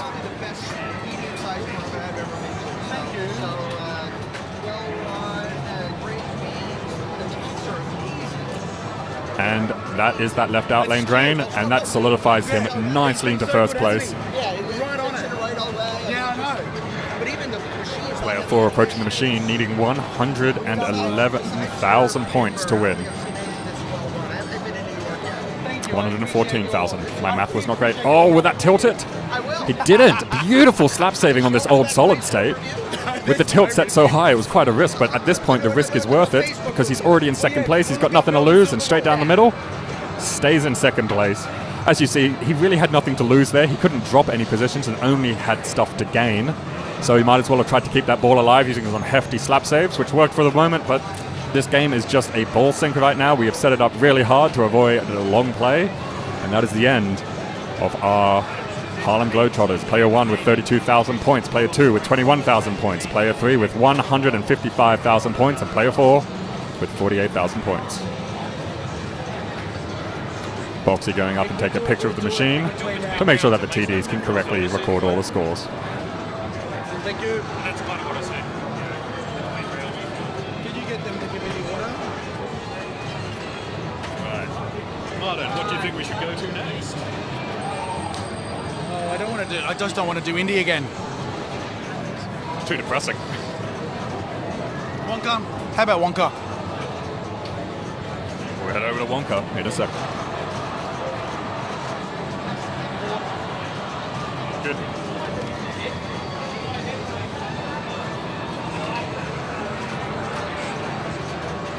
We are now on Wonka. Marty, which group is this playing on Wonka?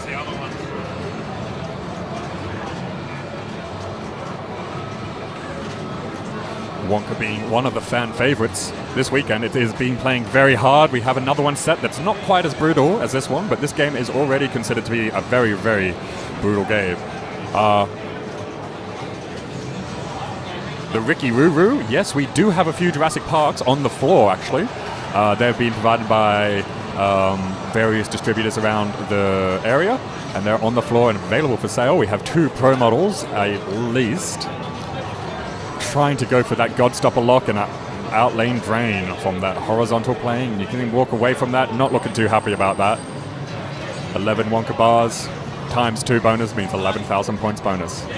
Player 1 is up. Curtis to initial, and he's having a smoke.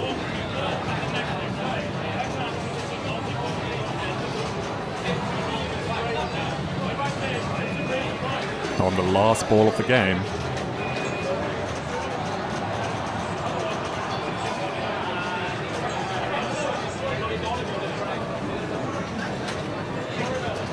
The Godstopper lock locked for his second ball, open for his second ball, backhanded in here. He misses it and goes up into the bumpers instead, dribbling out onto his right flipper. Tries to backhand it again on the fly and can't quite make it. Gets a nice roll off the sling. Will bring it to a stop on his left flipper and attempt that again. Straight into that Godstopper lock. Ball 2 locked.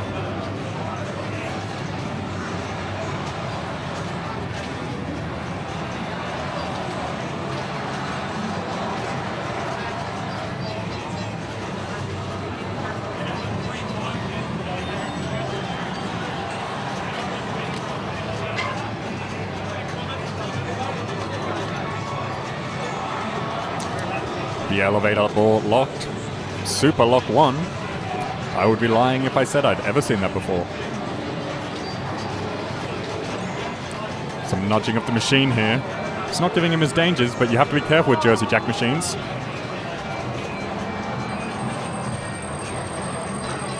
You got to be careful with these Jersey Jack machines, but that is quite the bonus there. Each ramp shot gives you 1 chocolate bar, and then the 2 shots to the captive ball will give you a bonus multiplier. So multiplying that bonus by 2, giving quite the hefty handout.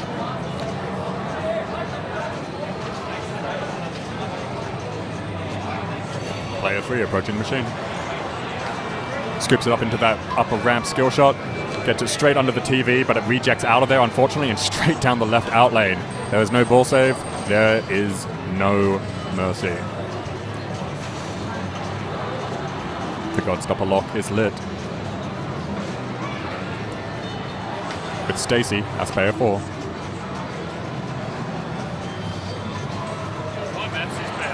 Gets the skill shot with that upper ramp, and it takes his picture for all the world to see. Gets it up that upper ramp again, and into the TV shot. Super times 2. About to release to the upper flipper, shoots it at the upper ramp.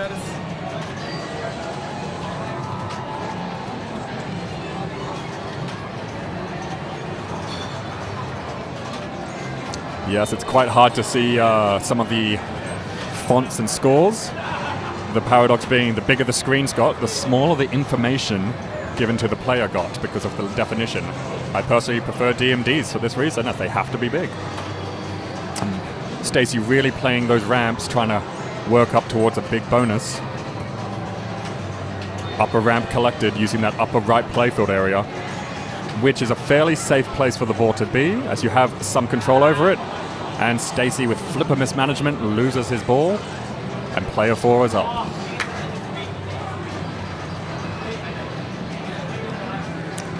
Player 4 has his Godstopper lit as he begins. I just beat Lex by 200 points on Wonka. And the skill shot to the upper right ramp. 230 to be exact. Oh, the ball kicker not working, not giving him the ball, but it gave him a don't move. We saw a hand go up for TD, but the game is smart enough to realize that the ball kicker did not activate properly. Godstopper lock made. It is now time for Godstopper multi-ball.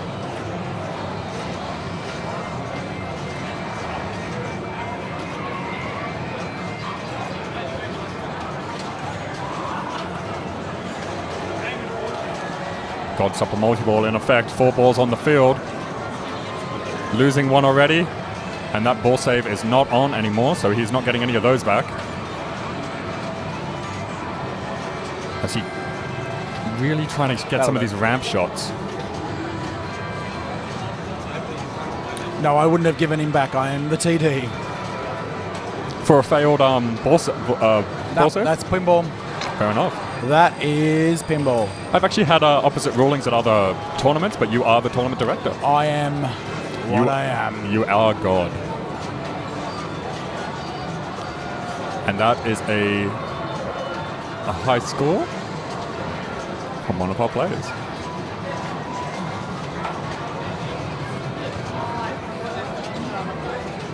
Hey, garbage.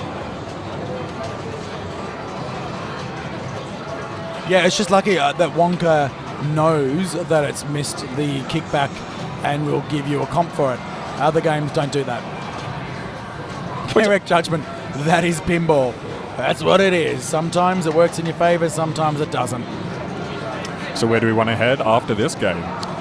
This is the last game of this round. So, do you want to take us through the standings and what's going to happen next? I'm just waiting for some scores to come in. I can show you where we're currently sitting before the final scores are in. You got our sheet, Martin. Another one. So we can see Luke Marburg, Stu Thornton have advanced from Group 3. Michael McMinn and Curtis Saharev have gone through from Group number 4. Now, a bit of an upset there. Simon Peel in Group 4 hasn't gone through. He was the runner-up last year, so that's an unfortunate showing for him this year. Yeah, so Simon is out. So at the moment we have confirmed for the next round, we have Luke Marburg, Stuart Thornton, Michael McMinn and Curtis Saharev. And we have our last set of scores coming in. Second last set of scores are corrected. Very quickly corrected. If you correct yourself quick enough, the mistake never happened. I like that philosophy. It also encourages people to acknowledge their mistakes.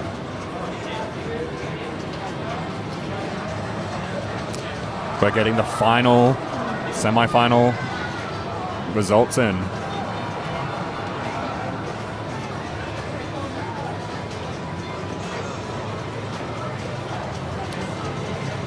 It sucks, and that is pinball, but also you can manipulate the ball coming out of that right scoop on Indiana Jones. So Stacey Borg, good friend of the head-to-head show, and Daniel Luth have advanced. Unfortunately, and Andre Thompson and Anthony Cirillo do not advance. Now, Stacey, he goes by a different name sometimes. That is Dr. Curly Tech. Yeah, and also perhaps another name? I'm not going to say anything else. Good. Pinside Petey calls him many names. Yeah, it's unfortunate. Pinside Petey's quite mean.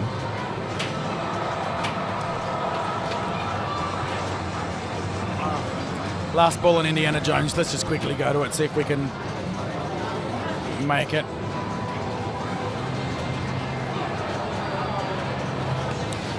We're just seeing Ryan C. walk away from Indiana Jones as the final scores are about to come up. Let's have a look at these scores. Let's see what people managed to pull off while we weren't paying attention. Nice one. Oi, those are some hefty scores. We got 312 million by player 1, 57 million by player 2, 68 million by player 3, and 49 million by player 4, meaning that player 1 comes first, player 3 comes second, player 2 comes third, and player 4 comes first. As confusing as that sentence sounded. Martin manually putting the scores in from the stream as we wait for the final announcements of who is progressing through to the next round.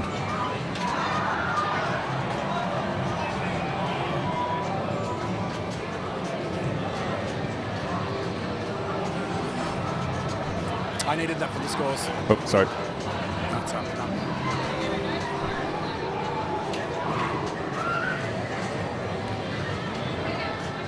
There is Ryan C. looking at the scores, hoping he gets through. You confident? Ryan says he's not confident. Hold on, this will be fun.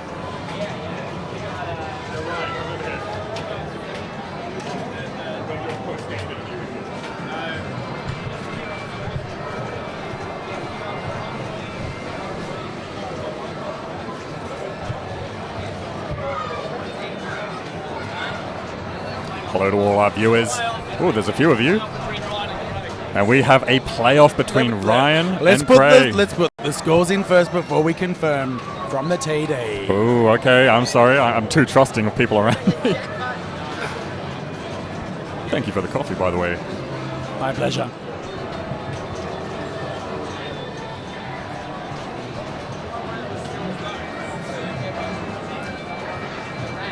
Hello to all the viewers out there from around the world. Sound off and tell us where you're from if you wish. Dr. Garbage and Friend, what happens if there is a draw on points? So we do a tiebreaker, so we get a random game, and then whoever wins gets through.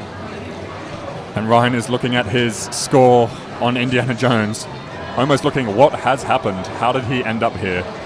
So Ryan and Craig Hadlow will do a playoff to get in the finals. And is that to progress to the finals? Correct. This is going to be a very exciting game. All right, we have some people from Colorado, USA. It's not quite 420 here, but very good. Thank you, locally. It is legalized there. Perth, Western Australia. We have someone from Canada. Whereabouts in Canada? Once again, hello, my legalized friends.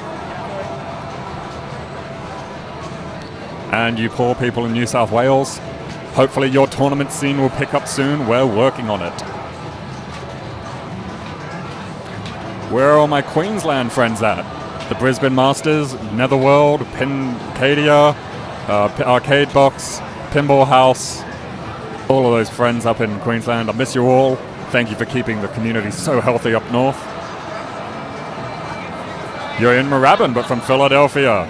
Ah, I see you there, Rod. Rodney coming in, adding some comments as well, letting us know where he's from. I'm going to do the coin toss. Super straight. Super straight is going to be perhaps the game. We'll head over there now for these playoffs.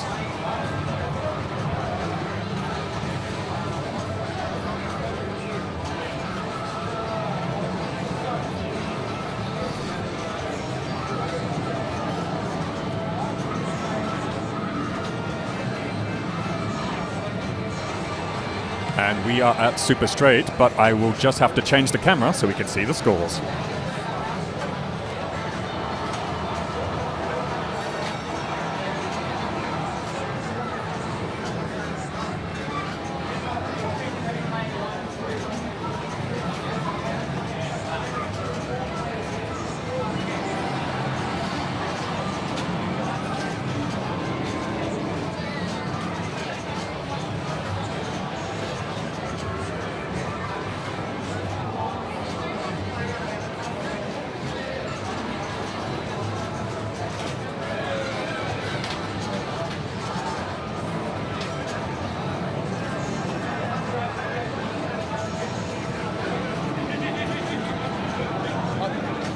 David. Leave it.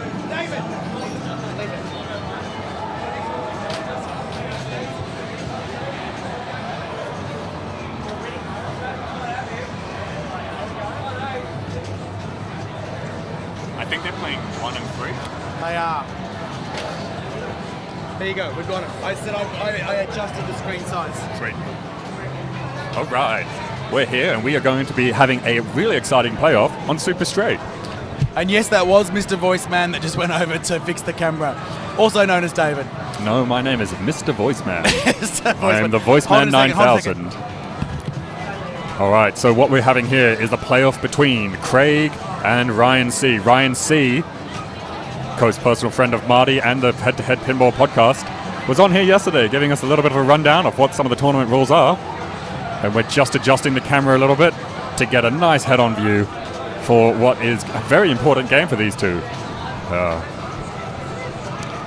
This is a knockout round. The winner of this game will go through to the finals, and the loser will not.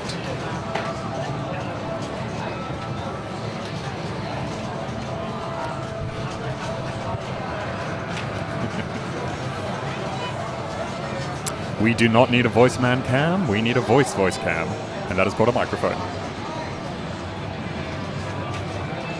Oh, there's the voice man cam. Thanks, Marty. Get it nice and close so we can both be in screen. How are you guys? All right. We are good to go. All right, we're starting this game with player 1 being who? Ryan C. Ryan C. jumping up onto the screen. Here we go, we can see his shadow, see his backwards cap, as is his custom. Is it? And getting the shot right down the middle, which gives 5,000, misses it, gets a 1,000 plus bonus. And manages to get it off the bumper into that 5,000 point drain hole, kick hole. Once again, collecting those cards on the left-hand side. Shooting those cards up on the right from the right-hand side flipper. Ooh, rebounding all the way around the bumpers without hitting a single one of them, which is a bit of a rare shot, but it came down safely, and it goes straight down the middle with a bit of flipper mismanagement. So, Colin, the king of rules, what would your strategy be coming up to this game?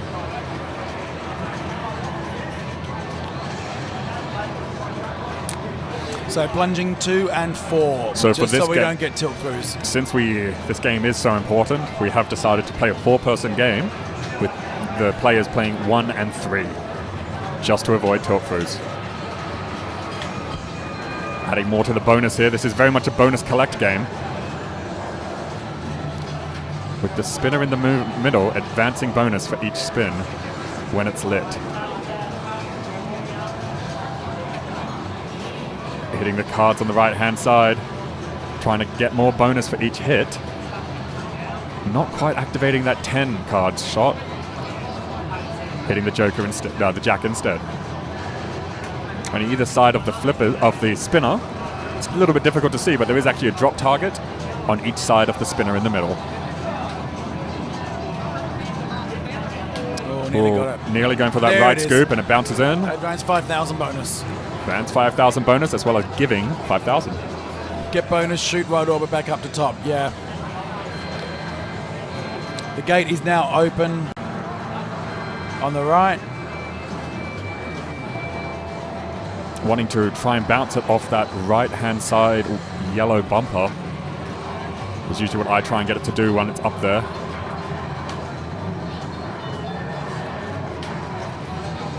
Spinner not lit for the bonus advancement at the moment, so all these spins not giving away too many points. Oh, there we go. And an unsavable out left drain, but I would be pretty happy with that actually if I was in a tournament. So that's Craig. He needs to plunge player 4. There we go.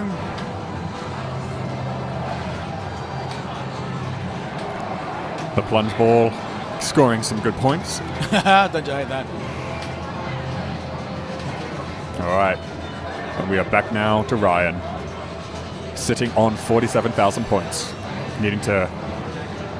Oh, and a house ball crippling there. And plunging player 2 through. This is a 5-ball game, so it's not as be-all and end-all as maybe it would appear on other 3-ball games, but a house ball on any knockout round is tough. It's really embarrassing to lose to the plunge, but it has happened. Don't shoot the spinner, sucker shot. That is absolutely true. It looks enticing because it's got a big light in front of it. Do not do it. Oh, Damn it. A little bit of flipper mismanagement, giving Ryan a bit more of a chance to catch up. And plunging out, player 4. Ryan approaching the machine to watch this ball bounce around, maybe get some tips. How to keep the ball longer than a plunge. Yep. Since he's only 10,000 above the plunge ball player 4. Okay, nice slap save there. He will be very much feeling the pressure now. Bad bounce. And a bad bounce off the left sling into the outside left out lane. Plunging through, player 2. Now sitting on 125,000 points. And let's see what Craig can do. Approaching the machine, taking it through. Getting that 5,000 points plus advance bonus through the center. And trying just to grab some control. Flipping off the fly there, missing the right orbit shot. A flipper mismanagement. If that left flipper had been down, would have had that ball saved. You know, it's a tiebreaker to get through to the round. The nerves are going to be pretty much on edge, and you can tell bit of nervous action there. Also, Craig hasn't played in many tournaments before, so a really good showing so far. This is keeping it really exciting. Ryan still in it with 2 balls left. This is ball 4. Getting some of those bonus advances. Nice slap save. He didn't tilt it. Oh, the ball's going fast and wild. And going for those right stand-up targets. Not able to hit the king target on the right. But getting that left drop target next to the spinner. Oh, there we go. There's the gate. So what does the gate do, Marty? Just puts you back up the top. Gives you 10,000. You can also short plunge to get the 5,000. Correct. Nice. So really that's a 15,000 point shot. And ball 4 draining with 21,000 points on the board. So it's still anyone's game. It's 216,000 versus 232, so he's still got some catching up. However, Eric is 1 ball ahead. Correct. Eric this is his second last ball. His name's Craig, but sorry, sure. It's Craig. Craig's got his second last ball, my mistake. And an outlane drain. So this is really anyone's game now. It's close down. It's coming down to the final ball. Can Ryan get enough to at least make the Craig have to play through it? Yep. He needs just over 60,000 points. Come on, do your soft plunge. No, soft plunge. Come on, man. Does the soft plunge give you the 5,000? Sure. Oh, very nice.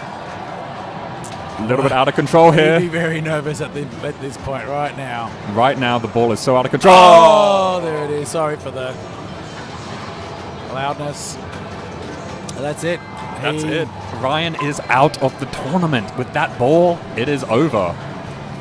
Hands will be shook. And good games will be had by all. You can see that smile on his face. That's a man who knew he could probably do a little bit better.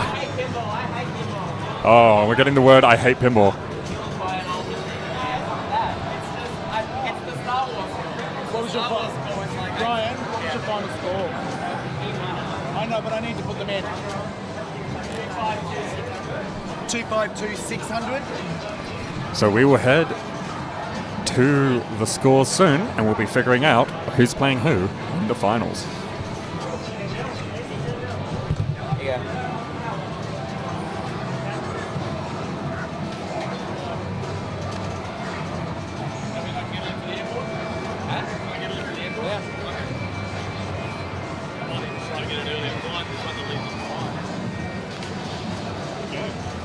It was fun to watch.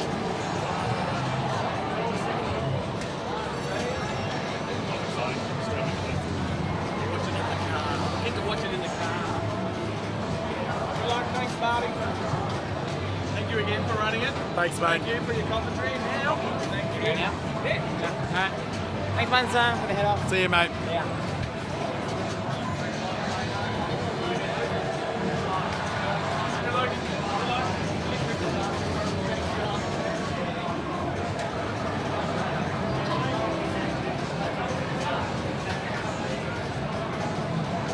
Cannot get this. Oh, that's because we've got the tiebreaker. It's a bag bar convention. That's Celts. I'm going to have to get them to turn it down. So,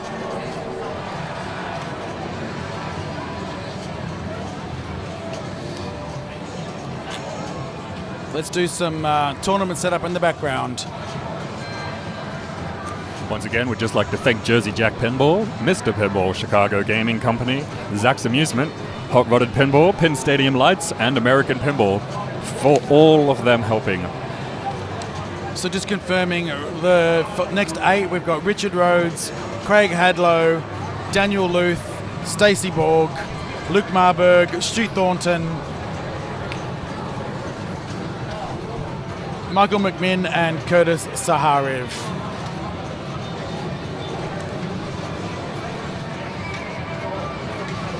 Thank you everyone as well for contributing on the stream.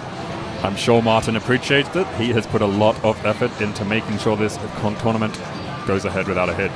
He's provided all of the cameras, all of the computer equipment, all of the streaming equipment, all of the stands, all the microphones, all himself. So please donate your bits to this stream channel if you wish. It will all go to Marty, who has been doing a significant job for the local community. He's actually not listening in right now. I'm just telling you all this because it's how I feel. And I really think that everyone here in Australia, in the pinball community, owes Marty, a drink because he has almost single-handedly brought the American-style pinball scene to Melbourne and kept it alive. I don't know anyone who puts as much work in for these major events as him. There might be some people listening who think they're being slighted there, but I'm sorry. Just right now on this stream, just want to have a thank you to Marty.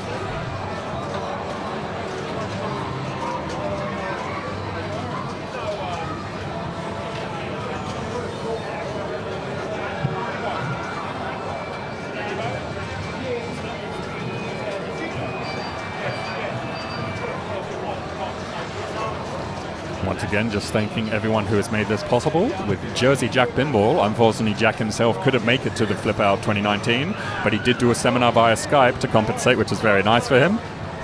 Chicago Gaming Company, who's been making some brilliant reproduction machines, which we've got on the floor here today.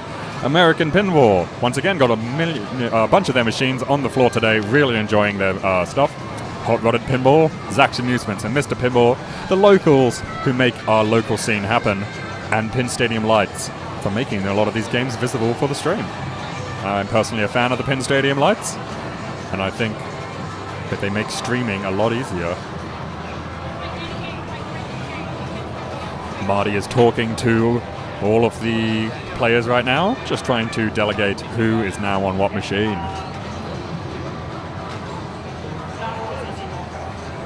Yep.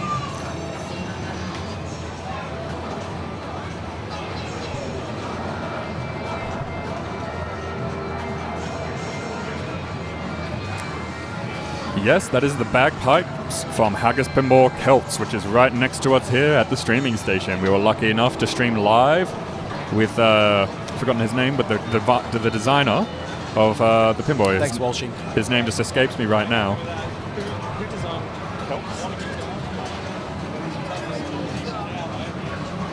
Celts? So Celts, the team of people there's 4 main people that I know. Well, actually, there's a lot of people, but Damien Harton, who is the owner of Haggis Pinball, he's designed the machine. He's also got a team of people, so Greg Silby is the coder. Who was in the stream chat yesterday? Yep, he's always on my stream. And we've also got, I don't know, Most Ill is the name of the artist. I don't know his real name, but that's the tag that he goes. And there's also a sound guy. The sound guy, I don't know his name, unfortunately. He was here yesterday. There's also some other people behind the scenes that have helped with, printing on the play field, doing all the plastics and all that kind of stuff. So it's been a real team effort. It's had non-stop gameplay since we've been here, and it hasn't missed a beat. It was just such a great stream yesterday. We had 3 of the 4 people involved answering questions. So If you'd like to learn a bit more about Celts and see it in gameplay and stream for the first time, check out the stream that we recorded yesterday on this channel.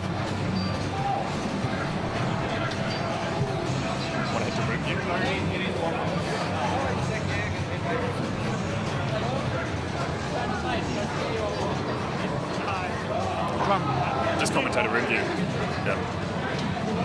Thanks. All right, we're delegating who is up next and what the next scoring is going to be. I'll see you soon. Are we good to start, Mark? Yeah, go, man. We're good, yeah? We are starting, and what are the next machines? Let's go Star Wars. We're going to go Star Wars.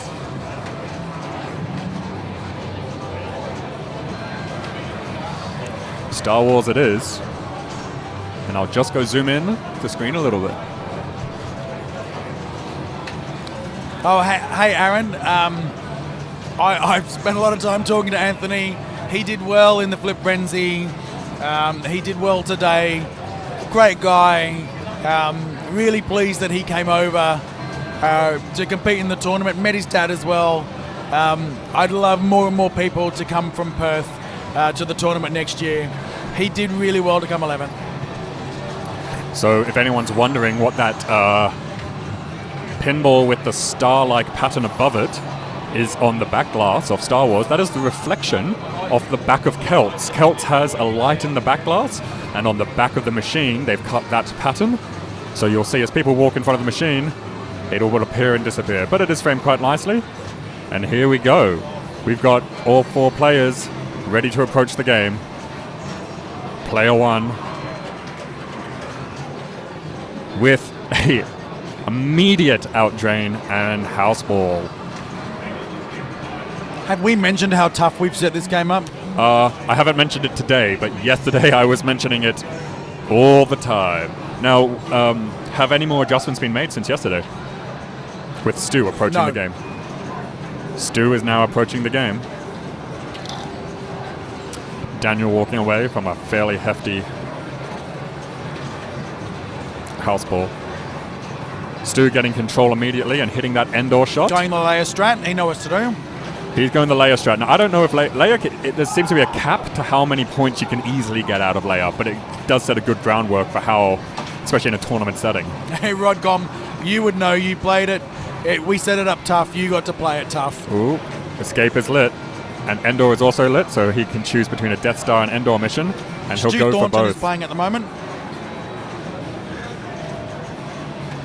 Thimble Howard, I don't think a lozenge is going to help me.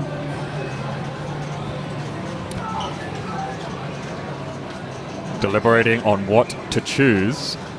He chooses Speed Bike Chase and Escape the Death Star. Shoot 3 inner loops and then shoot an orbit and complete the shots to progress the chase. Essentially, you just want to be completing the mode by hitting their color-coded shot, but I also like to stack one of the Endor missions so that the right ramp is lit for your hyperspace hurry-up, as well as one of your missions. Basically, getting 2 completed shots out of 1 shot, you know.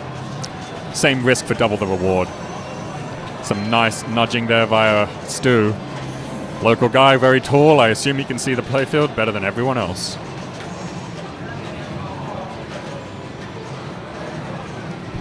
Very methodical, careful play here as he goes for those Death Star inner loops.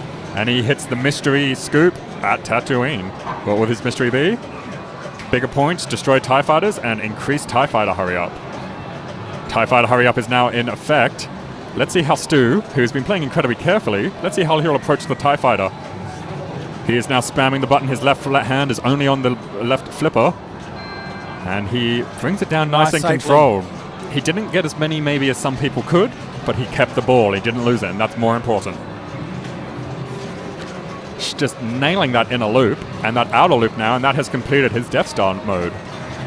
Leaving only the Endor mode now to continue. Shooting those Endor greenlit shots.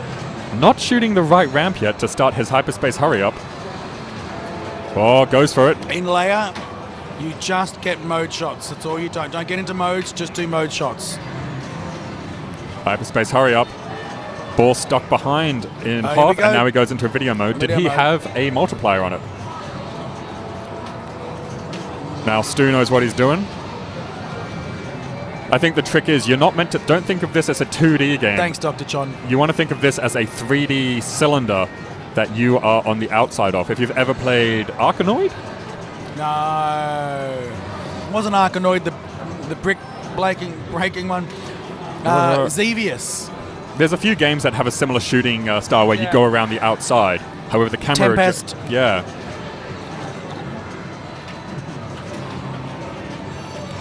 Rodcom, your bits are Shooting my favourite bits. Oh, thanks for those bits. Gyrus, thank you. Xevious is different. Gyrus was the one I was thinking of. Thank you, Pinball Howard. One of my absolute favourite games. Although my favourite game from that era is called Gapless. Stu putting up a really good first ball score. Using his escape, gets his first danger. Oh, watch out for the danger, It buddy. wasn't needed since he did have no escape way. lit. And there we go. That will be a hefty bonus. 23 mil. Your man, yeah, thank you, yeah. Gyrus, one of my favourite games. And we now have player 3, Stacey, approaching the machine. Who will Stacey choose? He is also choosing Leia by the looks of it. Placing his multipliers somewhere. What era? We're talking 80s, early 80s. Leia The Galaga years. Oh, there it goes. straight down the right out lane. Dr. Curly Tech is not going to be happy about that, and you can tell. Player 1 and player 3 both getting instant drain outballs. I think going for the skill shot might be a mistake. You probably want a soft plunge to your flippers. But then that can hit the Plunging slings. is a mistake. The only willing move is not to play. Right, we have a safe plunge now. It is now well and truly in play. You cannot call this one a house ball. Calm and collected. Thank you, Jordan. Playing with Luke, which means you want to actually get into these missions. Oh, in the right end lane. And activates his Death Star mission, but passing, as he probably wants to stack to. And flipped the wrong way, buddy. flipper mismanagement, Yeah, causing... should have been a left-right. It was a right-left. And Luke Markberg setting up in third place with 3 low scores on the board and 1 high score. See? Daniel approaching the machine. I'm telling you now, I'm not just trying to justify this because I've tried to give so many people this advice. Leia is the best strat for this game because it is set so brutal. Stu proving me right. I would still stick to my R2D2 multi-ball. No, people don't get into multi-ball, it's the problem. In my qualifying first try, I got to 400 million. Yeah, but you've seen how many times we've watched this game. Yeah. How many people get that? Not many. It doesn't matter as long as you do. Well, no, I know. But I'm giving advice to these people that are playing. Well, right now I'd be trying to hit that TIE Fighter hurry up. Did not get it. Which is one of the benefits of Han is that he has the TIE Fighter hurry don't tilt, up. buddy. And we have got a danger. And just going to be backhanding that safe Endor shot. See, Rodcom, you the man. Look at you with your #1 badge there. You're incredible. Oh, Rodcom. It was really nice meeting you, Rod. Is he still around today? He's just gone out for a bit. Maybe come back later. Oh, nice. Okay. ACE pinball. Yeah, look, it's one of those games where if you're going for a long game, pick anything but Leia. But if you've really got a limited amount of flips, make them count. And Leia is all upfront points. Now, if I was Stu... Terrible tail end. If I was Stu, I'd be doing a Tatooine mission here and an Endor mission. I'm not sure why he chose a Hoth mission. But that is his prerogative. Yeah, sure.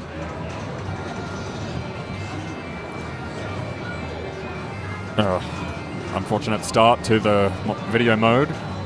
There's no consistent way to beat this, as with Star Trek Next Gen or other video modes that have a pattern. So he's got a 4 times multiplier, so at least he'll be doubling what he would normally get. Yeah, done some good maneuvering there. This guy's got some maneuvers. With that, he gets 46 million. 46. Yeah, I'd be pretty happy with that. That's another The game's brutal. I'd pick the video mode too. It really is that brutal. You know what? Now that you say it like that, that is a very good strategy. Thank you. I would still go for Tatooine, Death Star, or Endor here, just to try and qualify those multi-balls. And we have a Death Star and a Hoth mission lit, with Stu showing everyone how it's done here. With those multipliers on the right 3 shots. Oh!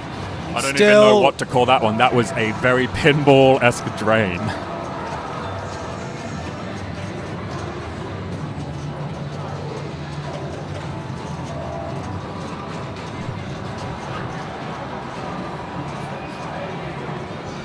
So yeah, so you're saying Luke is good on a brutal game, right?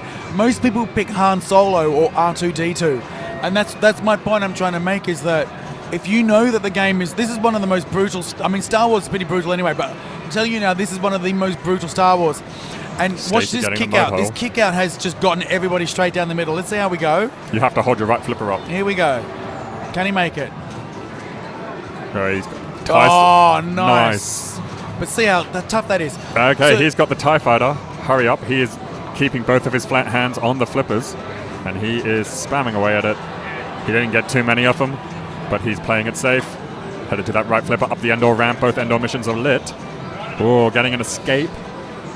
Endor and Tatooine lit for either of these missions. Out backhand Endor. Misses and goes around the ramp. Thank you for proving me right. And going again to Endor. Way to go. What a brutal game.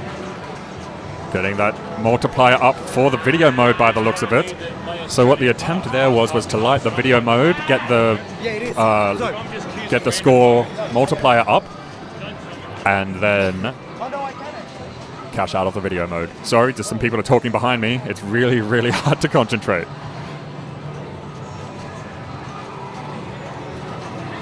Yeah, leave me out. TIE Fighter, hurry up, activated. Spamming away, go Luke, go Luke. He is a buddy of mine, so I'm just a bit biased and wish for him to win. Advance 2 younglings. Also getting into the mode hole here. Mystery mode, really, how's he going to deal with this kick out? Here we go. And straight down the middle. And he'll just stare at that, wondering what happened. Walking away, you can see the look in his eyes. Player 1, Daniel, approaching for his last game.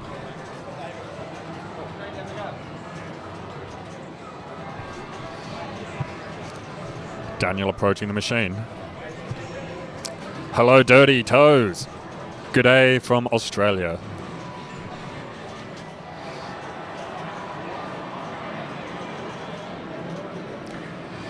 What launch bonus here? I would maybe choose TIE Fighter mode, but instead he chose Endor. Endor is now lit. He can just complete one Endor mission and have Endor multi-ball ready.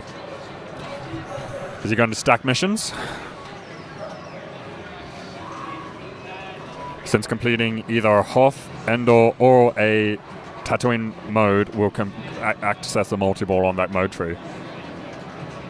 Getting that hyperspace hurry up with the multiplier at 21 million. That was very nice. Trying to complete his Endor mode and Tatooine mode. Escape from Tatooine. Shoot ramp to escape from Tatooine. And he's into his Tatooine multi-ball.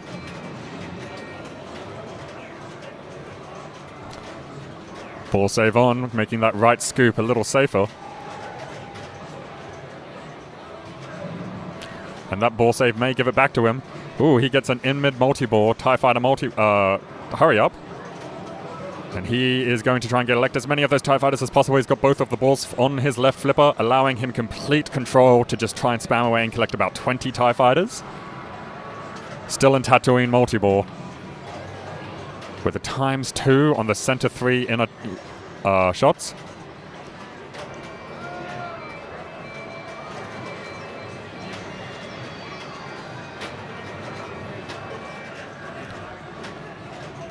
Shooting around that in a loop.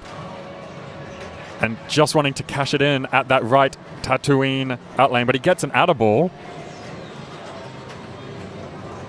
And he is going to quite quickly get his score up, especially if he can keep that multiplier up. But with very controlled gameplay, this multi-ball might last for a while, especially if he manages to stack it with TIE Fighter. And there we go, we have a left out lane and we return to single ball play. He tries to get it into the Tatooine scoop for one last shot. Doesn't quite make it, but activates his Endor mission. Starting the Hoth video mode again. I didn't see how many his multiplier was, but let's see how well he plays the Hoth game. He's using the boost to try and pass as many asteroids as possible. I think there's a nice streak here. And very nice controlled play by Daniel.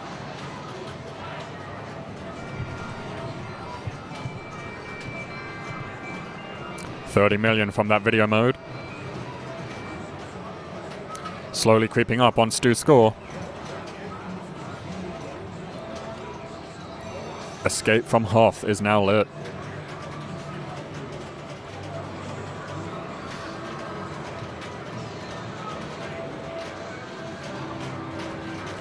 Out of all the directions in the galaxy that they could head away from this planet, they chose to fly right past the Imperial fleet.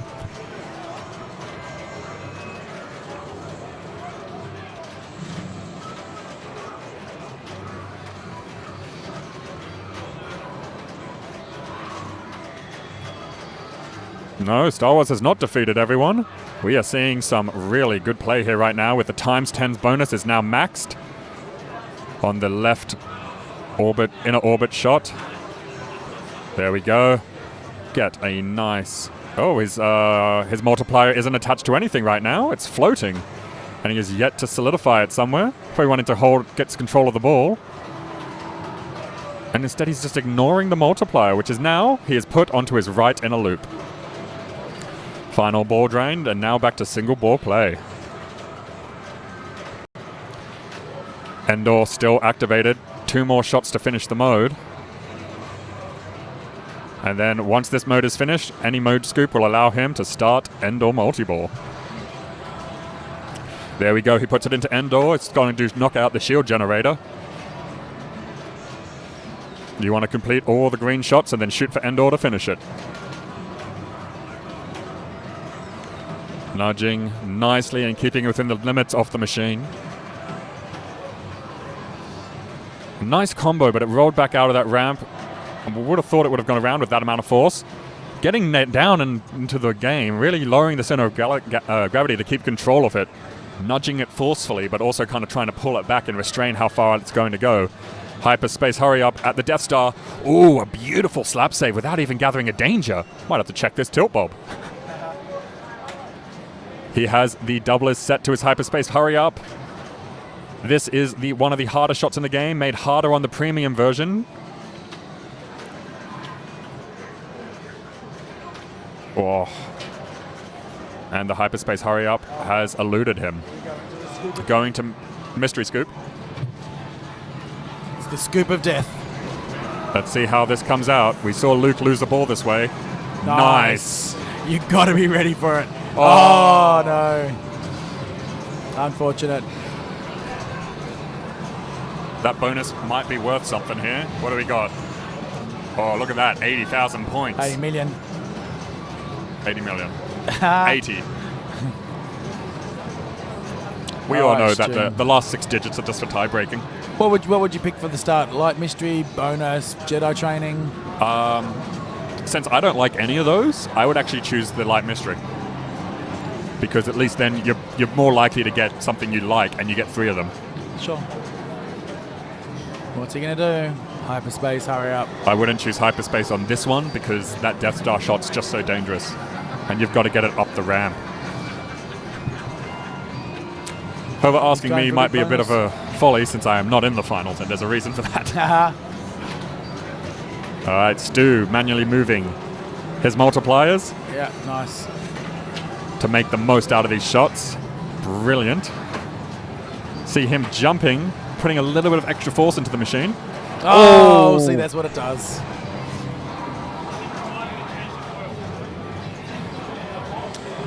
And an Does it get him unfortunate above? drain. No, just shy. So Stu in second place with Stacey. With a formidable score, which could change everything right now. Stacey is in a well and truly good position to pull out of first place here. Stacey also one mission away from Tatooine multi-ball. And doing a safer soft plunge.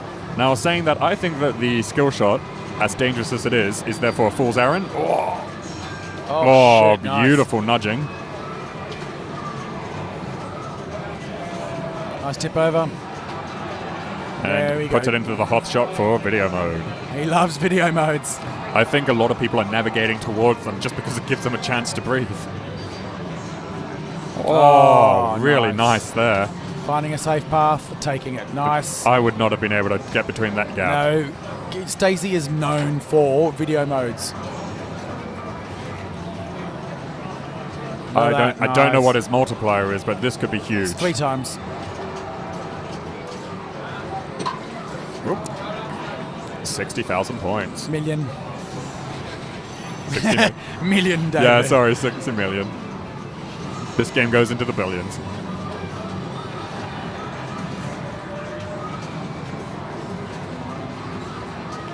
There we go. Choosing his Tatooine mission by itself. Once this single mission is complete, he can choose any lit mode scoop or stop to start a multi-ball. Oh, nice calm play here. And trapping up on that left flipper. Backhanding around the indoor shot, which is how I like to do it.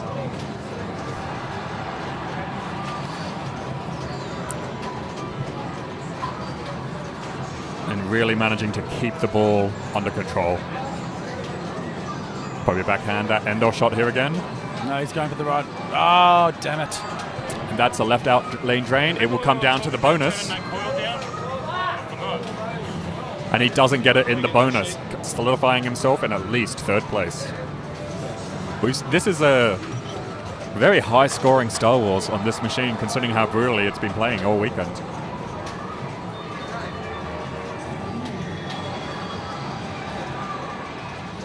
Hello, Skip Natty. Hope you're well, mate. Here we go. That's scoop of death. Managed to survive. Is he going for his hyperspace shots, perhaps? No, going for the video mode.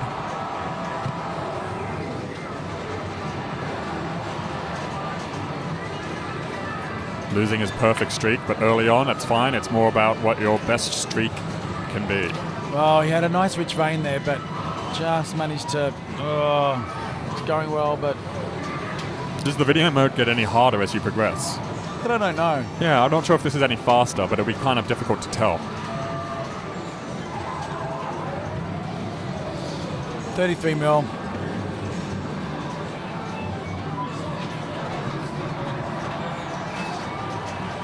No, Oh. I knew he wouldn't be happy with that. And Nah. he spins away.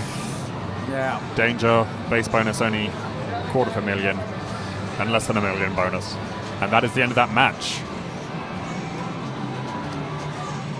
So that is game 1 of the semi-finals. We're going to be inputting scores. Neverdrains.com/Melbourne 2019. That's where you can see the scores.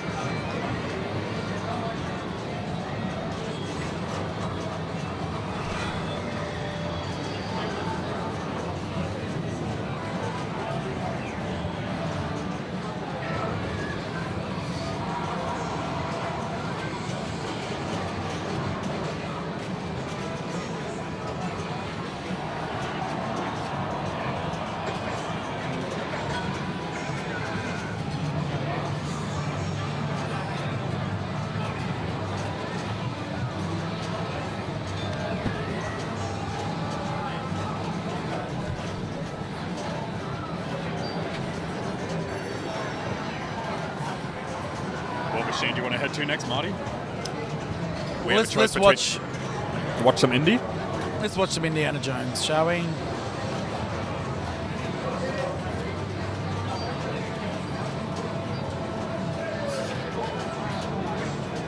Actually, let's move to Wonka. All right, we're switching over to Wonka then. This is Daniel on with Wonka. Getting it held up in the super skill shot area, going for that upper right ramp. Doesn't quite get it, but it bounces out nicely to his right flipper, which he bounces over, dead bounces over to his left. Cradles, shoots for the right ramp, once again bricks it up. Left flipper not managing to get these shots down. Gets it up into the right upper playfield area. Gets the upper ramp with the upper right flipper. And combos it into a right ramp and into a center ramp. Where's he going to combo it? Again to the right ramp. Yeah, we're going to see the chocolate bar strategy employed here. No, we're not. We're seeing some bonus multiplier. He went for the captive ball. And now we have got the nightmare sequence from the movie. This is an LE, you are correct. Ooh, some nice nudging here. Not getting any tilt warnings, but you've got to be careful with Jersey Jacks as tilts last for the entire game, and I think this one's still set that way. It is indeed. I wouldn't expect it any other way in a tournament. Slugworth multi-ball ramps, I think increase value for the jackpots. Fizzy lifting drinks room. The moment where Charlie Bucket nearly gets his head sawn off brutally with his grandpa, with the undying and impassionate onlooking of the omnipresent Wonka. Well done. Getting that Godstopper lock, kicking it out straight away because Slugworth multi-ball is still active, and shooting it up the upper ramp. The magnet assists, helping him shoot from the left upper flipper to the right upper flipper, but that ball is now gone and we return to single ball play. Godstopper lock opened. I have to say this is now becoming one of my favorite locks. I like the visualness of it. It is either open or closed. You can just see that. I think that's very good pinball design, that you can just see what the game state is by looking at the ball.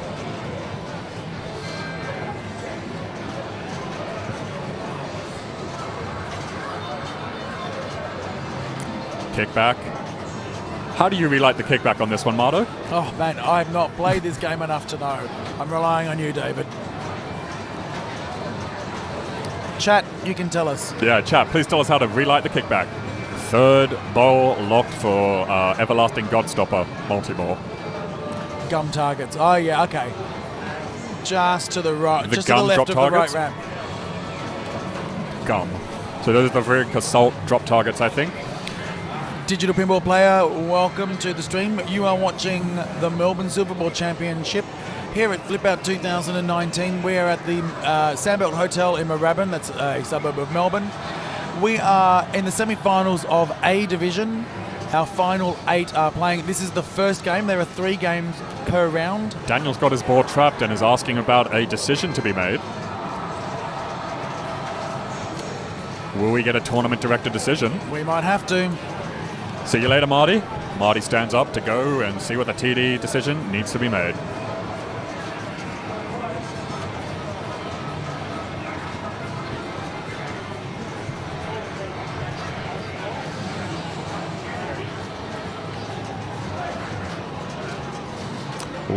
We have a ball kick out. Some problems solve themselves. What was it? There was a ball in the shooter vertical up kicker that wasn't coming out. It was trying.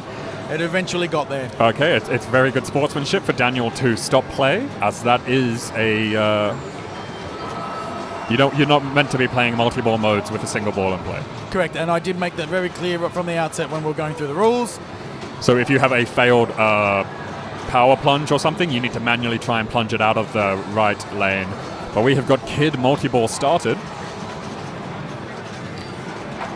via, I think, the center, if I remember correctly, the center captive balls. Oh. And we are out of Kid multi-ball already, but gets that upper ramp shot for a double jackpot combo. So Daniel that's playing this now, he owns a Willy Wonka, so he does know the rules of this game quite well. Now, he has Super put Lock. up some good scores through this weekend. Super lock with the ball getting locked in the Great Glass Elevator.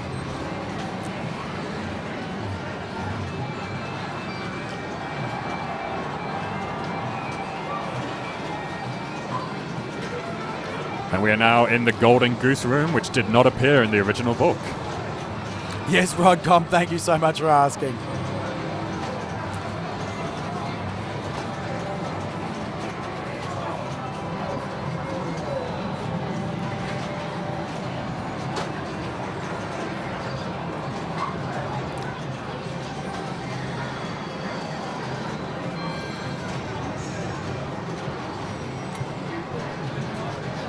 Going to that kid multi-ball. Seeing Veruca Salt on the screen, singing her song before her demise. Nice. In the book, she was actually attacked by a pack of There you trained go. squirrels. Up to the Wonka Vader. Is this Wonka Vader multi-ball? I think it could be. Yep. Busting through the roof of the factory. Landing the elevator back through a different hole he wanted to make. They call it the Wonka Vader here because Great Glass Elevator is actually quite a lame name.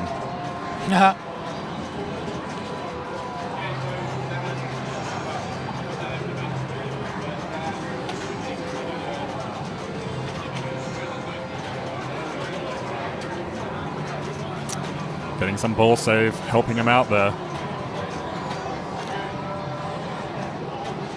With the ramp seeming to be a jackpot here, the upper right ramp from the upper right playfield area.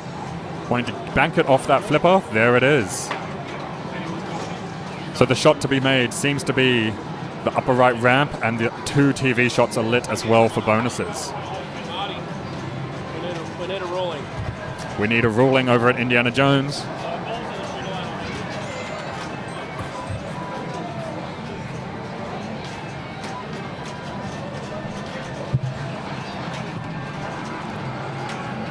Back into single ball play. Golden ticket found. So one of the kids has been completed, I believe. And shooting that captive ball ends in a drain, but might have given him an extra bonus multiplier. Look at this bonus count up. That's going to be huge. 57 chocolate bars times 3 is 228,000 points. 228,000 points is a good score in total. So this is going to be a very high scoring game if that doesn't give a number 1 position. Ooh.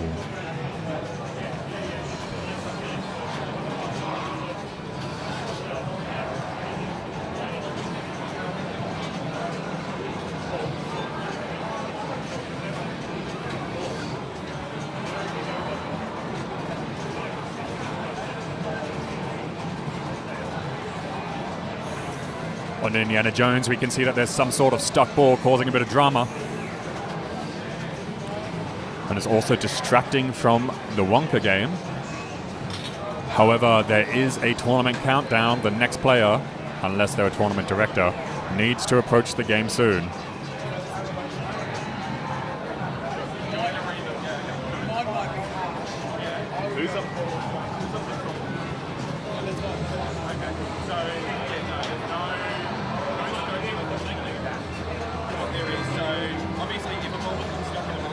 Waiting for someone to approach the game on Wonka. As the glass is put back on Indiana Jones.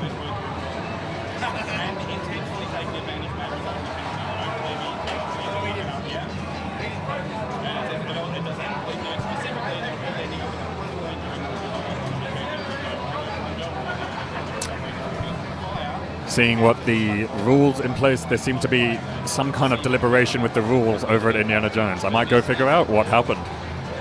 Sound off in the chat if you're still interested in what's going on. And yes, this is the LE. I think Martin already told you that. What's going on in the chat?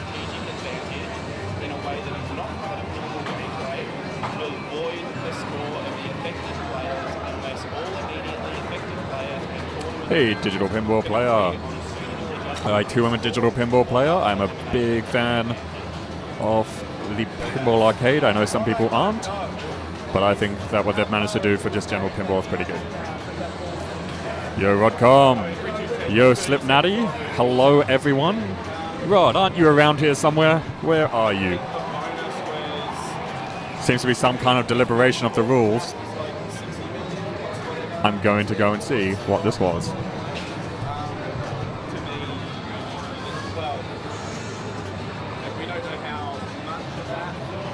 It's hard to say what is significant when you've got players. I mean, the current scores don't matter. But you look at the game. Sorts of scores will be saying, "Oh, this particular Indy." I would say if he got 30 points out of it,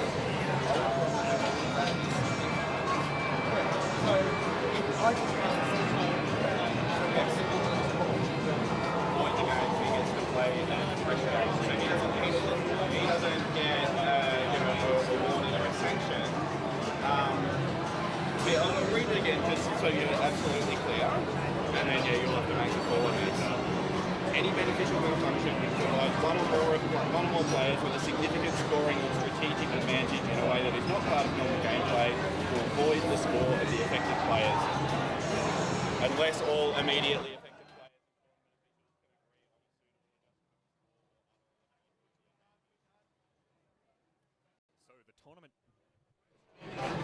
So the tournament director seems to have the decision on Indiana Jones, where someone was playing a Well of Souls multi-ball with one of the balls stuck in the shooter lane, wasn't kicking out, and wasn't noticed until the end. Now, Well of Souls gives you points based on how many balls you have in play. So whether or not it's a DQ, a redo, we're not quite sure. It looks like Luke and Marty are discussing what decision will come out, and we'll be with you in a second.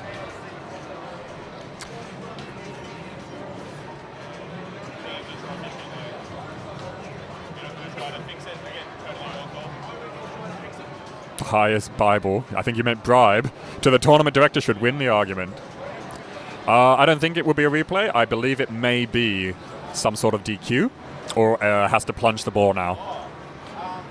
Because it's Indiana Jones, it is quite difficult because we don't know how many points that gave him due to them being placed in bonus.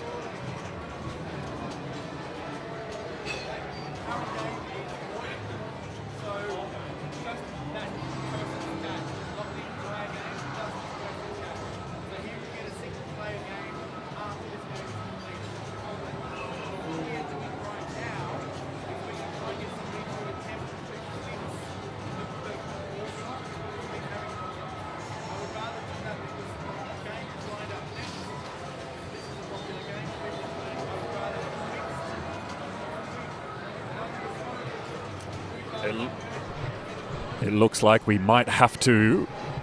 What seems to be the call here is that the player who played the game will have to restart his game in a single-person game afterwards and just replay his game.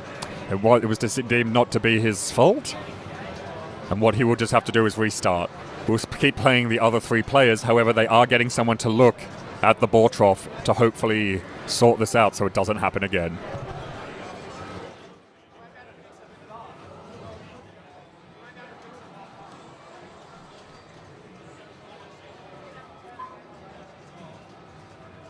Beneficial malfunction, however, it is in the IFPA or PAPA rule somewhere that you cannot play a multi-ball with a ball stuck in the shooter lane. You have to plunge it.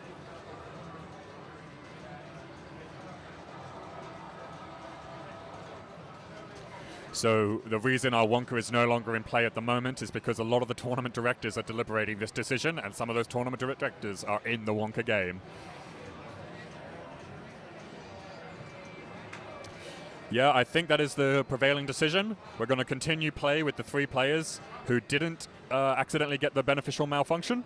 They're going to continue their game, and we're going to replay the game in a single-player game afterwards.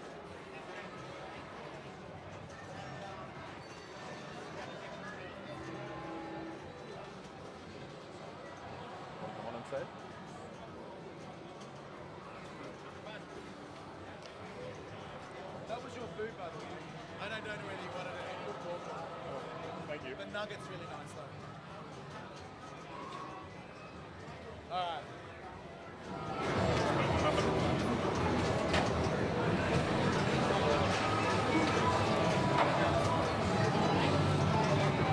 right. Okay.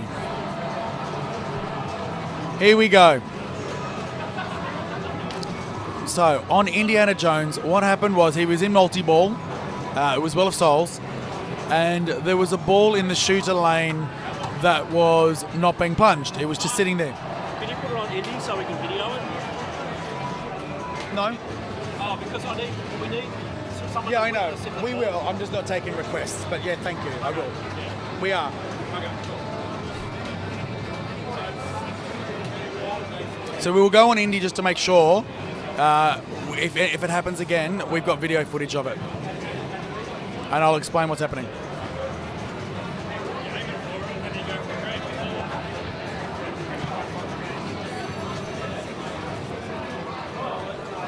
Crazy times. So here we go.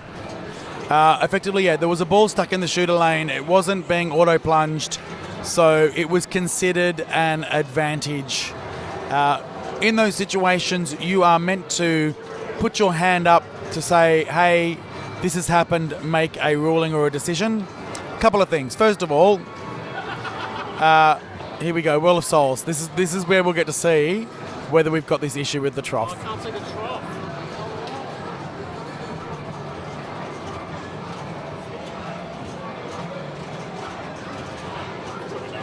No, we can't see the trough. So we're now in Well of Souls. Yep. Now the problem with this Well of Souls is that it gives you points based on how many balls are remaining in play. So having a ball in the shooter lane, it will give you another 2 million It could per give you a jackpot. bonus, yeah. So that's what we've got to work out. Well, we couldn't work out. No one was really watching that close. The player himself hasn't really played in that many tournaments, so didn't really, first of all, notice that there was a ball in the plunger lane, and B, didn't put his hand up. So it could have been considered a significant advantage. It probably was. We don't know the advantage. So what we've effectively done is we've voided his game, and he will play a game at the end. That seems like a very sensible decision. Yep. So here the ball's coming out again.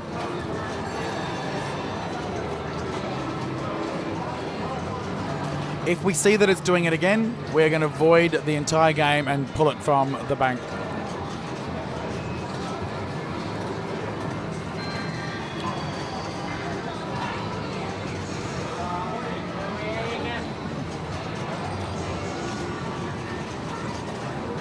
Well of Souls giving 99 million points there to the bonus.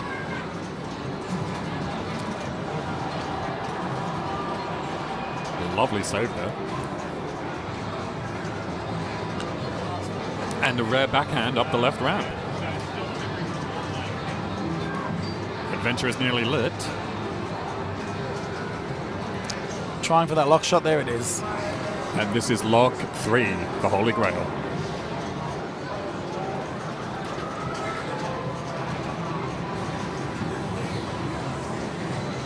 Make him play with one hand.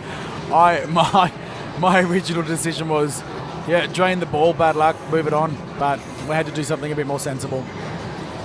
That That jumped onto the ramp. I thought that went into the out lane, but that was on the ramp. Lucky jump shot there. Lucky it didn't just go straight down the out left lane.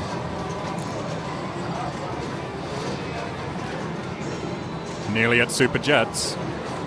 One more hit, Super Jets. Jets are now worth 1 million points. 3 times jackpot here, making it 69 million points for a single jackpot ramp shot right now. Ramp shot, jackpot lit on the right ramp. It's no longer 3 times though, because the balls have been removed from the jackpot hole, from the lock shot. He's trying to re-lock the balls into the lock shot, which will multiply your jackpot significantly. We're down to 2 balls now. Jackpot scored. Just a single jackpot of 23 million. Oh, damn it. And some flipper error causing it to get caught in between the 2 tips and down the middle drain. Gonna bounce off, gets it down the in lane, very nice. Last chance to score some kind of... No, it's not jackpot, it's Path of Adventure that's lit, I think. Trying to backhand the mode hole. Forehanding the mode hole, but hitting the ramp instead. Oh, damn it. And a drain down the left out Unfortunate lane. rebound, yeah. But a very decent score. That will give him a good bonus, and he's up in the 300 million range.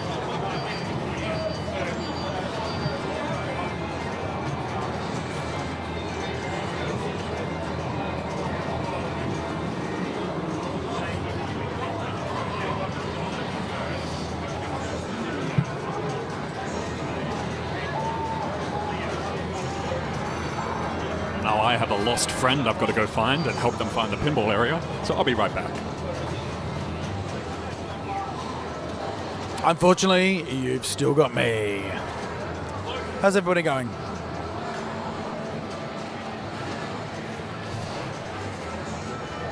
it okay? What's happened?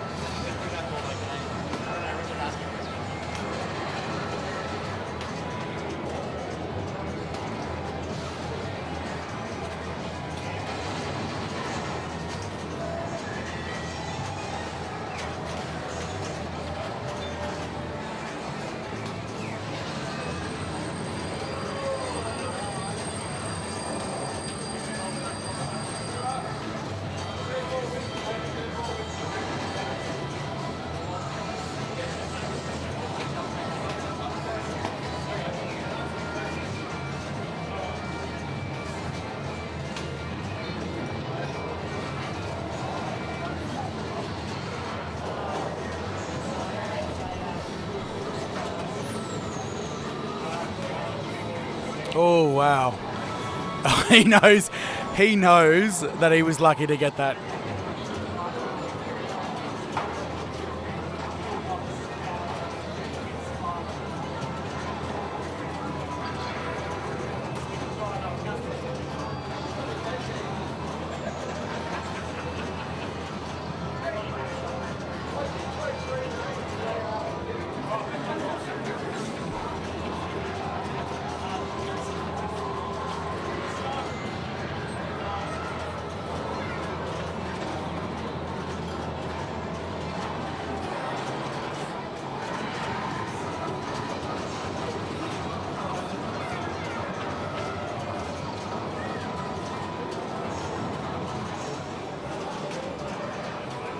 Oh, Simon Omatic.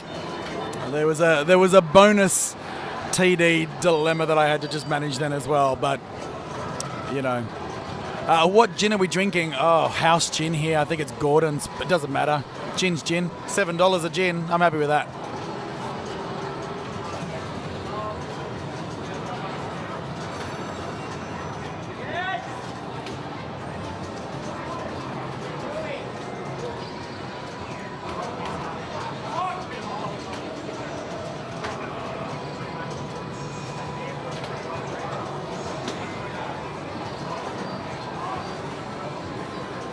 Yeah, Simon Omatic, you're absolutely right. It's I guess because there's so many different things that can go wrong with a pinball machine, the amount of individual decisions that you need to make.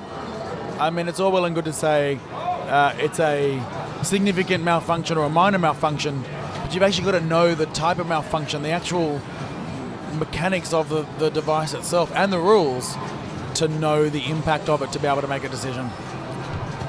Really nice controlled gameplay here in the using the right flip at a cradle. Making pinball is easy. RSL prices, Jailhouse Queen, that's exactly right.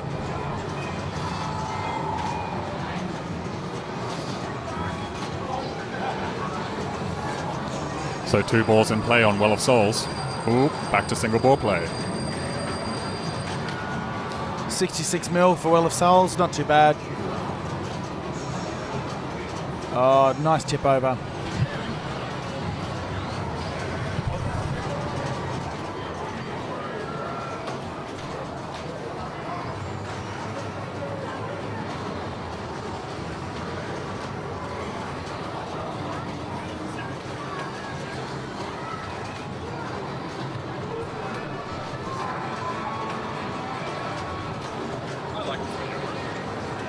Yeah, I actually like the video modes in this game. I like them because they're very simple to control. They don't kind of and there is a chance if you pay attention you could defeat them first time. Sure. Oh, trying to backhand the mode hole. BHTMOH. I think I saw someone with a shirt with that saying that, backhand the mode hole, based on this game.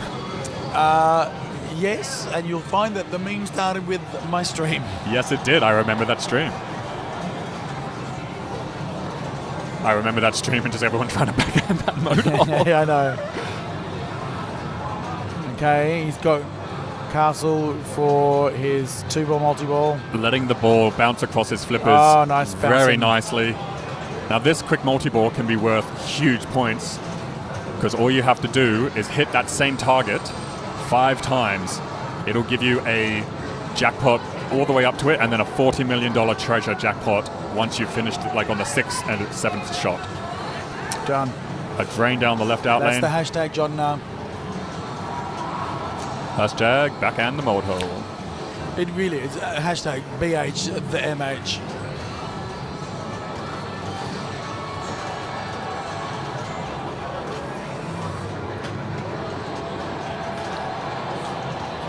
$40 million, yep. Yes, $40 million. David likes his dollars with his jackpots. Will of Souls 66, Ravens Bar 17, and Steel Stones 5, all stacked up into the bonus. Respectable bonus there. Yeah, not bad. Doesn't get him where he wants to be. Richard is only comfortable when he's first. So player 2 now walking up to the machine.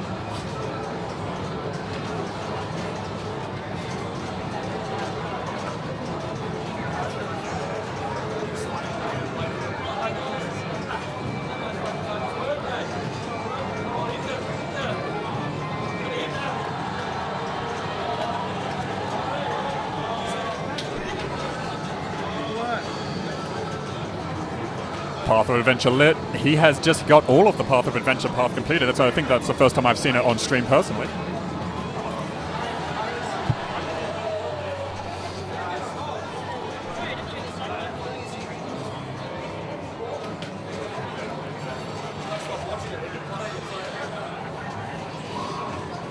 There we go, it's done.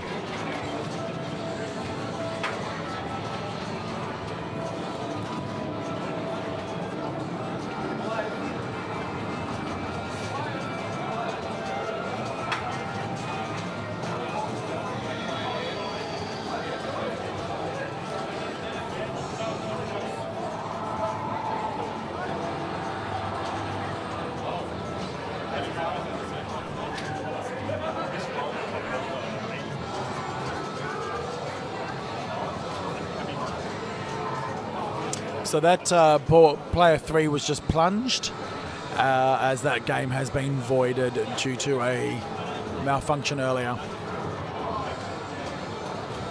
So we will see Craig play a single player game to see what score he can get.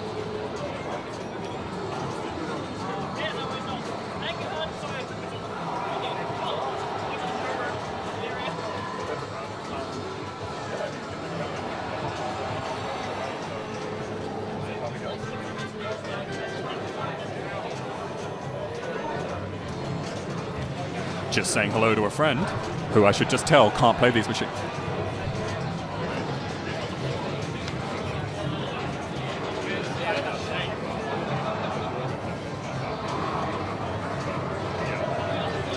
Nice shot.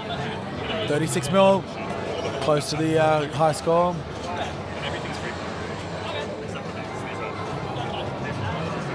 Has a credit dot probably because of the trough issue. So after this game, we are going to bring a tech over and ask them to try and fix the trough. It's been having issues.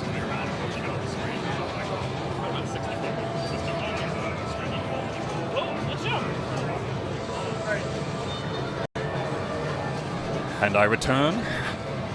Right, so up to player 4.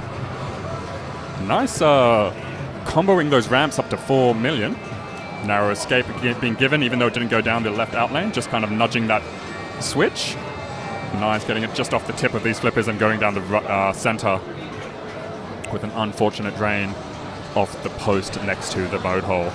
And that brings us to our final scores. No, it's not.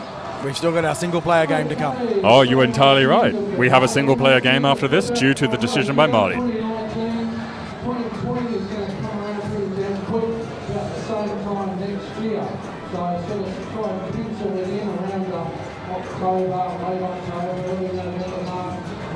Just recording down these scores. So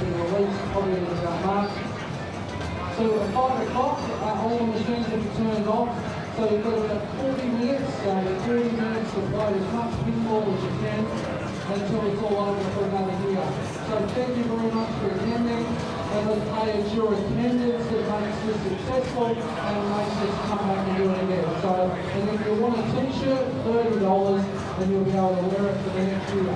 Thank you, guys. Do you need to have it fixed before Craig plays his game, or he plays it now separately?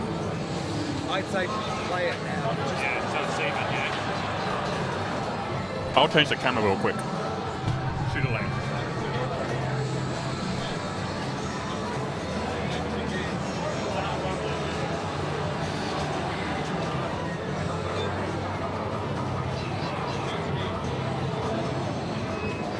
Now we can see that right shooter lane.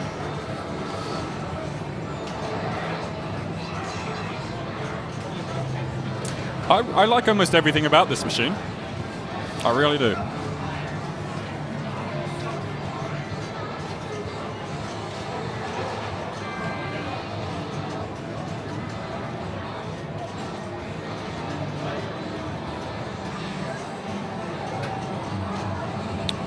Who's this player again? This is Craig. Craig approaching the machine.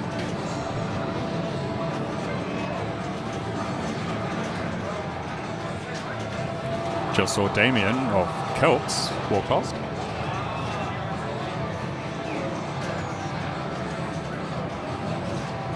Already onto ball 2.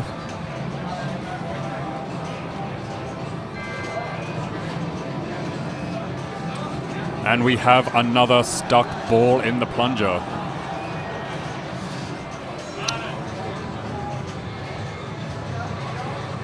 Looks like this replay game is not going well.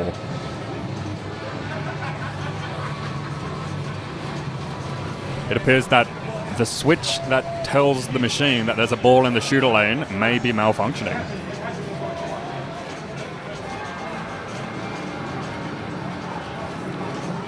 But this is what you get when you're playing with physical machines.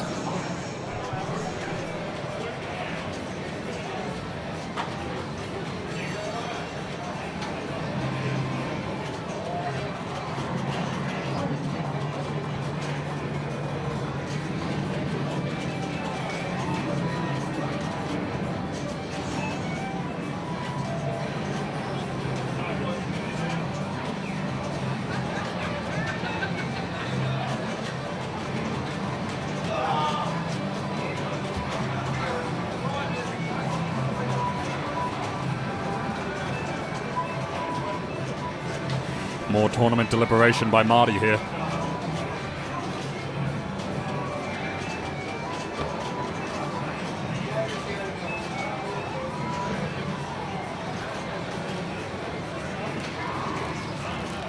And we're going back into play.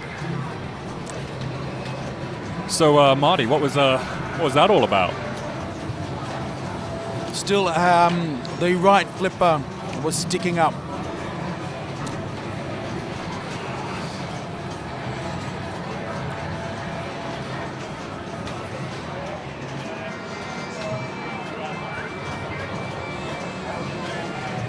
So that right flipper is not responding right, but it seems to be okay now.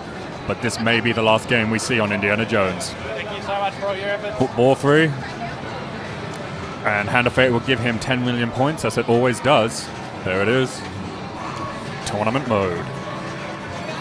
Scoop made, so you want to shoot you get that hurry up score every time you make an orbit. You're wanting to really make those orbits right now. Collect those higher end hurry ups, but it will continue to count down until it's at 5 million. Just under 10 million scored.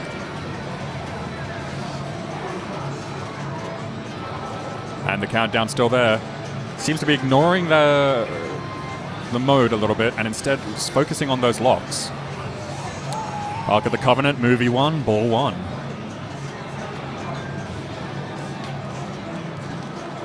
See if we can get those locks in again. Those NNT targets being very dangerous, blocking that lock shot in the center.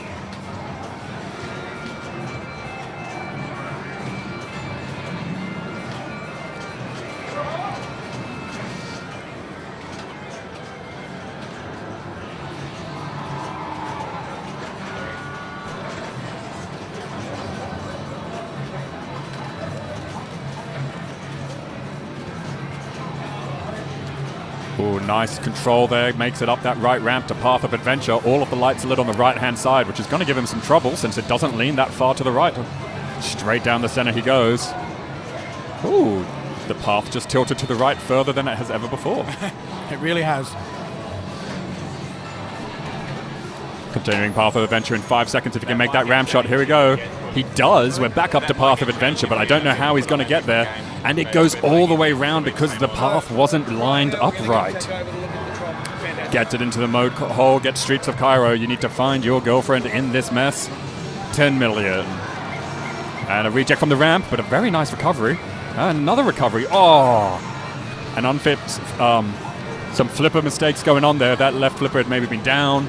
Something had been a bit different, but a 31 million final bonus. And he will finish his game with 97 million points.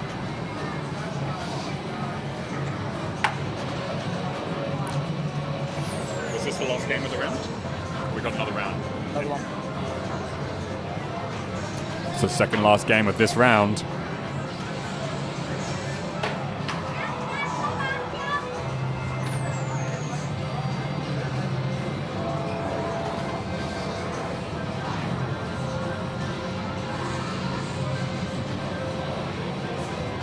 We'll head to the room.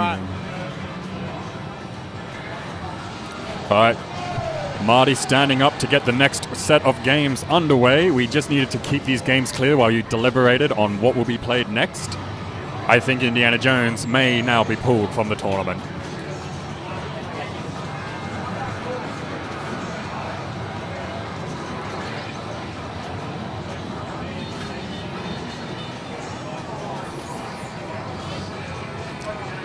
Martin walking along with the tech to try and fix Indy. If it can't be fixed, it may be pulled, but if it can. But if we're taking the glass off and getting the whole playfield up, then it might knock out World Cup Soccer and Mustang next to it, because you don't want to be playing tournament games next to a working game.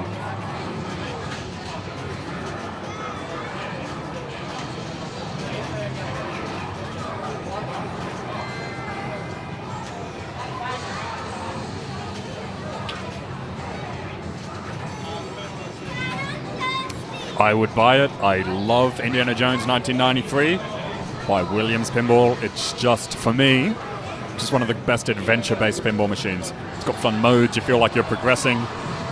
There's no just one way to score lots of points.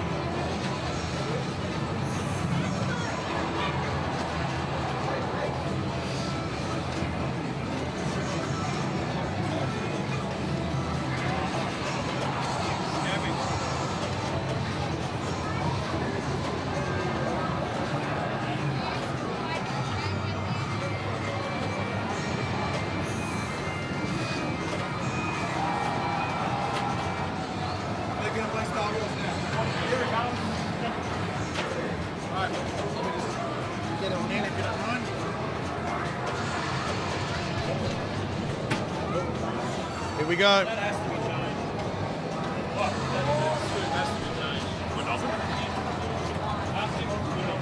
Marty, I need another. No, not now. After the next round. I need to talk to you when you're ready. All right, we're heading over to Star Wars.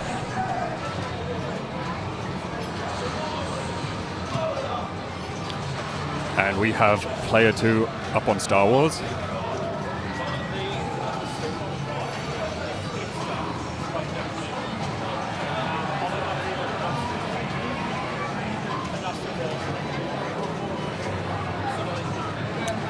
Another very short ball. And we're already up to player 3. Craig walking up to Star Wars. Choosing Han Solo and choosing the light Tatooine mission. Han Solo giving him a hyperspace hurry-up at the beginning of each ball, I think. Making it at least a lot easier. We have now the hyperspace hurry-up lit at the Death Star. Ooh, nice flipper touching there. And the ball being slowed down by the Death Star ramp being raised. And that Death Star ramp is incredibly hard to hit. But he has his escape from Mos Eisley lit, and he's going to go for a single mode. Because once he completes it, he then has a multi-ball lit. His TIE Fighter hurry-up is now lit. He doesn't quite hit it, hits the other side of the ramp instead, hits the stand-ups, and goes into the shot next to it. Some nudging going on, danger.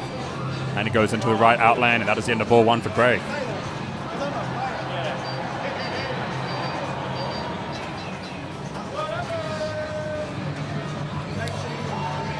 Marty, as tournament director, deliberating. And player 4 yet to approach the machine. Here he is.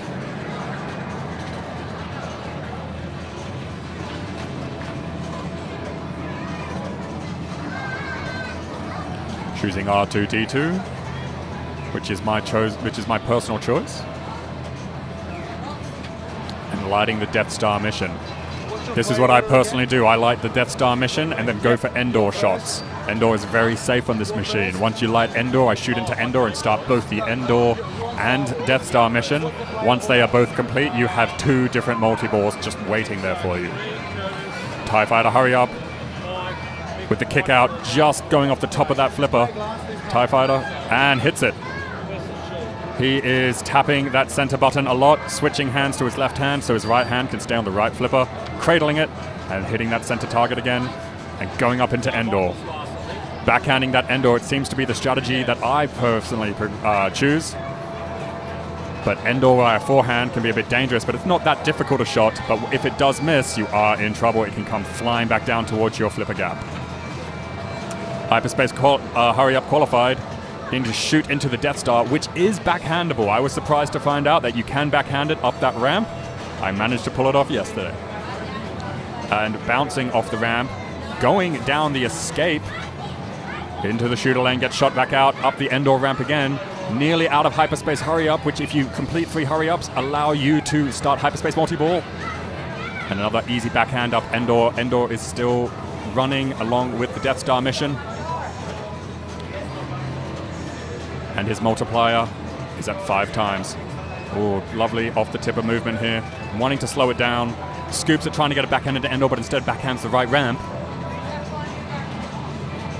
And cradles on his right flipper. Still just can't get what I would think is one of the easiest shots in the game, the Endor ramp. Needing to maybe slow it down and just kind of take control of the ball a bit and recoup your thoughts. Would this be a drop touch? No. Just really playing on the fly here. He's very nervous, you can tell. You can tell he's not getting nearly as much control. Gets it around that Endor ramp and rescue the Princess and Endor.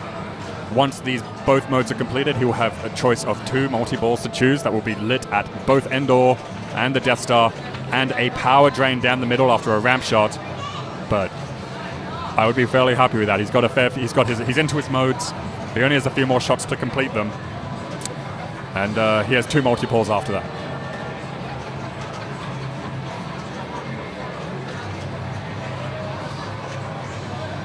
A right orbit shot into the bumpers, which is not something you usually see. The bumpers giving some bonus multiplier at their rollover targets above them. I like to play the bumpers in this game, kind of nudging. Keep it alive up there as much as possible and just try and squeeze as much out of the bonus as possible, which can be quite lucrative, especially in tournament games. Their Endor and Tatooine missions are lit. Will they choose both of them? They will. Richard is now choosing both missions, which means he has to complete them both before he can get into a multi-ball. A mode-based multi-ball anyway, but hyperspace and TIE Fighter multi-ball are still available in modes. And a left out-hand drain. Richard is only happy when he's in first, so he has just drained his second ball.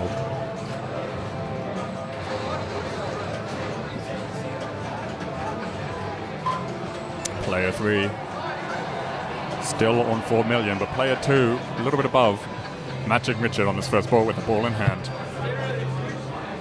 Playing as Leia, he's going to light Endor, and he power drains. And that is a house ball.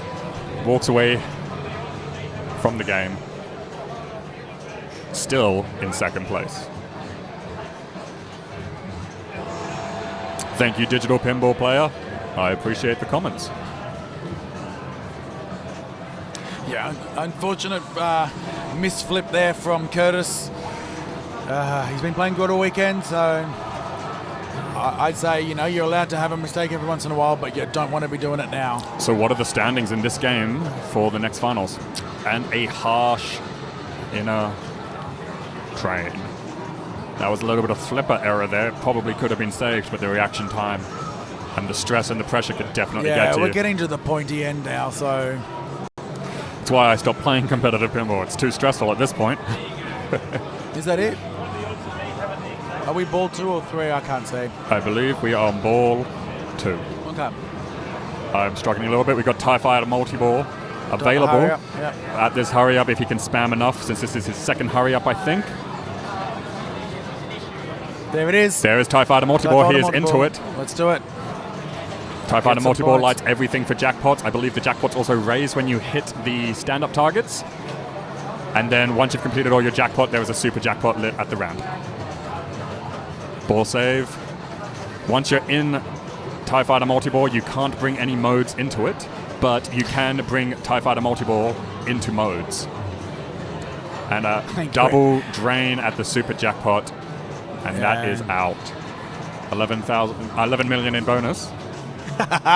Getting a look from Marty going, don't you know your numbers? Yeah, they're millions. Thank you very much, Eric. Do appreciate it. TIE so Fighter still in the lead, multi-ball. McMinn. Oh, geez. Getting some rough play here. There's a danger. Now, I would expect that danger. And he is managing to nice trap up nicely on the left yes. flipper and get all of that TIE Fighter hits by spamming that center button. One of the more unique features on the game.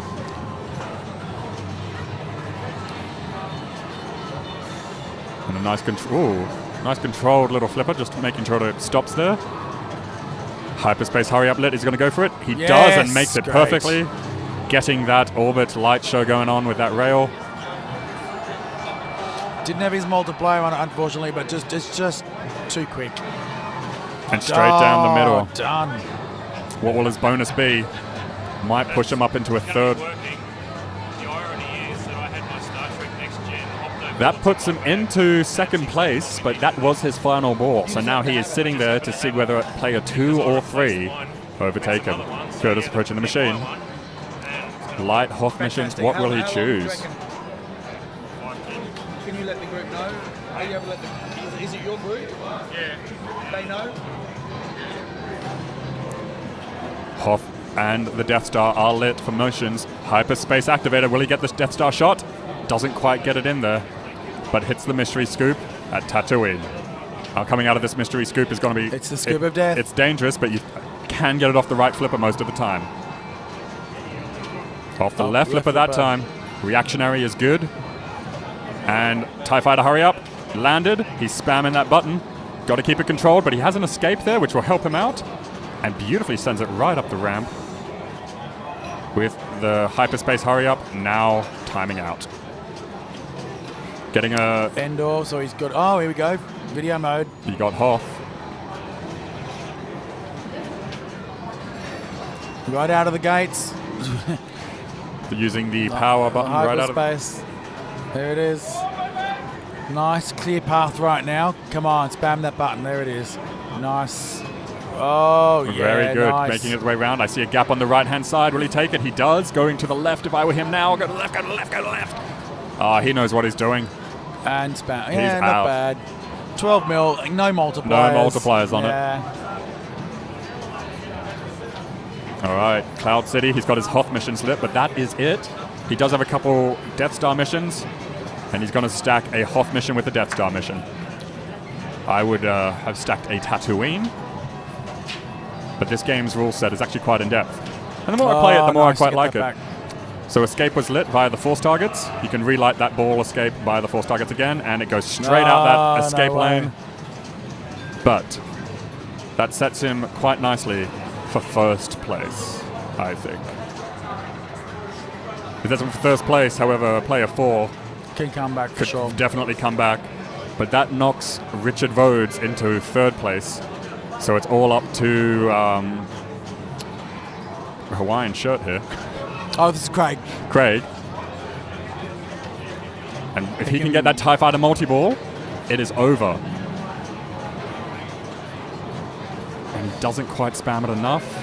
Nice and controlled. Can he start a mission? Endor's not nearly lit. His Death Star, shooting the Death Star now would give him plenty of points. All right, instead he gets into right-hand orbit. Oh, just squirrely. You can just see a bit of the nerves coming through. Two-way combo, not bad. Keeping it safe. Oh, nice recovery. Up the right-hand ramp. Got him 3 million for that point, and 6 million for that Death Star shot. Here we go. Oh, nudging. No. Danger, don't get that tilt. And Yoda giving the very slow bonus. A slow golf clap. Reckless you are. So that solidifies. So McMinn still got to get a few points. But solidify player 3 in 4th place and player 1 in 3rd place. I'd go bonus multipliers. It only... Because if you drain, there at least you get your 3 times nothing. Hey, he got his TIE Fighter hurry up at 29 million. Will this bump him over the edge? Oh! No way. That is just under $1 million in it. Under $1 million between two scores in Star Wars. It's practically tied.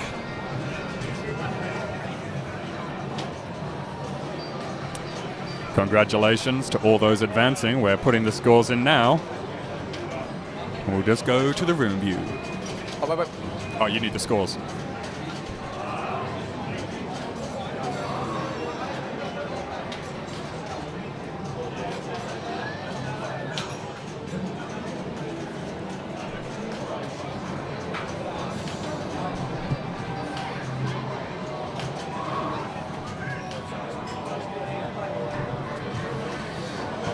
Deliberating for the next round.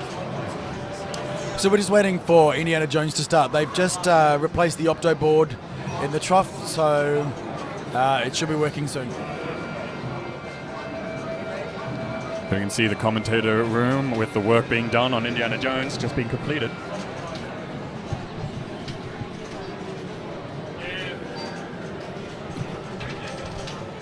Stu walking around like the boss that he is.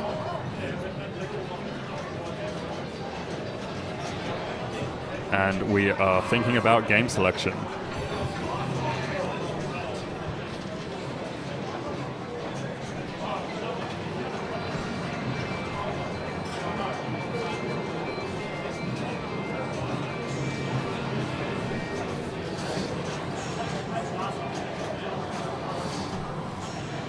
Hello to all of our viewers in the chat. Thank you for joining us and thank you for participating. We have got the glass open on Indy again. Definitely the problem child of this tournament. Now that we've replaced Mustang. It was Mustang and then we replaced the Pro with an LA. Well, just like problem children, you should replace them. And we have done so. It's not very nice. You should work with them. Help them overcome their challenges. Absolutely. And that's what we've done with Indiana Jones. We just did with Mustang. Yeah, with Mustang. We didn't quite bother. All right, so just want to give a bit of a shout out. So these are people that have supported the Flip Out 2019 Festival and the Melbourne Silverball Championship. So Jersey Jack, we've got a lot of Jersey Jack machines here. In fact, I think all of them except for Wizard of Oz though I have a Wizard of Oz at home, so that kind of counts. Chicago Gaming Company, I've got, I can see Monster Bash remakes, 2 of them in front of me, and an Attack from Mars remake. They look amazing. American Pinball, so we've had Deval, the president of American Pinball, came out for the show. We have 2 Oktoberfests here, and we have a Houdini, some of the best call-outs in pinball ever. Mr. Pinball, thank you, Mr. Pinball. So Wayne from Mr. Pinball is the actual organizer of this event, and the majority of the machines that are here, 80 plus machines, they are his machines. There's also some community supplied machines as well, and some here at the venue at the Sandbelt Hotel. Zach's Amusements, the distributors for Stern pinball machines, and they have bought 9 machines here. I can see a Star Wars limited edition, there's a Black Knight Premium, 2 Jurassic Parks, and I think Guardians of the Galaxy as well. So 9 machines they bought, so thank you to Zach's Amusements, that's great. Hot Rodded Pins have also helped support the show, do some very high-end restorations of machines, so thank you to them. And Pin Stadium, thank you very much for your support providing. There's a lot of Pin Stadiums around the show at the moment, and we always thank you for your support, so there you go. I'm going to make your day. I'm going to play Mustang. It's still sucking up, that's why.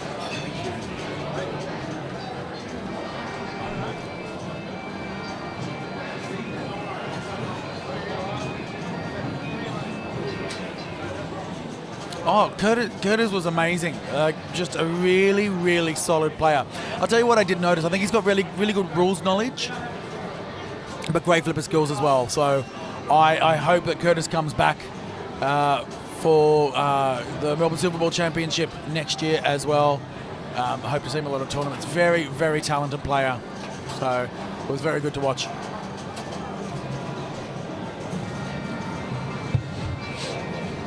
Dylan. I put it on the stream earlier. I loved it. He's got the hat on. It's perfect. Oh, yeah, he does it too. So good what you're doing. Yeah, thanks, mate. Yeah, really, really enjoyable. Thank you. Yeah, thanks, man.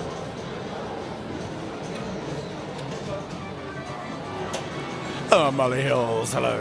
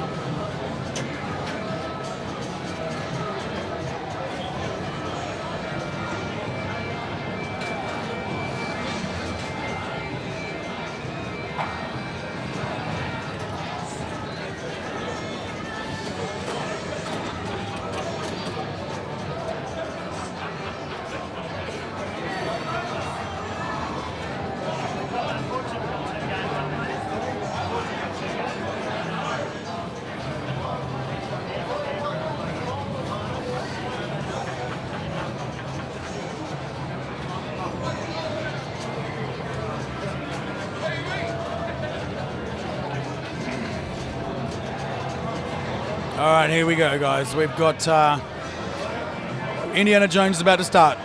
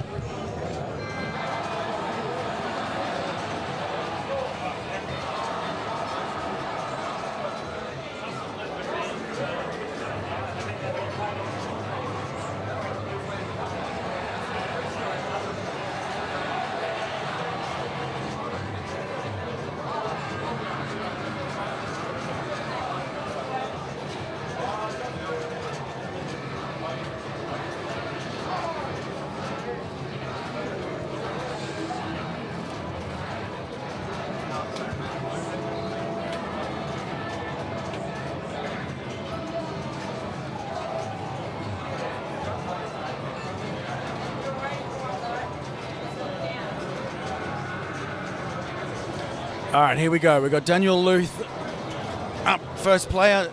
Daniel does own this machine, so knows the rules very well and has been putting up some great scores. Paul RJ, hello. Okay, here we go. Minecart video mode. He knows this so well. Oh, my God. I think he's looking at his body language then. I think there was a feeling that maybe the flipper didn't... Whoa, shh. Okay, if I haven't mentioned this before, I'll mention it now. This game is very, very tilt sensitive. Incredibly. So, and also that narrow escape, we've taken the rubber off the right side of it, so it doesn't easily rebound to the flipper. So you really do have to nudge it or hope that the ball's on the right-hand side. If you do nudge it, it's got to be very subtle. Otherwise, you are going to risk tilting. And of all the games that we've seen at the show so far, it has tilted the most. So what's going on now with Indiana Jones? So we just had an unfortunate ball. I was saying that Daniel Luth has this machine in his collection at home. He got the minecart video mode, but didn't actually make it past the first gate, which was unfortunate. It was just a sort of a weird situation. And he kind of looked like there was something wrong with the right flipper button. This might be one of the lowest scoring games so far. Has the tilt been adjusted overnight? I don't think so. I think it was just bad yesterday. We saw a lot of tilt outs yesterday.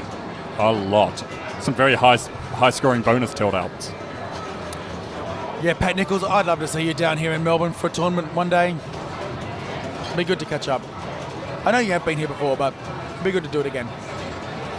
Trying to grab control of that ball. We've had a total of over, well, I don't know the final number, but over $6,000 in prize money giving out this weekend. So good incentive if you're going to get up there and win good money. Nasty brick out of the mode hole. He is just shooting for that mode hole. Stacey seems to be just going for mode points, which might be the way to go. Not that much, right, Cop? Not with the drain, though. Okay, here's Luke Marburg. Melissa, are you still there? You're Luke's number one fan? I'm Luke's second fan, then. I'm rooting for Luke. Not just because he lives nearby and I often give him rides home. Mr. Mendoza was busy this weekend. It was his birthday. I don't know what else I'd rather be doing on my birthday than playing a whole bunch of pinball. Exactly. But that is his call, his life. Oh, nice bouncing, staying calm off those left out lanes. Nice. Very nice. That's the tension. Into the mode hole. Into Hand of Fate as 10 well. million.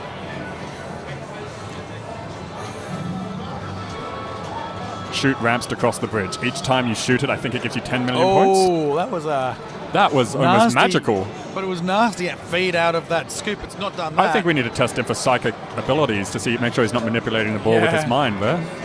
10 million points. If he can combo it into the ramp, you get another 10. Another 10 million. Really just wanted to concentrating on the safest ramp as both ramps remain lit during this mode.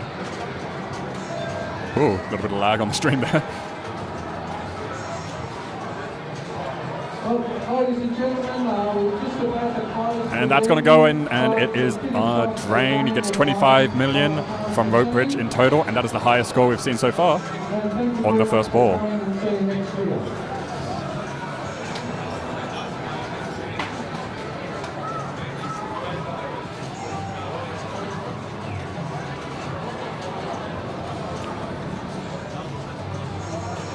Player one approaching the machine.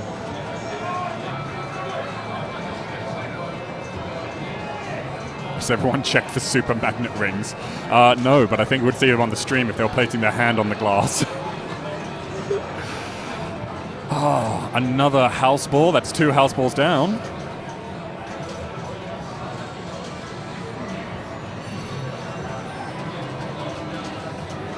Just quickly have a look at that, and then we'll get you back to the action.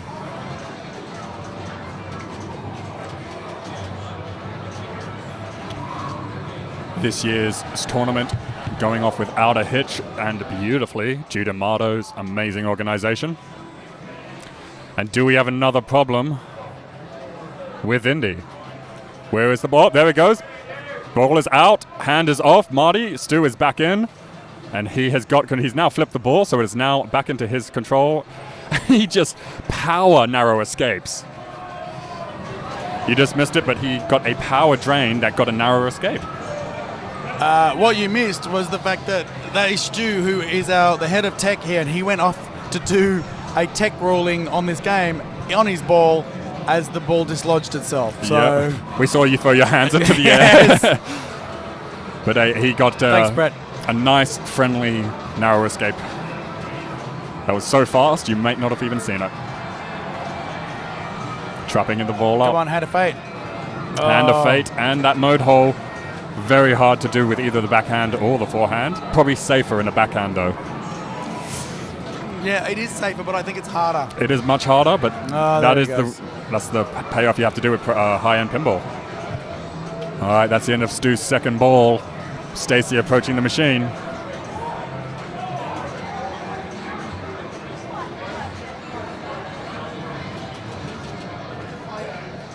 Luke or Stacey have to win to have a chance to advance. That's correct.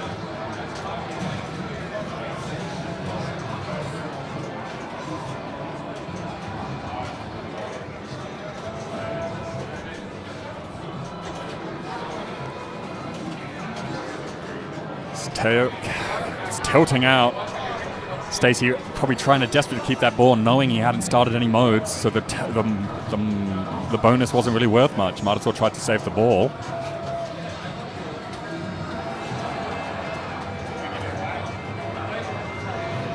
It's stuck on tilt. Uh-oh. We might need to get another tournament director decision.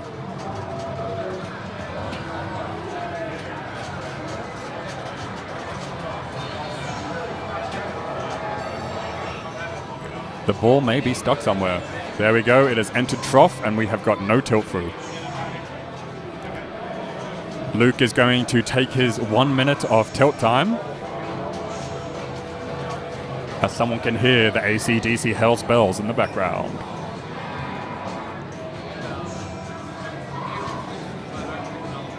Frames have been dropping for the last couple of minutes. I will let Marty know. But being in Australia, there is very little we can do about that.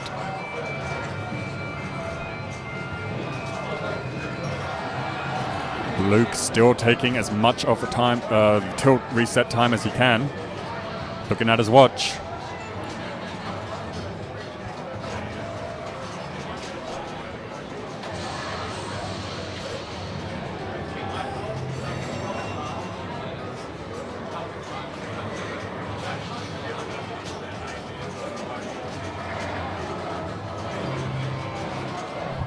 Luke now putting his hands on the machine, plunging through and getting his upper lanes. Upper lanes very important in this game. Increase the value of the orbits. How long can you wait for? I think it's either a 1 minute ruling or a 2 minute ruling. 2 minutes. 2 minute for tilts. We haven't had any problems where we've had to enforce a plunge through due to someone not approaching the game yet. And hopefully it won't happen. It's not really that much fun. Oh, nice. A nice recovery there. It even gave him the narrow escape by bouncing off that switch. Oh, there we go. Sorry, guys. So very, very, very skilled and very calm play there.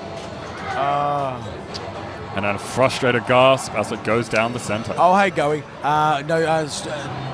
Stacey had tilted.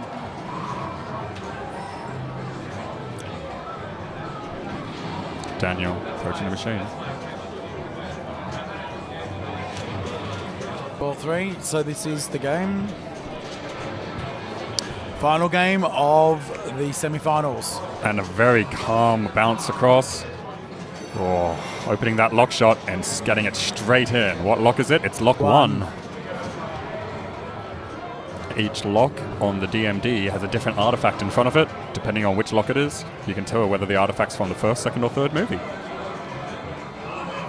The only movies.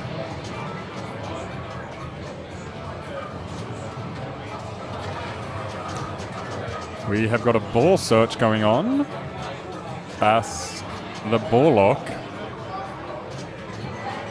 hasn't seemed to kick out another ball, and it doesn't know whether or not to kick it out of the lock mechanism. We'll wait for the machine. There it goes. It might come out of the elephant lock on the right, which doesn't seem to be lining up right. Keeping his hands on the flippers. Very, very sensible.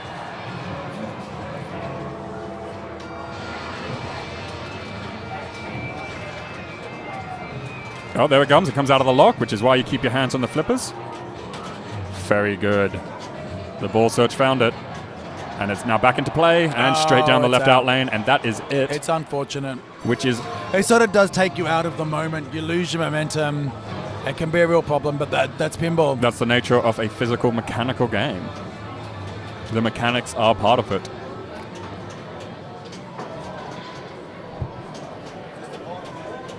This is to get into the Final Four. It's the last game of the Final Eight. So, no, but you can stay here and watch. You can stay here and watch. I will tell them that you can stay and watch because you're a tournament player. Okay, no worries. So just, I would say come around here. I'll come back with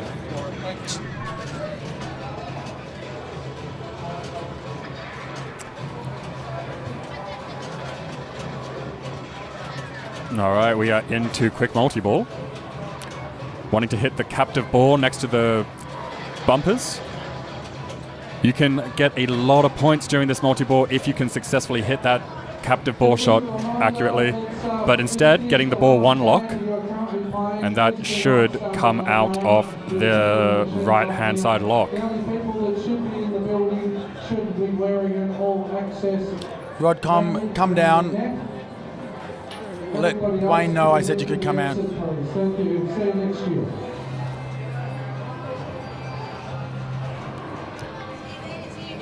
Bye, Julia. See you. Waiting for it to reject out of the lock shot. Stu keeping his hands on the machine. Oh, Connie.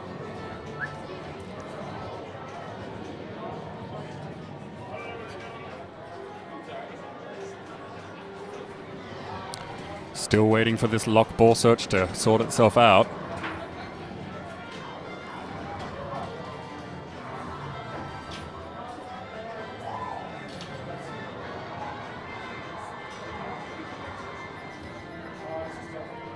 And while this is getting sorted out,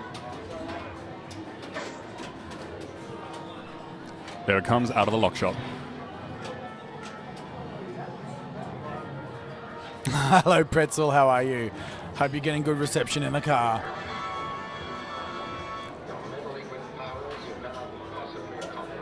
And now that we have some of the other pinball machines off, we can hear the one in play quite well. No more bagpipes, guys. Sorry. Oh no, no more AC/DC's Hell's Bells either.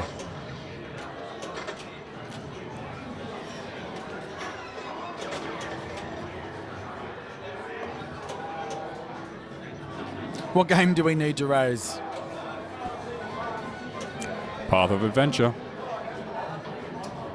Just needing to get that left one lit, and there we go. Challenge 1 completed. The 3 challenges. Lock 2.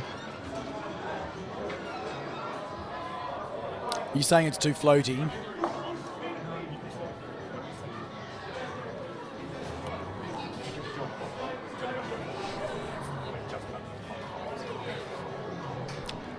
Getting some people here now watching the screen. We're going to axe that, I reckon.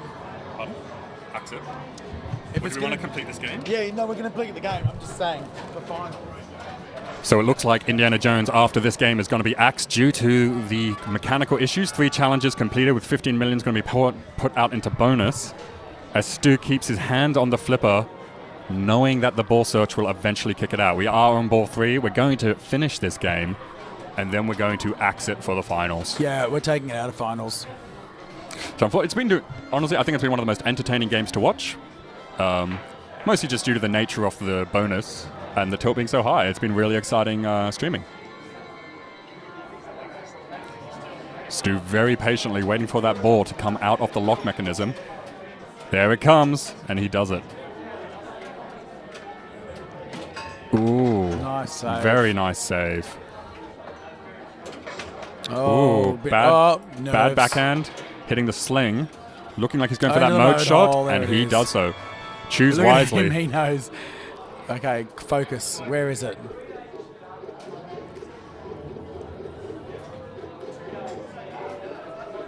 Second from the right. Fourth. That's Yep, it. that's the one. You have chosen wisely. Cool effect where that other guy turns to dust, though. I like my effects movies. And we have got a little bit of a crowd forming watching these.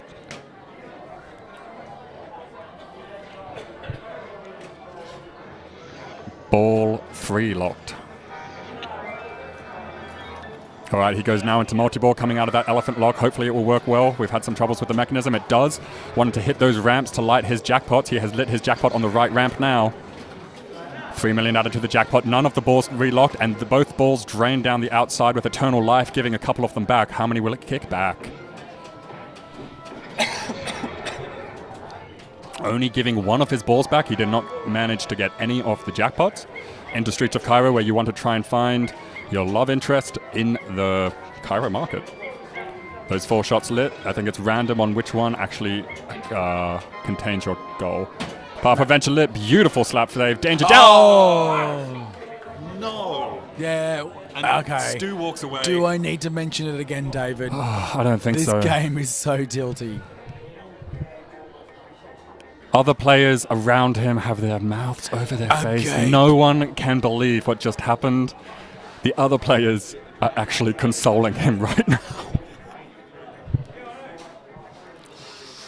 That might have cost him his place in the finals.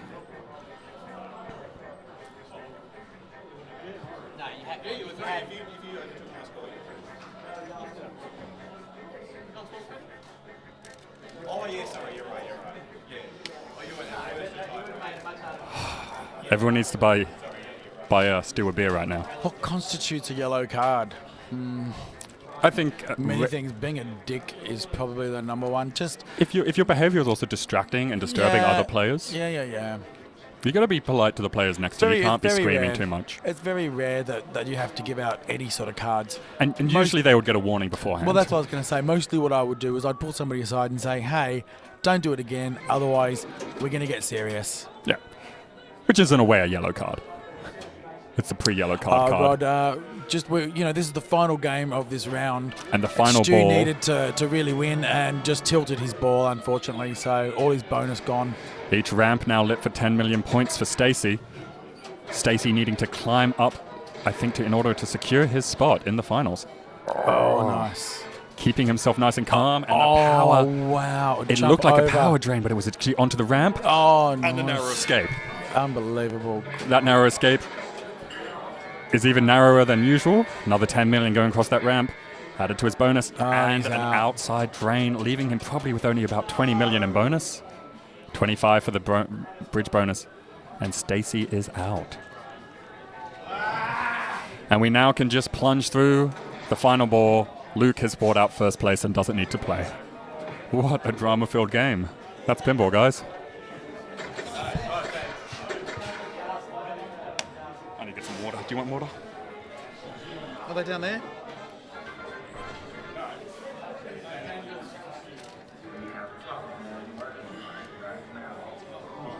Thanks, man.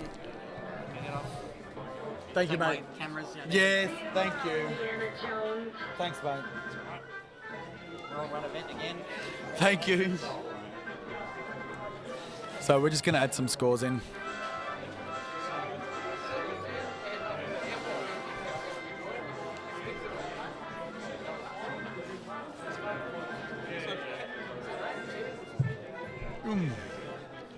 Can you grab those scores? You know what? Just make sure they don't.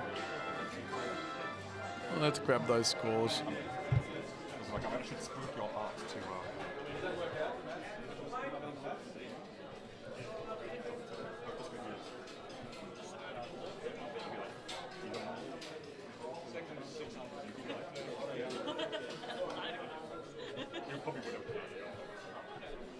Have you got the scores? When I do that voice, that's cool.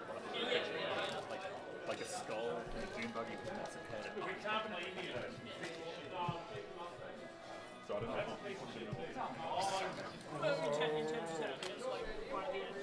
Oh my god. I nearly had a heart attack. Give me a hug. Oh, I'm sorry. So you're going to hang around for the finals? I'm still in. Are you? Yeah. Really? Did you make it through to the finals? For that? I would have thought you were out. I take back that. I just needed a hug for that. So Daniel Luth and Stuart Thornton, they advance 8.6 points. Unfortunately, Luke Marburg and Stacey Borg are now out. So we have our final four. So Marto, do we have a... We do have our final four. We have our final four. Thanks, mate. Thanks, mate. Thanks, See you mate. next Good to time. see you. I'm glad you came, man. Have a good one, man. Cheers, mate.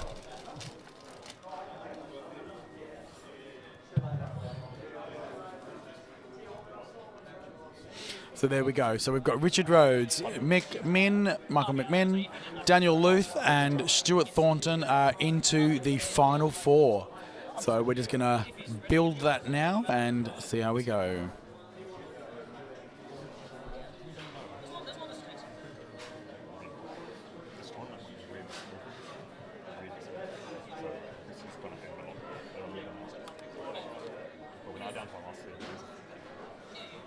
So Richard Rhodes, being the top seed, gets to choose the games, and I can see him in front of me right now, carefully deliberating.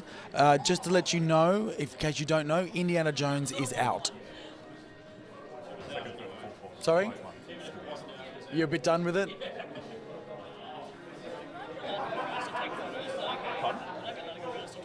Yes. Just say that you're waiting for it. So Rodcom, if you get here and they don't let you in, just say, I know Marty Robbins. Is there a Yes, there is a Superman machine. Came out in the, I don't know whether it was, I think it was late 70s. It was a Steve Ritchie game. It was one of his first. It was, and it actually, it eventually became, well, I won't say it eventually became another game, but there is another game that has a remarkably similar layout, also by Steve Ritchie, when he then went and worked with Williams. What game's that? Do you know what that game is? I'm not familiar enough with Superman to be able to tell you, but can I... No, I've only played Superman once, and it was at the Rosstown arcade. Well, this other game was also there in that collection. It has almost exactly the same layout as Superman. Was it like Circus or something? No. What was it? It is... Space Wars. Stellar Wars. Stellar Wars. The Stellar Wars. I guess you're right. It is very similar. I don't know what that meant. But Hey, Marty, how would you like that? Right, so there you go. Yes, I do, Rodcom. I love you. So, our final four. Can I read them out? Richard Rhodes, Michael McMinn, Daniel Luth, and Stuart Thornton. Okay. What is your first game? Wait a second.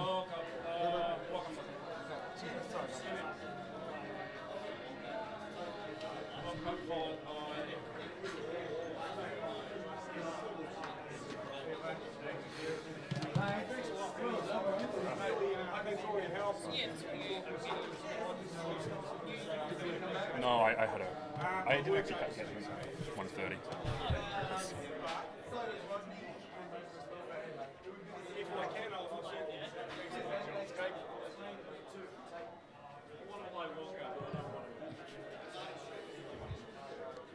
So are we saying World Cup is your first game? Okay, World Cup Soccer is our first game. If you just have you switched yet? Yes, I have switched to World Cup Soccer. Let's go take a look. Come on.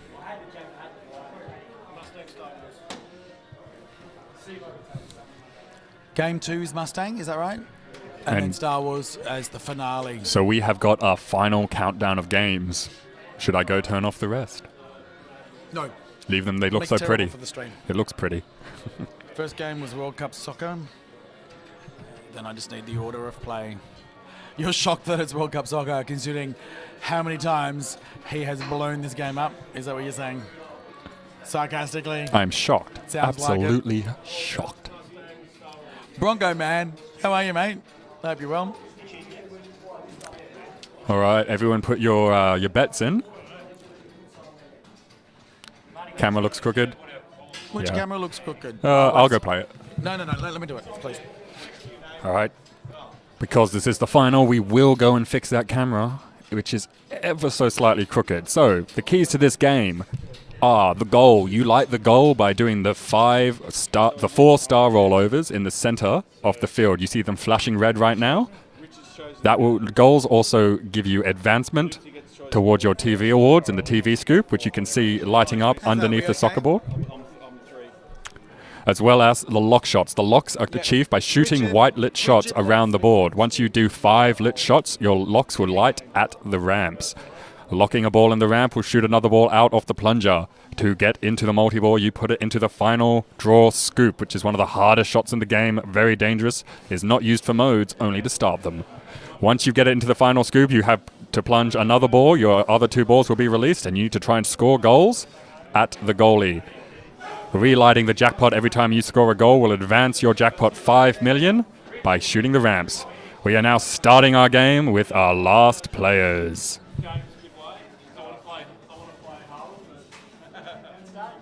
Richard, since he was seated first, gets to choose the games. Richard, player 1, last year's champion, approaching. Bouncing, trying to grab as much control as he can. And he loses his kickback early, but luckily the kickback was lit. Kick it into the side, corner kick, and he gets a goal. Ultra ramps is now lit. He tried to light his kickback again, which is essentially an extra ball due to how much it goes down there. But you can only light your kickback but when the ball goes down the right in lane. He's now got big. 15 million for the first 2 points he scores in this mode. For the first 2 goals, and then 30 million for the third.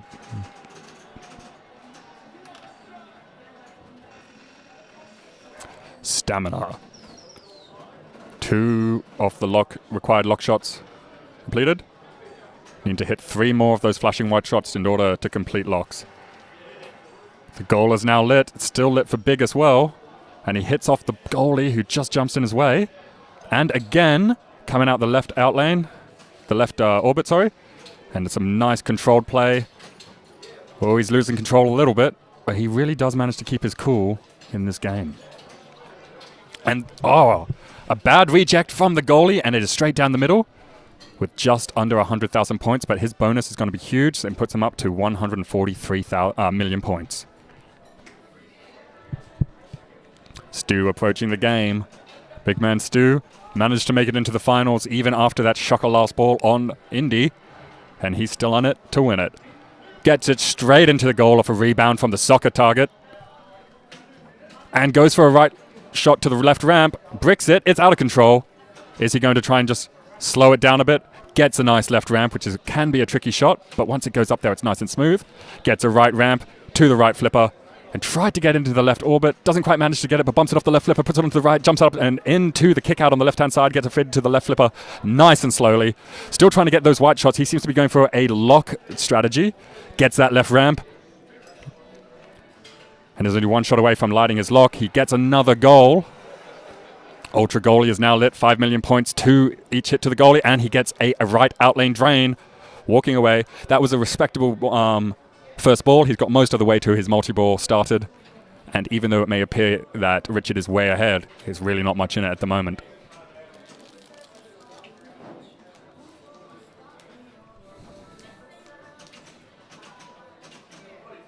Player 3 approaching the game, getting that skill shot, which is almost, well, it's impossible not to get it on the first ball. Going for that ramp shot to start his lock progress. He's already got 2 out of 5 for the lock progress. Hits it off the goalie, which can send it back towards your center flippers. Those slings are dangerous. And misses that TV award scoop. And just trying to control, gets a shot into striker awards. Big penalty kick. Penalty kick is a shot for the goal with the goalie not moving. And if you can make it, you get 30 million. And penalty kick is gotten via an unconventional way by using the side kicker. Ultra ramp giving him 5 million per ramp, up to 30 unless he reactivates ultra ramps. And making that right hand shot, his locks are now lit at the ramps. Needing to get control and make 1 ramp shot will start his progression towards multi-ball. Very nice decision making, bouncing off the right flipper onto his left, getting up the left orbit, and a flipper mismanagement causing him to drain. But he set himself up nicely for his multi-ball to begin at the beginning of next ball. Sets him up into second place at the beginning of the third ball. Daniel walks up to the machine. Let's see what he can do. It comes down to this. My favorite has been knocked out. Luke is no longer in the running, but he is here watching. And he managed to get a skill shot off the goalie. And snuck in behind the goalie. The goalie actually kicked it in, so it's a bit of an own goal, but Ultra goalie is now lit. Scores that ramp. Starts building those lock shots. Skill, stamina. Gets it straight into the striker hideout. And that awards that penalty kick. Wanting to get it into that goal with a hurry up to get 30 mil. And instead gets it into the Striker TV award. Striker awards 21 million points and a big round. Big, meaning that he needs to shoot into the goal 3 times. Gets 60 million points. Seeming to go for Striker's hideout again, even though the goal is lit. Striker is not lit, but it will give him lock progression. Only needing 1 more flashing white shot in order to light locks at the ramp. But he is playing on the goalie. The goalie is lit for Ultra goalie, which means every time he goes for the goal and misses and it hits the goalie, gives him 5 million points to bonus. Still, would be rather getting in there and getting that 15 million for the big points. Oh, nearly getting it in. And goal is lit again via the red rollovers. The locks are not quite yet, but only 1 more white flashing shot to light the locks. No. And instead gets it into the scoop. Go the middle shot, go the middle shot. Go for Striker. There it is. Locks are now lit. Locks are now lit at the ramp. You need to do 1 ramp shot and 1 shot to the scoop. There it is. There's that ramp shot. The magnet will activate and hold it, put it into the World Cup lock. Now we need the all-important final draw. One of the hardest shots in the game and one of the most dangerous. What you'll actually see, so I've mentioned this before, a lot of people forget that there's actually a Magna save, and everyone assumes that the best way to do it is if the ball's going down the middle, Magna save, it'll take it to the left.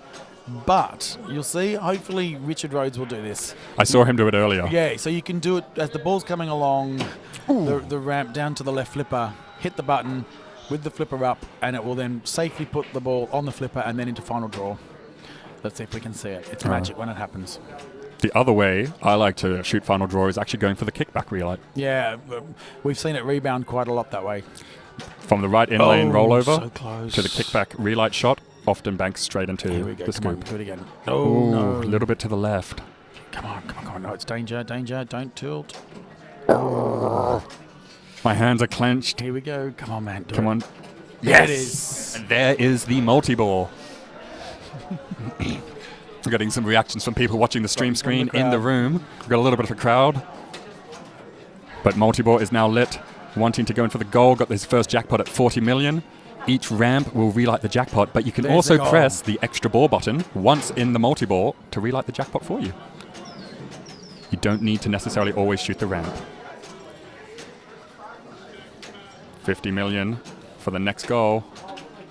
And he's playing nice. Oh, yeah. He just went for the ramp and just said, what am I doing? He knows he's got to go for goal. Yes. We heard him. The room is a lot more quiet now that the rest of the machines are being packed away. Only the tournament remains in the expo. Come on, get it. Ooh. Oh. Interesting use of the Magna save. Unconventional, but I think at least it's safe. It's safe, yeah. Trying to do a cradle separation here. Not as risky as you might think because that ball There we kickback go. is there. And there Right is his ramp. 50 million. Right ramp and a goal will give him 55 million. Cradle separation. Not quite as smooth as he would have liked, but it kicks out nicely. There's the goal. There's the Nice. goal, 55. And a bonus. Nice. There's your ramp. Nice. And goal. Oh, Close. goalie blocking it. But this is where most of the points are made. Oh, Ooh. clutch play. Let's get it. Calm it down. Right, these balls are moving very fast and out of control, which when this game is set very difficult is dangerous. Just really wanting to get that goal shot. And a dangerous backhand up the left ramp. Oh, we're out. We're out, and we are now up to ultra spinners, which is now capped out at 40, unless he reactivates it. And that is a hefty score on ball 1. I'd be pretty happy with that. Yeah, that's good. Good start.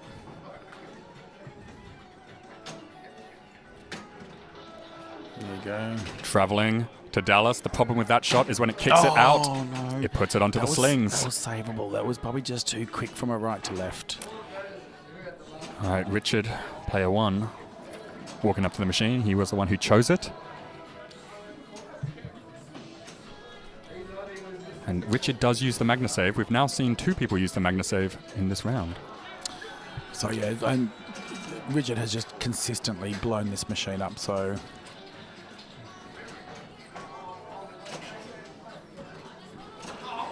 Still anyone's game.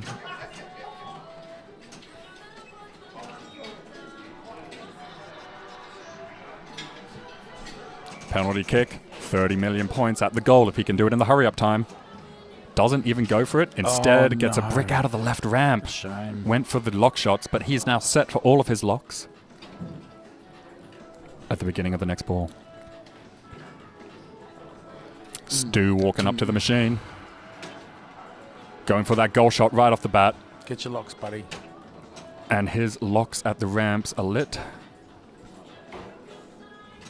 I would always get my locks ready. Yeah, there you go. Because even if you just want to play single ball play, you want that scoop in case you accidentally hit it. Hitting the goalie instead by accident. And Stu bringing it down to his left flipper. Nice controlled play. And bouncing it off the soccer ball. Gets the goal. Now, come on, final draw. Bounce it over. Final draw. Here we go. Here we go. No. Oh, bricks it off the right ramp. Come on, come on, come on. There it Yes. is. Nice. Fantastic play here. He's in the final draw. First time, so he needs to start scoring goals and making ramps. There is his 40 million. Now his goal will be relit for 45. Third ball, very slow to come out into play. Oh, damn That's it. almost very squandered. Managed to get Multi-ball. his goal, though. Earning just under, he would have earned 85 million from that multi-ball. Puts him in a good spot. However, he's now got to work extra hard to get to his next multi-ball if he wants to up that score. He has 3 cities lit, so if he hits that left orbit twice, he'll get a 40 million hurry up, but he drains and puts himself nicely into second place.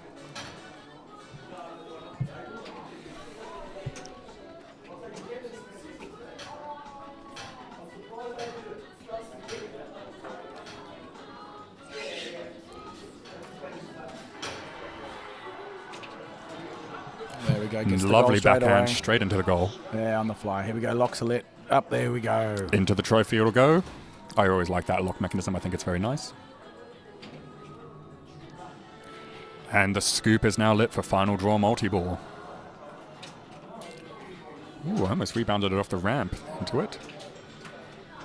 But shooting into an empty goal.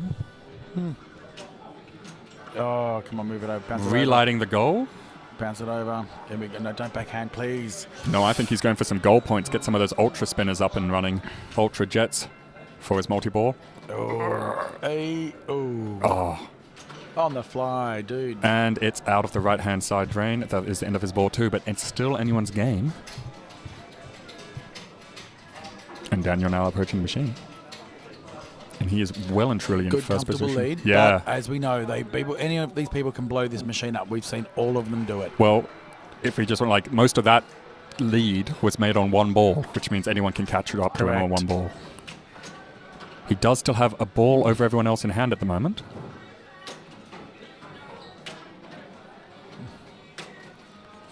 Advancing City. The Advanced City shot quite dangerous as it shoots it out onto the left sling. Oh, don't do that, and man. tilted. That bonus would have been fairly hefty, but he's still in a nice, comfortable lead. Richard really needing to rack up some points here, sitting in 4th place on his last ball. We are now down to the last 4 people in the Melbourne Silverball Championship Finals. Left lock. Going for the right lock, gets bricked out. Ooh, and that could take, there goes his kickback. And it's going to come out onto the sling. Nicely goes into the captive ball hole. Nice catch. And he makes that lock shot. But the ball is going to lock and then drop out of the left-hand side to his left flipper, which sets it up nicely to go straight for the final draw kick. There you go, see? There he goes. He does it. He knows what to do. And there is probably the most optimal use of the Magna save. Oh, only a half flip. Oh, no, he's... Oh, dear me. And he will not be too happy with that because I think that puts him... It's close. He's... At best, he'll get a 1 point for that. That's the best, or 0. Yeah. And when you choose the game, the pressure is on. Correct. I mean, he often chooses the game, but wow.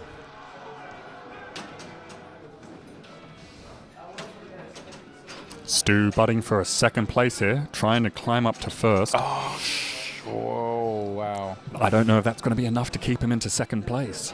We'll have to see. Okay, Mick just needs some point. Get a goal. I think he'll probably go for goal. I think... Or final draw, I don't know. What's safer? I would probably go for goals and then try and just do ultra ramps. That's it, right? Okay. He only needs 13 mil. Ultra spinner. Or he's going for the multi-ball. Maybe he's butting for 1st place. He's past Richard, that's all that matters. So, okay. That's solidified the points, and we have a plunge through, I think. Yeah, plunge off, there it is. That's Daniel. And Daniel has come 1st. Mick has come 3rd. Stu has come 3rd. And Richard Rhodes has come 4th. What was the play order? So Richard first? Richard was 1st. Yeah, who was 2nd? Stu. Then Mick. Oh, I'm loving the enthusiasm coming from Chad as well. So there is a fair bit of prize money up for grabs here. And we are down to the final 4. Stu, were you player number 2? But you were player 2? Yep.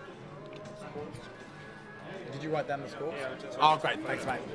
All right, we're going to change to the next machine, which is Mustang. Can you just take that just for a sec?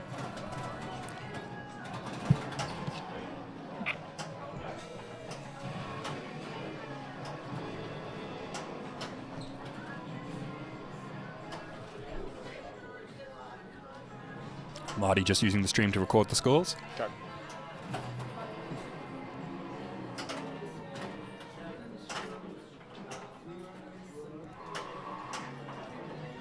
And we're on Mustang. We're going to need the different screen, but we've got Richard Rhodes on Mustang. And he has started in road course, which is this is drag race, I believe. Sorry. So he started in drag race. No, road course it is. My mistake. The DMD we use as animation. It can get a bit confusing. So in road course, all of the shots are lit, and you just got to hit them once to overtake a car. It's worth a lot of points, and you get a lot of rebounds that start towards your burnout, your gear, and other various modes of multi-balls.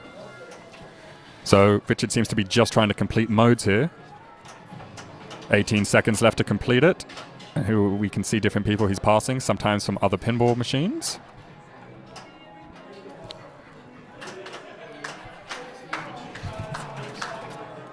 And into the bumpers.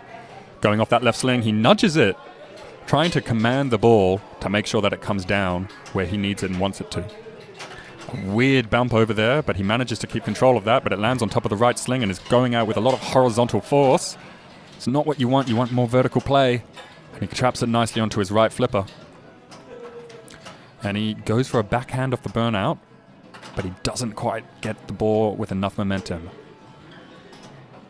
Digital pinball player. Funny you mentioned that. I put this in the bank because Mustang hasn't been seen for some time, certainly in a tournament. When it first came out, it was everywhere, and it actually is a good tournament game, so I'm glad we put it in. Yeah, there's no one way to just blow it up. There's a lot of different strategies to kind of score, and you really do have to work to get score out of this game. Thanks very much for the bits, Wisdom.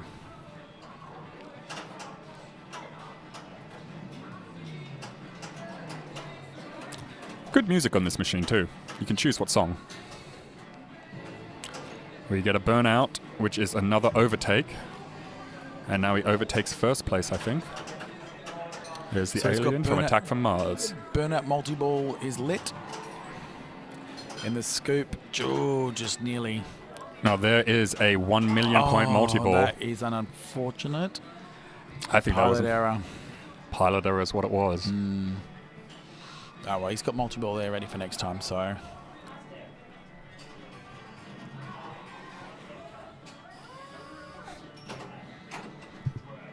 Stu walking up to the machine. Thanks for the biddies. So many biddies. Oh, I just realized this is a premium. I think it's the LA. Gameplay-wise, it's the higher-end model, which Correct. makes the Mustang letters harder to collect. Correct. So rather than it being sequential, spelling out Mustang, it's now on the letter that spinning car happens to be resting on at the time. So it is much harder to get Mustang multiple. I don't particularly like that because if I'm going for Mustang multi-ball, I end up just waiting for the whole thing to go around sometimes to get to the letter that I want it to be on.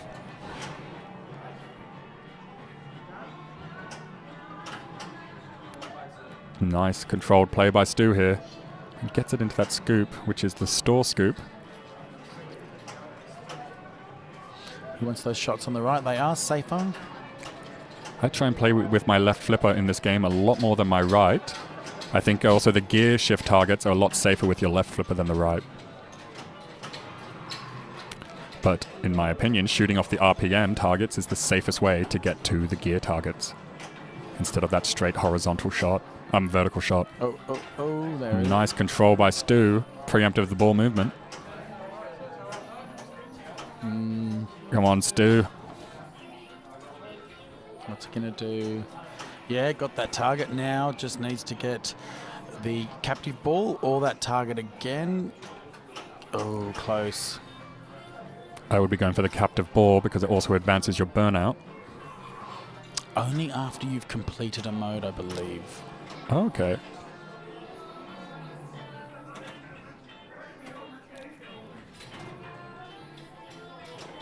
There's the burnout there it shot. is. Nice. So mode select is now at the scoop. There it is. And he has come first. He gets 4 million points for Well completing the round. I like the D&D animations on here. It's not bad, is it? Yeah. It's fun. It's not trying to be too overly gritty. Road course to hurdle, 13 million. Now that's 13 million. Is that given to him in bonus? Straight away. Cheers, man. And one more set of gear targets will light his gear shift multi-ball. Nice Gets his save. first danger, but gets straight into the Mustang store. Needed to do that danger. Yeah, he knows where his risks are being taken. And he's changing the song. So the top modes are the harder modes. The bottom three are easier. So he's now going for drag race, it looks like. So this is just those targets in the middle. Now they are dangerous. They're very shot. dangerous. I think they're safer from the left target because they don't send them straight towards an out lane. If you're shooting from the right, it always goes to the top of that sling. Oh, he's done. And once you hit the top of the sling, you have no control. Yeah, look. Oh, he managed to activate Drag Mace Multi-Ball with that hit. Oh, because you've got you've got a button on this. Very, very, very nice. So the pro does not have a button, an action button, whereas he had earned an action shot. So he had hit the button, activated the multi-ball before the bonus count had started. That is some advanced play. Confusing the hell out of the commentators. I'd written him off. He's also got his extra bullet. I'm not sure how many points that's worth, but definitely worth going for. Dave's having a coughing fit. Okay, so now ramps, multi-balls. Oh, come on, Stu. There we go.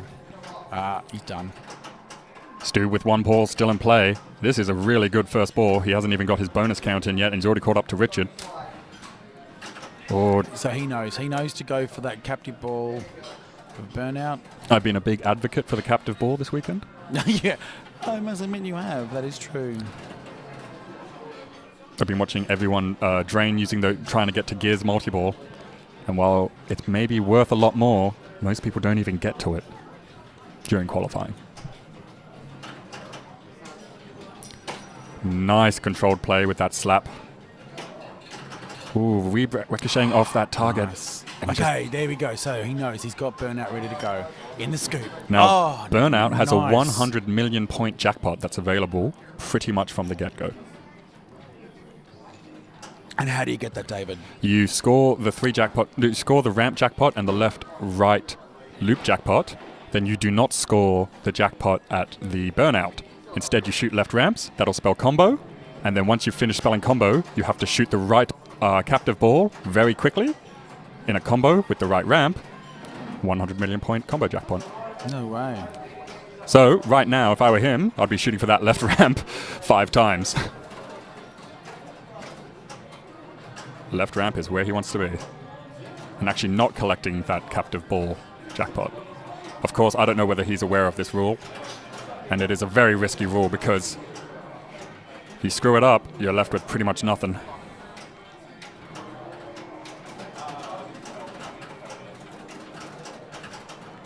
Oh, bounce over. RPM scoring ready.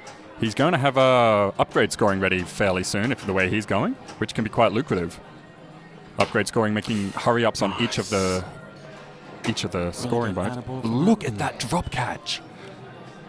Stu is taking no prisoners, and look at how much this multi-ball has increased his score.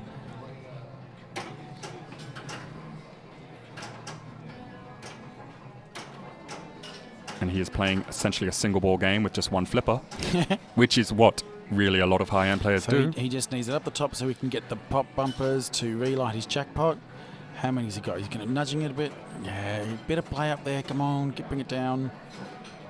No. I would have liked a bit more, but it's all right. He's got some very controlled play. No, damn it. And that was an attempt at saving it, but it was a good play. He's still got one ball live, and he's avoided that double drain. Now the Mustang store is now rotating, and he gets an S, which I think he already had. So does it wait for the next one, or does it just not give him anything? Oh, keeps spinning. It keeps spinning. There we go. Whoa. Stu just keeping us on edge here. Not giving us a second to breathe. I'm so bloody stressed watching him. I think I'm invested. I think I want Stu to win. I'm getting that impression as well. I like Stu. He helps out at a lot of tournaments. Well, I like Stu. Stu's part of the Melbourne Silverball crew. Yeah. He's usually at most of the tournaments I go to. Yeah. He's easily recognizable in the crowd. He's been the head of tech at the tournament this weekend. He has just kept the machines running. Stu was one of the first people at an arcade that I ever saw open up a pinball machine. Oh, so one of my first looks at underneath the playfield. I don't think he knows that.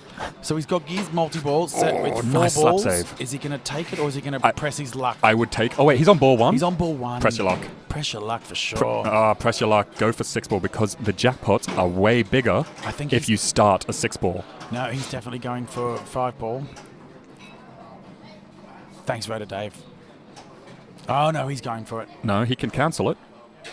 I don't know if he is. He's definitely gone for it, though. Let's see what he does.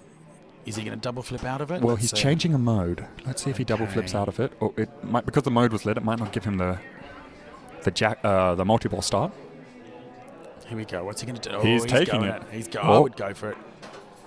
There it goes. He's taken it. Gear shift multi-ball with 3 balls. You know, if you can advance your lead, do it. Yeah, but it's a lot harder to get into gear shift multi-ball again. It's a 4 ball, so the jackpots are worth a bit more. They're worth double what they would be, I think, if it was 2 ball. 3 ball. You know, you can actually still, even though I know 3 balls not worth as much, you can still blow it up if you keep the ball. Well, Just harder, obviously. It is harder, but also once you're draining your balls in 4-ball, I think the jackpots stay at the nice high level. He has now beaten my score that I set yesterday, I'm happy to see. I was at the GC. Yes, but it's a different machine, unfortunately. We'll never really know. Okay. It's stuck behind It'll the drop come- ramp. Yep. The ramp will open up and give it on back to him. Similar things happen on Oktoberfest. Lots of games do that. Can happen on Pinbot, Jackbot. Oh, Stu, you are magnificent today. Yeah. And getting a brick off that NOS target instead of the nice ramp. save. He's trying for the extra ball shot, which is the shot that he needs for this mode. Oh, he's really playing these modes fantastically. And he's so tuned in. Like, Stu is got this on lock, dialed in. The highest Mustang score we've seen all weekend, and it's only ball 1. That's the S again. So Extra ball lit, which means he really wants to hit that left-hand side. Even though extra ball's There it off, is. it'll give him, I think, 10 million. and a mode shot as well. So Oh, getting some of those gears. He's already up he's to- got it. Mini wizard mode. Okay, here we go. Right, guys. Are you ready? Are you set? I think it's the first time we've Go. seen someone get to the mini wizard mode. Drift race. He is blowing this up. So I think style points are awarded if you do it in combos. So this is a combo wizard mode, I believe. Because the idea is that you're drifting the car and pushing it into combos. A nice shot to the burnout captive ball, giving him enough momentum to score it.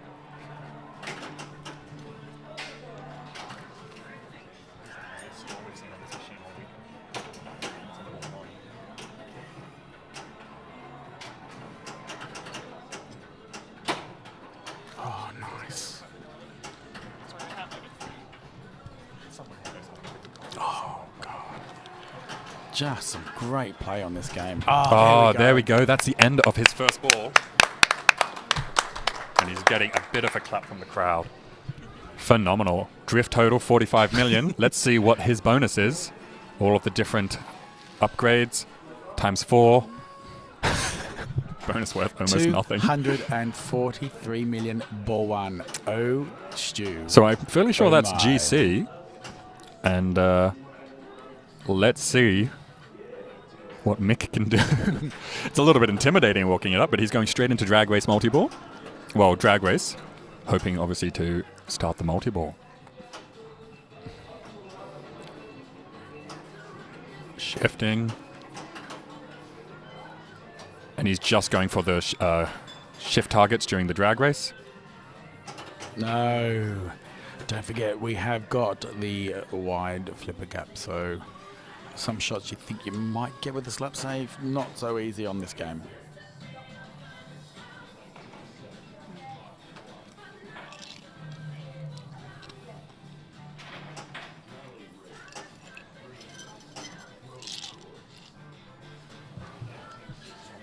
It was the biddies.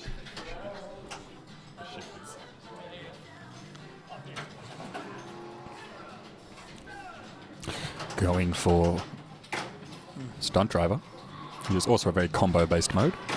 Oh God, nice save. This is Very fast fast. and furious. Oh, Almost, I see what you did there. thank you. Because it's a car game? Yeah, yeah, yeah. And I every- feel smarter every and day everyone- hanging out with you. Everyone keeps saying that they should have rethemed this as a Fast and the Furious machine. Well, there's nothing stopping you from retheming it yourself. Yeah. Except for all the dots and animation, but sure. Well, there's nothing stopping you from getting into it. Not saying it wouldn't take a lot of work. Yeah. Well, I guess it's So probably he's some now legal finished issues. that mode, so he needs to get into the mode hole. Oh, yeah. To start his next mode. Now he has got gears multi-ball lit.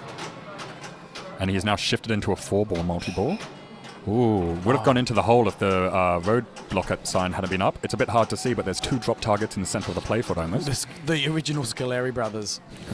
They're not nearly as bad as the Scaleri No, brothers. they're not nearly as bad, that is true. In fact, I find these ones quite fun and interesting because you can shoot around them. Beautiful slap save there. Almost firing it backwards into a backhand. Nearly up to the 5-ball gear shift. And he is Is he going to go for 6? Is he on 5? He's only on 4. Oh, that's all. Maybe I missed No, some. what you got to do is you've got to hit the targets behind the 5 yes, targets. that's right. to Someone lock mentioned in. to me that the later gear shifts, you have to hit the target. Thank you. And behind the shift. The nuances of... There I we go. really like this game. He will have to take a 4-ball multi-ball. He would do it just to get in front of Richard for sure. I don't... I personally wouldn't because he's only on ball 1. I know. Let's see what he does. Let's see what the actual player does behind the flippers. Nice. We can speculate as much as we want. All right, shoot the flashing arrows, which is possibly the most generic advice in pinball. And he's taking it. Yeah. Look, at this stage of the game, you want points on the board. You want to feel at least some level of safety. I know ball 1, I would also be pushing my luck. I can't. This has been a phenomenal ball 1. I can't believe that we're seeing the play we are, and it's only ball 1. Yeah. Richard looking on behind him.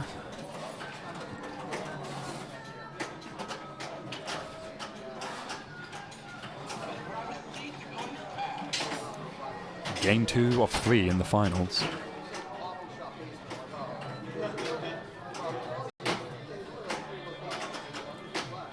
The right orbit jackpot did not activate then. Now his jackpots are at the ramp and the captive ball. And we've got both of them left on the left-hand side flipper. We're going to lose one here. No. It's tempted cradle separation. I don't even know what happened there. All of them are trying to regain control. But some of these balls want death. They really do, don't they? Sending a very clear message to him.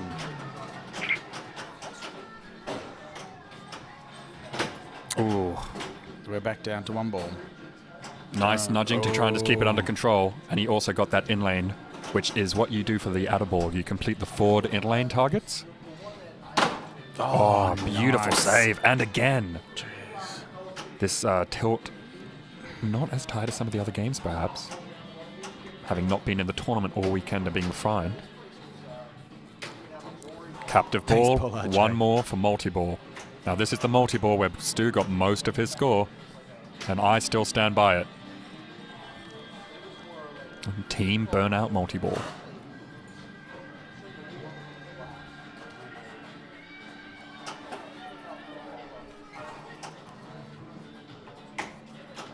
Choosing cruising, which lights up most of the board for mode shots, but a player error drain off a brick shot to the left ramp.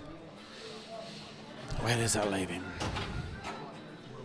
Can't see because of ace of spades. 112 mil. Yeah, that's a really good start. The ace of spades.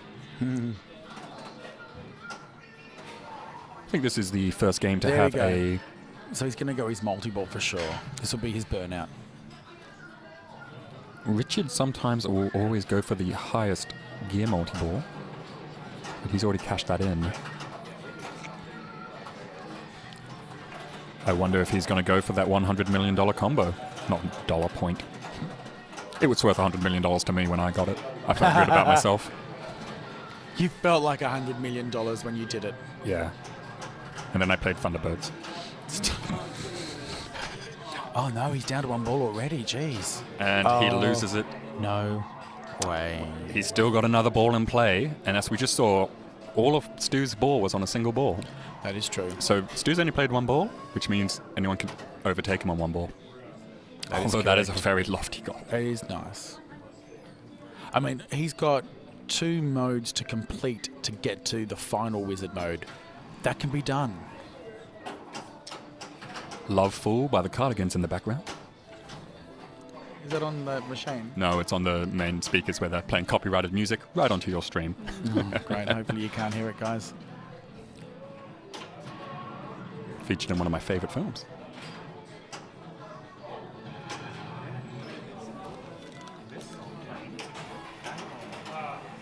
Oh, damn it.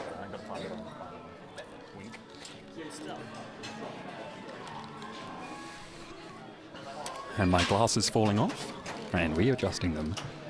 All right, we are in drag race with Mick needing to get those center targets down to start the multi-ball.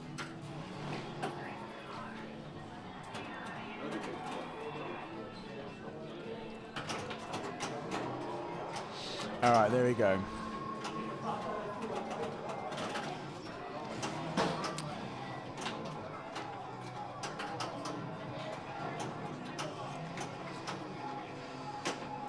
Oh, very nice slap save, keeping that alive. Probably not necessary with that ball save activated, but no dangers were taken.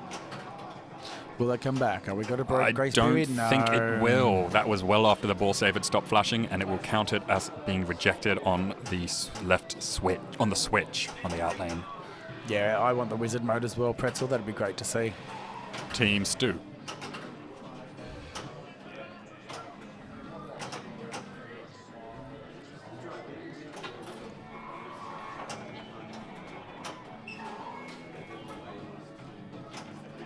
Okay, we've got... No, that's a drain. That's a drain and danger. Set up next time, so... Which multi-ball is it? Thanks, Jamie. Gears? Can he get his gears? Yeah, he's got gears multi-ball. Three balls, so on his last ball, I reckon he will go for that. You would want to cash that in rather than pressing your luck. You just want to get as many points as you can on your last ball. So let's hope he does that. We will see.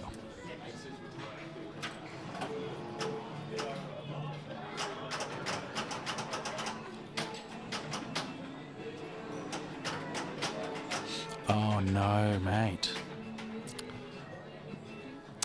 He's still got one last ball. Yeah. Richard Rhodes approaches for his last ball of the game. Will he go? Is he going to go the... Nah. Is he going to go the chump multi-ball? Maybe. No? Oh, no, he's not. He's going to go... No, I actually think this is a solid strategy. Yeah, I agree. If you can hit your shots. Because I would actually avoid drag race because the shots are too dangerous. Yeah.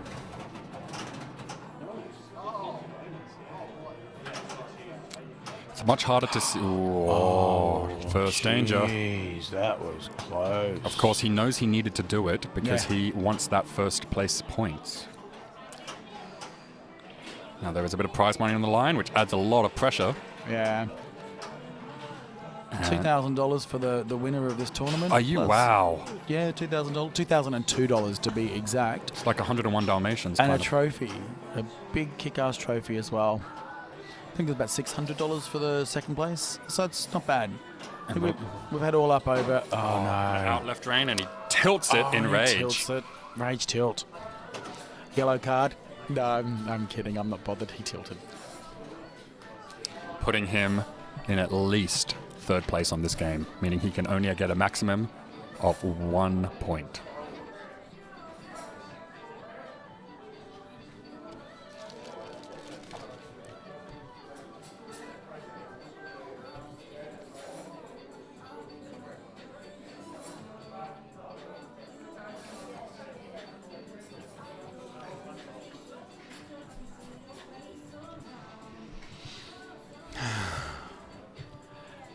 And after this game, we will give you...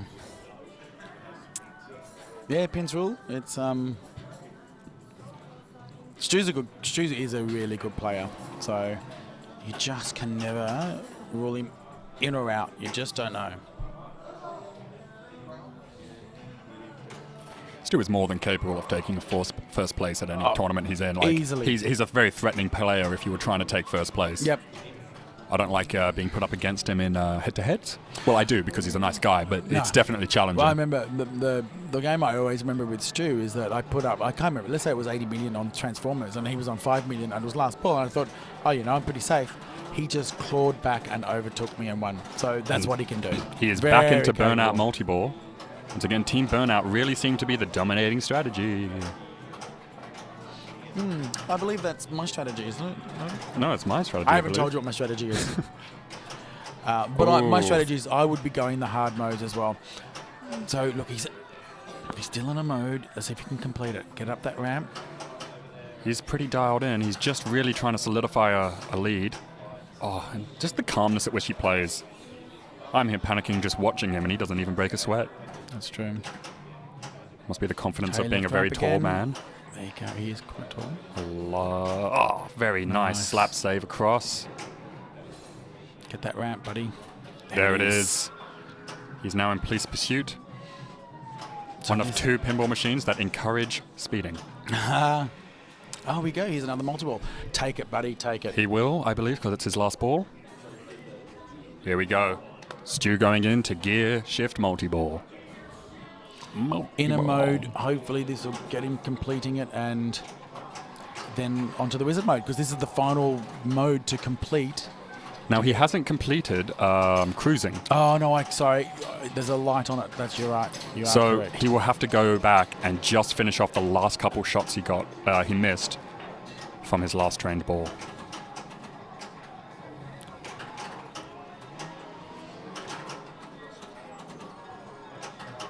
Decent call-outs in this game, which actually give you some useful information sometimes. We're back down to single ball play. Can he get out of this mode, which is... what mode is this? Is this Police Pursuit? Still in it. So left ramp. Left ramp. He's only one letter away from spelling Mustang. And Mustang letter is lit. If he waits for the T to come around, he could just go straight into Mustang. Which would be something to see, I think. Nice.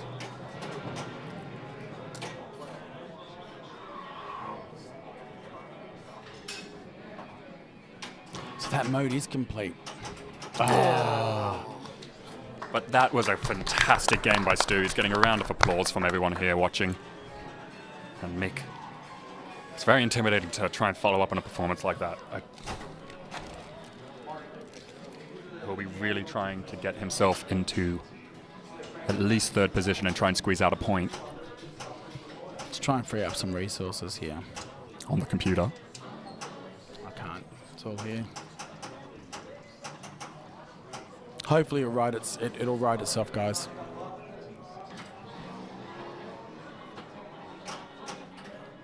Extra ball's lit, but we'll only give him points. And straight into that multi-ball. I think he'll take it, being last ball.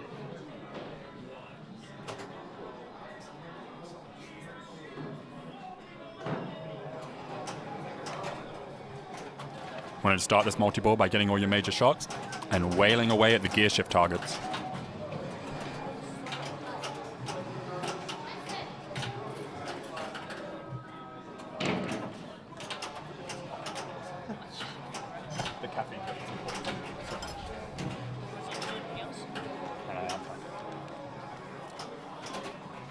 Road course points being worth a lot and being cashed in during the multi-ball. Each road course point, I think, worth $1 million plus 100,000 for each one you've already completed. And slowly climbing his way up into third place. And another mode will definitely help with that. Mystery Ford is ready. Oh, nice tip bouncing. And he's just getting nice control over the ball, not letting it come to a rest. Get that extra ball. Get that extra ball. It's worth points. How many points is it worth, do you know? I don't know. Probably about 15.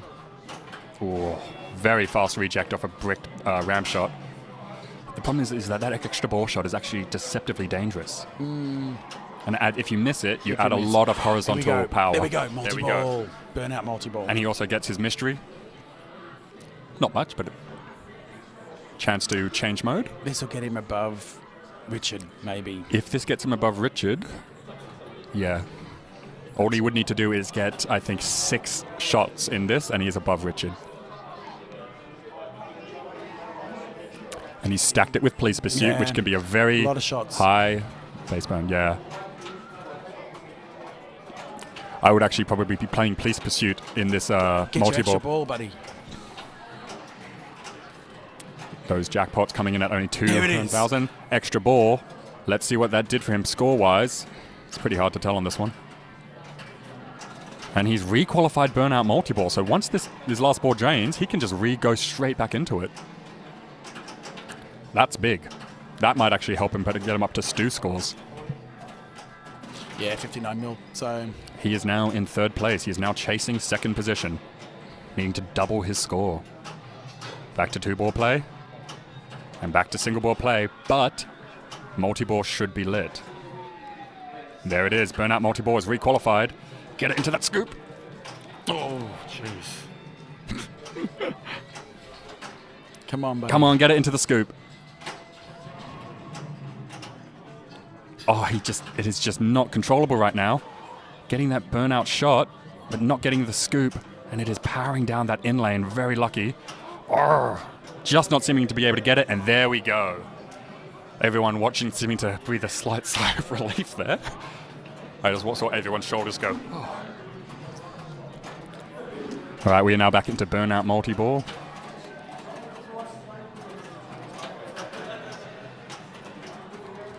Hello to all our viewers at home.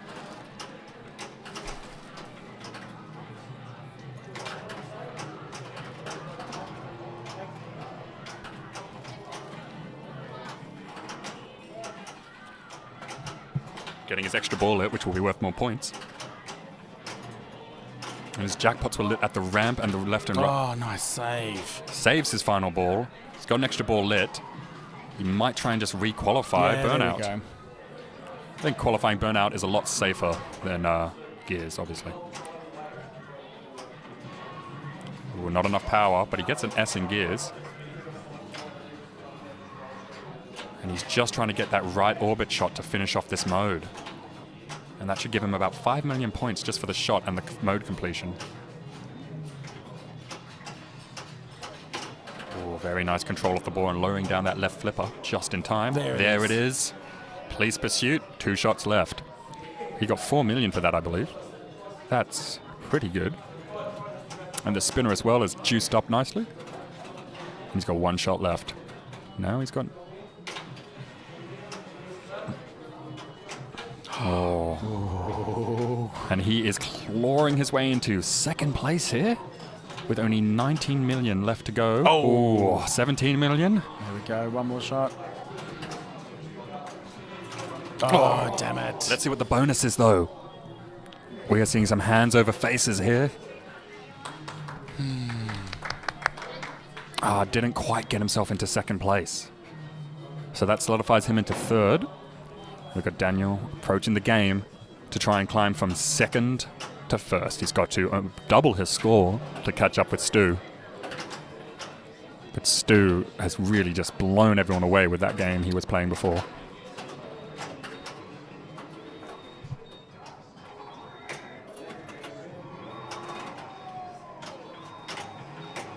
David says thank you. Oh, thank you, Princess Pretzel. I appreciate it.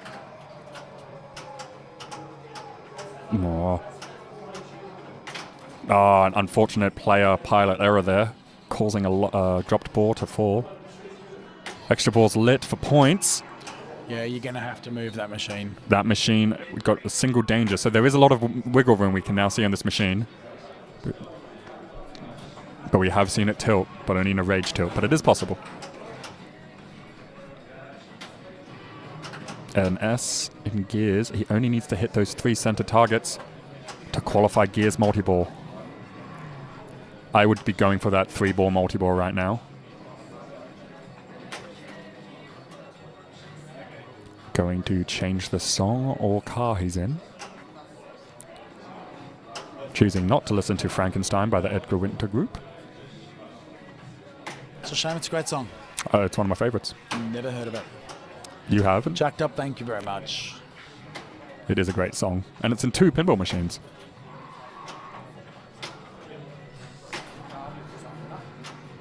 I know, that's our last game we're playing. No, it's after this game. It'll probably be about half an hour. All right, and he tilts out, putting him into second place. Player 2. Enter your initials. Grand Champion, Stu. Well, that was an exciting game. And we are now down to our final scores. Woo. Stu won a free game on a free play game. Let's see if they win any other games. 80. Nope, no one wins. So we're just getting a recording of the score and then we'll move on to the next game.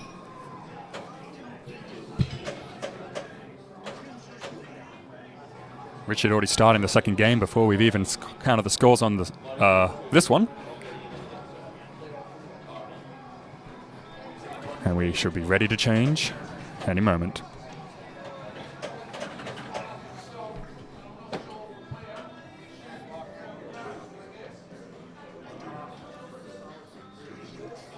Let's have a quick look at the standings before we go to this game. We're on Star Wars now.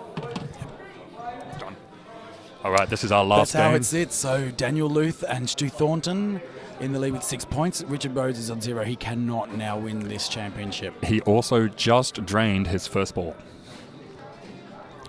So we are up to player 2, who is yet to approach the machine. So Richard is now out of the running for first place. Otherwise, it is still... No, I think it's only down for first place. It's between Stu and... And Daniel Luth. Yes, but for second place, I believe they're playing for second place, but third place could also be taken by one of them. That is true. Yeah, the layer strat. It's the way to go. You're watching, Scott? Stu plunges out, catches on his left flipper, starts to light Endor by backhanding safely, and Endor is lit. Going into the Endor mission, both of them lit. He's going to start one Endor and one Death Star mission by the looks of it. What is he choosing? With 11 seconds in hand to choose his modes. He's passing. I wasn't expecting that. A lot of deliberation for a pass. I guess with the layer strategy, you don't want to be in any modes. You want to be activating modes with a multiplier on it. That is where a lot of points can be scored, since layer should give you triple the activation of a mode points or something along those lines. And he nudges himself into the outright lane without a ball save. It looked fairly safe, but we can't really quite see with the premium ramps there. But it looked like if he had just let it sit, it may have just gone down through the inner lane.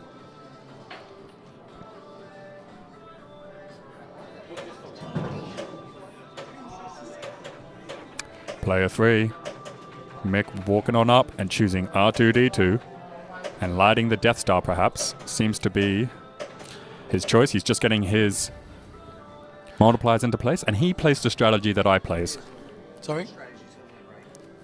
Nah, the R2-D strategy is going to win. What was I saying? So this is my strategy, so I'm rooting for this one now. So just let everybody know, guys, this is the final game of the Melbourne Silverball Championship. It comes down to this game. And we have come... Stu and Daniel are fighting it neck and neck. They are 6 points each. Whoever wins this game, or whoever really effectively does get ahead, could win. There is an opportunity for Mick to, if he wins this game, he will also get 6 points, and if somebody else gets 0 points, they may force a tiebreaker at some stage. I do believe, though, that it will be out of Lex, Daniel Luth, or Stu Thornton, and $2,000 is up for grabs for the prize money for first prize and a trophy, and the envy of all your friends. But this is the final game, guys. It all comes down to this. Daniel choosing the Han Solo strat. So we've got 3 different strategies with 3 different characters. Trying to light that Endor shot by backhanding it, which can be safely repeated on most Star Wars, Premium or Pro. And a nice in-lane drop. And a hit to... Did I just miss something, Marty? Go Daniel from Lex in chat. Oh, I see. That is Daniel. Mm-hmm. Someone's on his account. A reject from that Endor ramp can send it straight down the middle, but you can choose what missions you wish to start from any activated mission shot.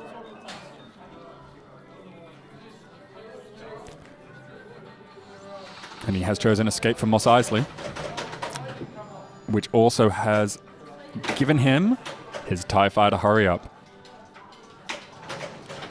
And there's his... He has immediately lost the ball off the TIE Fighter, but he kept hitting the button, trying to just collect as many of them as he could before the bonus started counting. Correct thing to do. It was almost unsavable. Now we have Han Solo here, being played by Rich. And a straight left out lane. Oh my god, he is having a shocker today. Really unfortunate. Like our reigning first champion. Ball was like this, and second ball just the same. Practically house balls both times. It's going to be hard for him to come back and get some points. Still possible for him to pull off a third place position. You never know.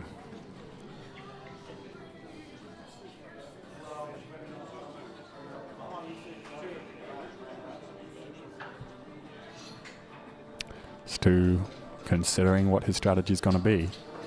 And representing the staff at Flip Out. Team staff. With some construction noise going on next to us as they remove the pinball machines out of the hall. He's having to just play ahead, and he's going to be fine. Oh, you know what? We forgot to change the plunger, the coil strength on the anyway. No, whatever. it's got to play the same as the rest of the tournament, in my No, opinion. I'd actually said that we were going to change it, but we forgot. And Richard said that he would remind me, but he didn't. Yeah. So who really forgot here? So it wasn't on me to remember. Come on, Stu. He I'm knows. surprised that you're taking player feedback for the machines being too He hard. knows. Oh, there we go. See, he got it. He got it. Now get those buttons. Go, go, go, go, go. He knows what he's up to. He needs to get it. Yes. And he has not qualified TIE Fighter multi-ball, but he's closer now than ever. Oh, lovely nice. catch. Just get your layer shots. Just hit mode shots. Don't get into a mode. That's what you're trying to do with layer. Oh, And damn it. Power outlane drain. Still, 122 mil. Reminder. That's right. I've deferred my responsibility to somebody else.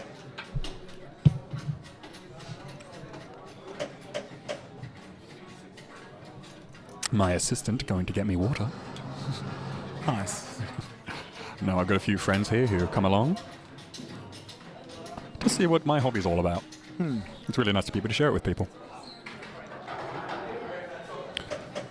All right, let's see what he's doing. He looks like he's going for the video mode, which is a very safe strategy on this because it's playing so brutal.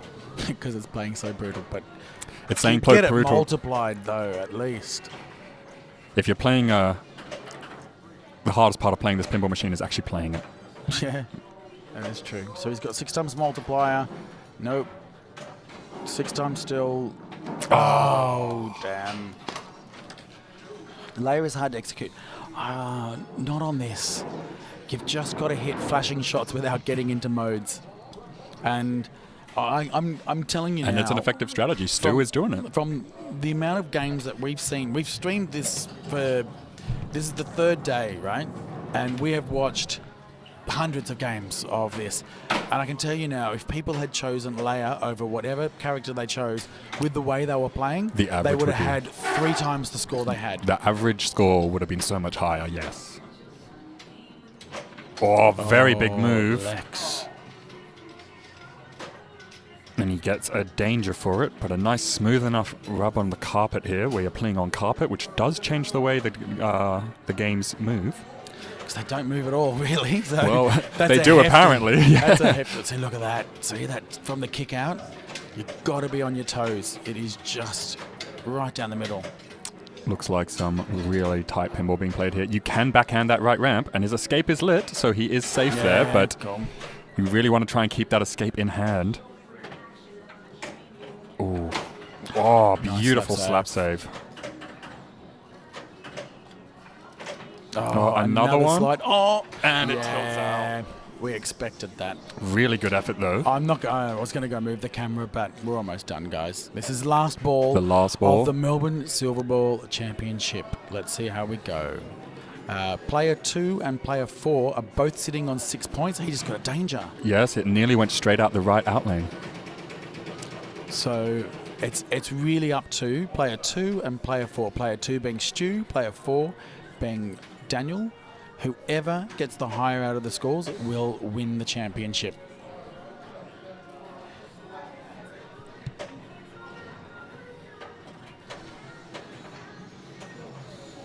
Getting that hyperspace hurry up. I'm not sure if we've even seen hyperspace multi-ball this entire weekend. I don't think we have, you're right. Because the hurry-ups are always at the Death Star, and the Death Star is the hardest shot on the game. Maybe not, maybe Tatooine. I'll move the camera after this ball. I'll get myself ready. Remind me, David. I'm out. I will remind Deferring you. responsibility to you to remind me. Hyperspace hurry-up still there. Richard still going for it. And very calmly just letting the play off the tip of his flippers. All right, we're down to the last ball of the last game of the whole series. What will he go for? All right, going to get some safe end or backhand ramps and light that mission. There we go. One more shot. There it Start is. an Endor mode. He's going to start this and then try and go for the Endor multi-ball. Digital pinball player, there are some tournaments that do have rules about how far you can slide the machine. Really? Yeah, Pinberg has got little cups that the legs are on, and if they move outside the cups, you're disqualified. So there are some... That's it, it's done. I'm going to move this camera. Wait a sec. All right, Stu is going to come and play his final ball of the tournament, assuming no ties. All right, we're just fixing up the camera, making sure the Marty knows it's all right. And Stu approaches for what has already been a stellar game. He's lighting escape, which seems smart because of how harsh this game's playing. Lighting escape is the ball save on the right-hand side. And it kicks out, nearly goes straight into the escape, so it was a good choice. And backhanding into Endor would be my strategy here.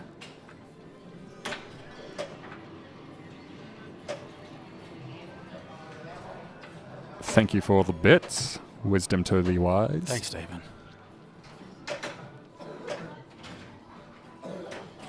Yeah, move your multiplier. His multiplier's for 3 at the moment. And now for 4. Oh, nice. Nice stop dead save. Couldn't get that right ramp, unfortunately. He's in a really good position, though. He is, but he's in a very catchable position. Yeah, see, player 4, which is Daniel, it's all down to him as to whether or not he can take first place.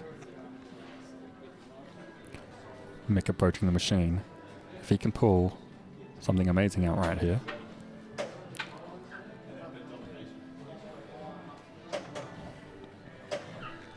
Thanks, Pins Rules. Really appreciate it, man. We've had an amazing 3 days of pinball tournament. It's just been phenomenal.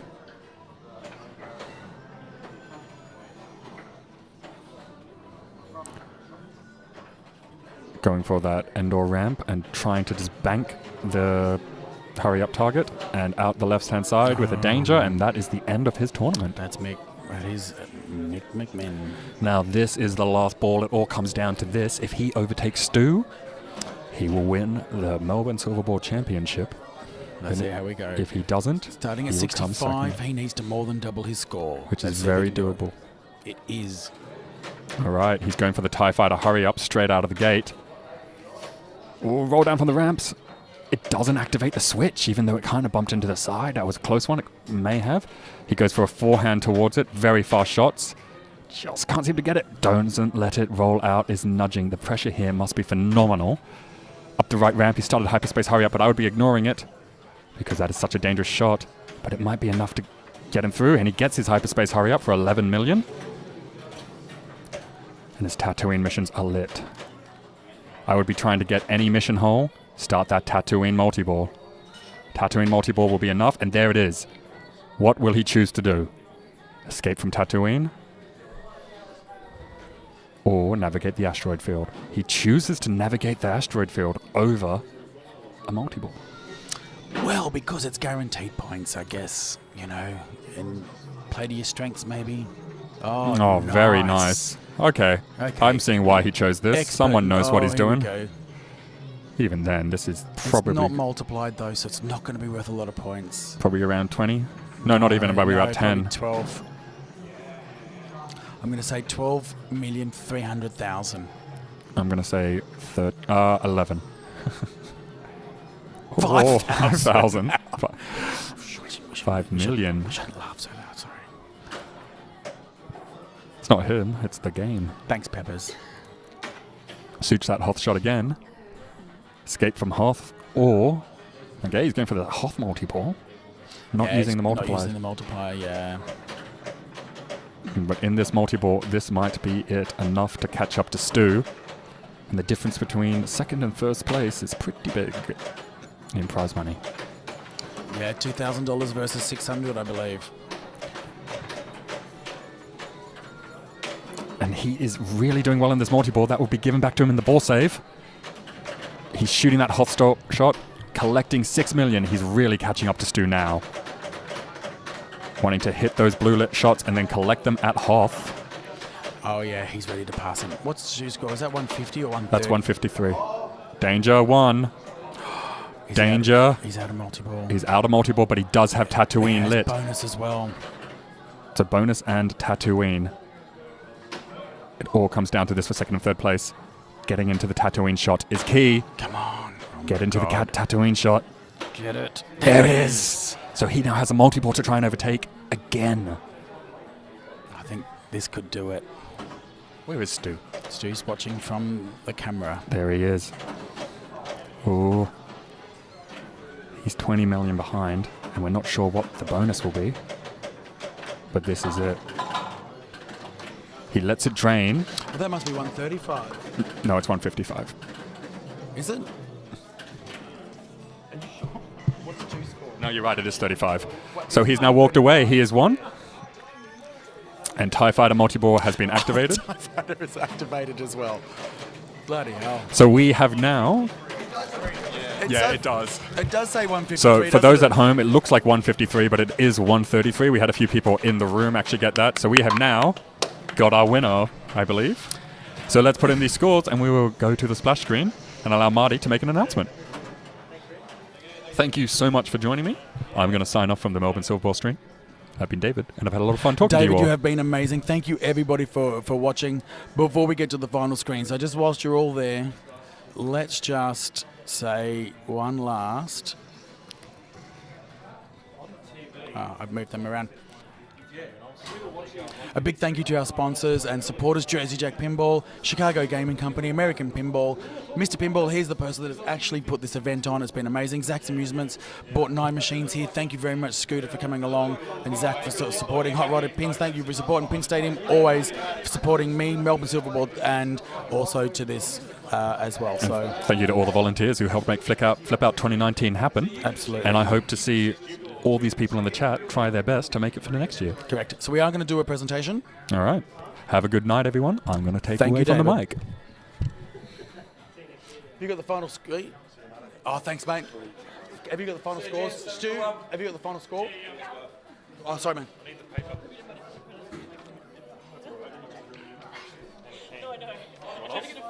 That's fine. Leave mine on. Thanks, mate. Thank you so much, David. That's all right. Thanks, Adrian Wilson. Fourth.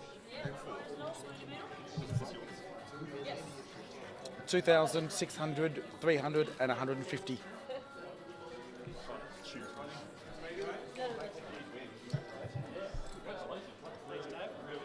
Oh, Danusa, I'm glad that you enjoyed watching the stream. As you can see, we've got... Thanks, mate. As you can see, we've got... Thanks, mate. Cameras on every machine, so we've been able to switch automatically between them. Hopefully that makes a more enjoyable stream so you can follow the action instantly. And this event happens every year, so...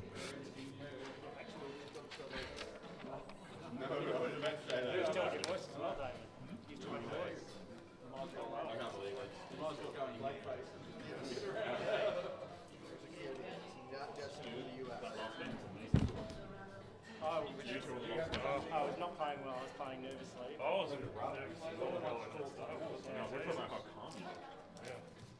not inside. I'm sure like it's on fire. I wonder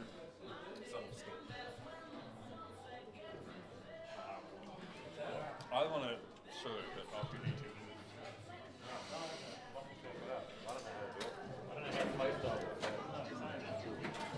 Okay, wait, hold a second, David.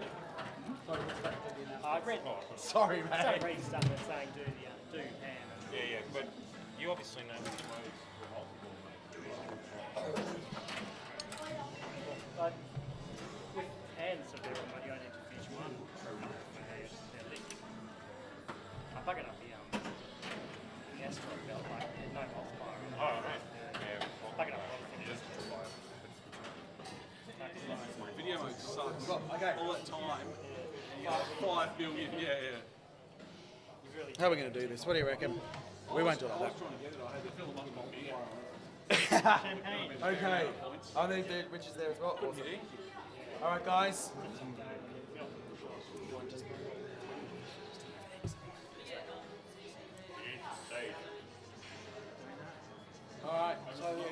got all four, the last four here. Yes, Lex, Stu, Mick, and David. So thanks everybody. Thanks for those staying till the end as well. We are literally the last people here. Well done, everyone. So just to recap on the prizes. So first prize is the trophy and $2,000. Second prize is $616 and a trophy. Third prize is $308 and a trophy, and fourth is $154. So total of $3,000 just over in prize money, which is phenomenal for this event. So well done, everybody. 3 days has finally come to an end. It's been phenomenal. Thanks to everybody for all your participation. You've been great. You've been really supportive. Massive thanks to Stu. The amount of machines that he had to fix and keep running has been phenomenal. Stacey's not here, but co-tournament director, he was also fantastic as well, so thank you for support. That man over there, David Holroyd, guys, please watch the stream back. His commentating was phenomenal, so thank you, David. Thank you.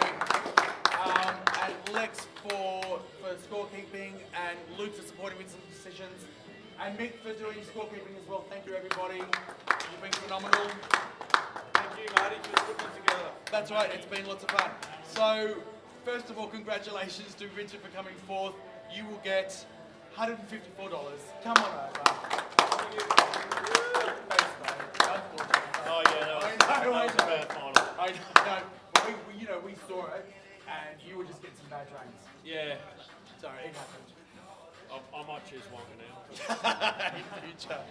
Thank you. No worries. All right, so third place and $308 goes to Michael McMahon. Well done, mate.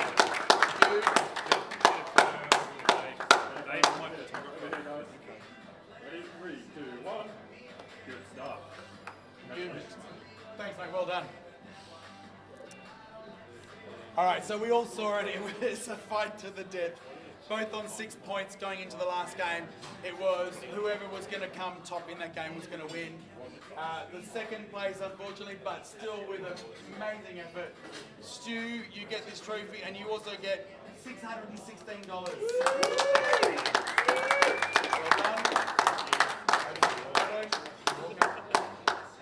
He's substantially taller than me. Is he? Awesome, thank you. But it literally, which I'm really pleased about, it actually came down to the very last ball of this tournament to determine who was actually going to win. Coming into it with, I think it was about 60 million, trying to chase down 133. Yeah, it was tough, but you had some really good multi-balls lined up, and you managed to do it. So the winner of the Melbourne Silverball Championship at Flip Out 2019, winning $2,002 and this trophy, is Daniel Luke.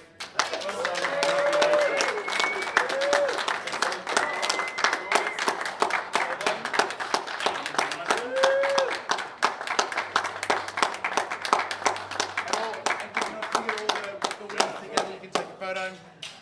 So thank you, and also thank you to Wayne, Mr. Pinball, for putting this on.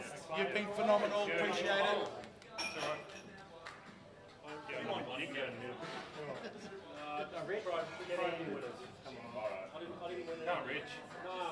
Okay, over here first. Just go on this just for the Facebook. Thank you. Awesome, well done. Let me take a look here, guys. Have a smile. 3, 2, 1. So thanks everybody for watching. That is the tournament. It has been 3 days of great fun. Yeah, $2,000. So over $6,000 in prize money over the last couple of days. It has been a phenomenal event, and we're very pleased with how it ran. The support that we got here was absolutely phenomenal. Let's see if we can get the final standings. Just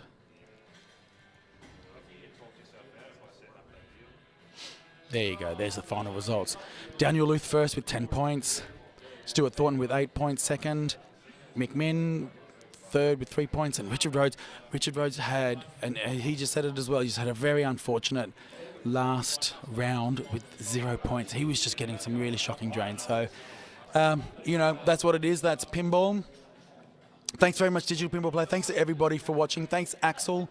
Hopefully I will get my voice back. I am not going to do a podcast tomorrow. My voice is not going to hold up. So for those people watching, listening to Head to Head, we will do that the following week. So thanks, everybody, for watching.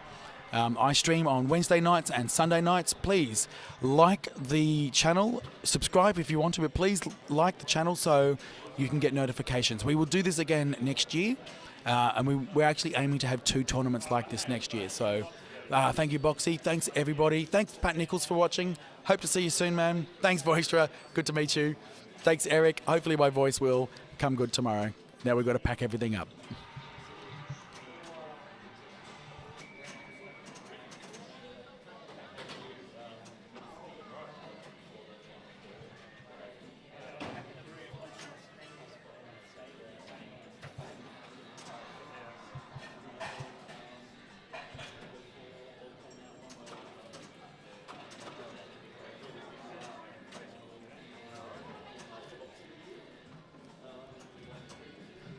It's not intentional. This is my voice from speaking for 3 days solid.